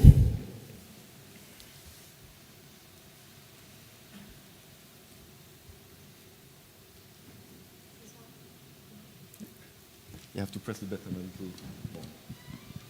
How about now? Okay. So yeah, the first question about, in general, having more access for statistical organizations to be doing the data visualization themselves, I think it's a huge opportunity, and it's something we see in GIS especially, that it used to be the GIS-specific teams creating the maps, doing the data visualization, but as the tools are becoming more accessible, it's the statisticians themselves who can start doing some of that work and creating those data visualizations, telling the stories of the data itself. And then with respect to SDMX 3 and more support for geographic component to the data itself, I think that's going to be hugely impactful. It will make that process of bringing data into ArcGIS a lot shorter if you can already have those boundaries enabled and not have to do any kind of joining. You can get right to doing the statistical and the spatial analysis, creating those interactive map products, and knowing that the statistical agency is then in control of what geographic boundaries they want to link their data to, which is powerful as well. Thank you, Kate. Anyone who would like to take the floor on this question? Looking also at the room to see if anyone would like to raise a question. I know it's the end of the day. I don't see any hand raised. Eric? Yes? Edgardo here. Someone is asking. Oh, over to you, Edgardo. Edgardo Gracing from Dialog. No, I had basically the same question you did to Kate, so you did it in advance. But I just wanted to know how you see from, let's say, the perspective of Esri, that is a big company in the GIS domain, the possibility of having the georeference, the geofeatures embedded in the data, and avoid the join and being able to fetch the polygons or lines or whatever geofeature comes with the data directly into as a layer in the space, in the geospatial information. Do you see that possible? We know that we are still developing the tools for SDMX 3.0, but we are soon, and it would be great if we can also at the same time or soon be able to geo-reference data instead of having to geocode the data with ArcGIS. Yeah, I was reading some of the discussions that have been happening around SDMX 3 and the best way to add the geographic component. And I know if it's point data, it's easy to just add the XY, well, not easy, but more straightforward to just add the XY coordinates for the source of the data. But when it is adding the polygons, it gets more complex, and the idea of linking out as a row in tabular data to a source for the geographic boundaries is one thing that's being considered. But yeah, I think there are a few different approaches that can be looked at for bringing in that geographic component of the data. Ideally, yeah, having polygons for all of the extent of where the data is being collected, and the more detail you can have, the better. So looking at that small area geography, you're going to be able to do more interesting spatial analysis if you're looking at smaller areas than just doing country or regional level data. So I think there's a lot of potential there, and I know it's already being looked into, so I'm excited to see where the standard's going to go in the future. Thank you. Any further question? Yes, please. Wait for the microphone, perhaps.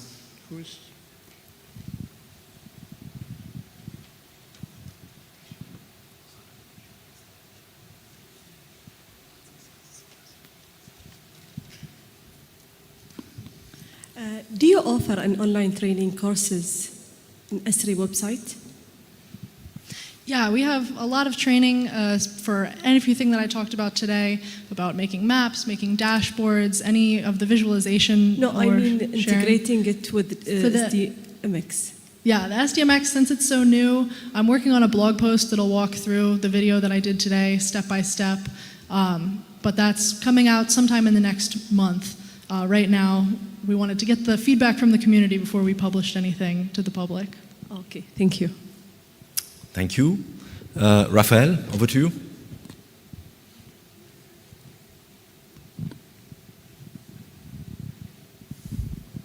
Yeah, thanks a lot for the excellent presentations. I have a question related to AI, yeah, because obviously when you look at the, let's say, configuration of your final graphics, it's not simple, yeah? I mean, you need to know in which menu you need to go and which options are available, etc. So actually 2 questions. In all the various products which you have presented here, have you already started to, let's say, prototype something, which makes use of some of the, AI techniques? And how successful are these, let's say, proof of concepts which you do? Second, looking at Power BI, Microsoft is working a lot with Copilot. Is there something in the roadmap which you are aware of that Microsoft combined with Power BI, also provides a, let's say, a visualization co-pilot with which you can easily then create your graphs through interaction? Thank you.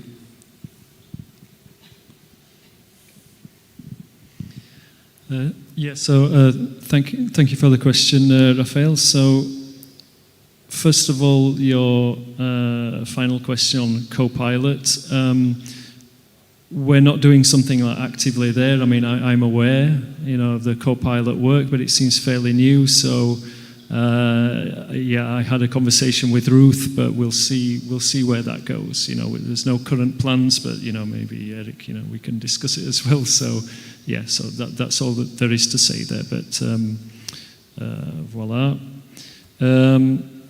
Also, just something about support for visualizations using the SDMX annotations, right? So I don't know how many of you are aware that there's this kind of standard set of annotations in SDMX, and it's part of the content-oriented guidelines, which means it's been agreed by the SDMX kind of governance, the working groups. And there's things in here that can say, for in a DSD, in SDMX artifacts, when you have concepts in your structures, well, they should go on either the x-axis or the y-axis, or basically they have a place in certain representations, and these have been very, very useful in .stat. They drive a lot of the visualizations in .stat, but basically they could be used in any kind of end tool, any connectors. And I think that the more that the annotations are implemented, then the more chance we have in actually creating these reusable connectors and reusable platforms. So please have a look at the annotations, and if there's any gaps in the annotations, then please also get in contact with the SDMX community. We have the user forum. You're free to put a suggestion onto the user forum for something like that. Something to drive presentations. It will be really good, and we'll take it in the working groups, and we'll work on it, and hopefully deliver on that. So yeah, that's it. Thank you. Yeah, we're doing a lot of work with AI at Esri, so looking specifically at once you've brought your data in through the SDMX connector, something we're working on that we haven't started publishing anything about is a ChatGPT-like interface where you'd be able to type in questions and create a map just using natural language. So far we're testing it on creating maps, creating 3D visualizations. It's able to query the data, return, so you could bring in a layer on wildfires, ask how many wildfires are within this specific geographic area, so running buffers, doing that kind of data exploration with live data feeds as well as something more static like population data. So that's one of the more exciting new AI things we're working on at Esri, but it's being developed throughout the entire platform as well. Thank you. More questions? Hand raised over there. Lauren?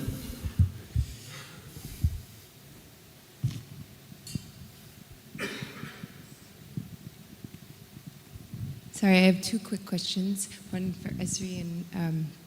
Please present yourself. Yeah, I'm Lauren Herbie with UNHCR. I was just wondering, in terms of, maybe it's not an AI thing, but is there work with the, maybe a fuzzy search or something to try and communicate different ways of, different languages or different ways that a geographic location might be spelled to try and rectify that in terms, and make that kind of interoperability between a statistical file and a geographic file, so make kind of like a fuzzy search for gazetteer. And then my second question is the connectors. Has there been any work on a connector between SDMX tools and cloud computing, such as Microsoft Azure? So going from that curation space directly to SDMX platform, if you will, if that makes sense. Yeah, so, sorry, so what was the company again? You said any... Azure. For the connectors, any connection between... Azure. I was just giving the example of Azure, but any kind of, yep. Yeah, I'm not aware of that yet. And to the question on like a fuzzy data search for around field names, not yet. Right now, it's on the user side to do the making sure that whatever is the name for the country within the statistical data would match whatever they're bringing in as the geographic boundaries. So I was using the example of the Living Atlas boundaries, which right now have the ISO codes and the country names. But if you were to bring in your own geographic boundaries, where you could match up another field name for whatever administrative boundary, and then match that to whatever you're calling that same administrative boundary within your data, you'd be able to join on that field. But it's definitely something we'll put into the pipeline of something to look at in the future, especially across language support for something like the Esri Living Atlas layer for country names. Thank you. Perhaps one last question for Bianca, Daniele, and Tawisap. I mean, you three mentioned in a way how you lean on user feedback to develop your the user experience that you are proposing. Bianca, you mentioned the personas, and both Tawisap and Daniele, you were mentioning the requirements and feedback that you based your endeavor on. And I was wondering, how you see this space, of user research, and finding more about users, finding more about their experience with your data, with the platform that you offer, and how you see that progress going forward. Perhaps is it like a space where some kind of collaboration could take place, some community approach where we could share more on the intel, I would say, on the users and what they're looking for and what's on their mind and what they do with our data, basically. Thank you for your question. It is an ongoing process, of course. We started from user requirements at the very beginning, and then when we had the first prototype, we had alpha testing and a beta testing and so on. So of course, we will continue testing, and the way forward is we want to also offer the data portal for internal users, so we will also have users within the BIS. But we had rounds with externals who could preview the portal and test it and give us feedback. So before we went live, we already had a loop of implementing the requirements. Just maybe to mention one, which is challenging and still hard to tackle. We also do want to take into account more technical users, not only the general public, those that use the SDMX API, for example, and do not have a very specific data domain knowledge. So these kind of users will use search bar powered by Solar in order to do a very generic search because they don't know the terminology. But then they will need to export the data via an API endpoint. And it's quite hard to put together the result of Solar and to give a data cube to the user because these two things are quite hard to complement. And that's, for example, a use case that we still have in mind to develop for the future. Thank you. Okay, in our case, it's, it was mostly colleagues asking for how can I publish a simple visualization.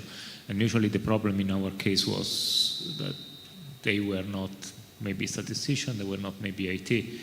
So the idea was not to use these complex tools like Power BI or Tableau that are complex not because they are not well designed, but because they are designed to do something else.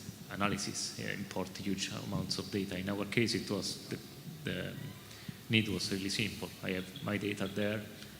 Why should I go through all these steps to just publish a bar chart? So it was really feedback from our user, requests for our users mainly. Thank you. Okay. In Thailand, many government agencies are increasing using data visualization for presenting information, and Power BI is a popular choice for this purpose, and data visualization is easy to understand more than statistical table.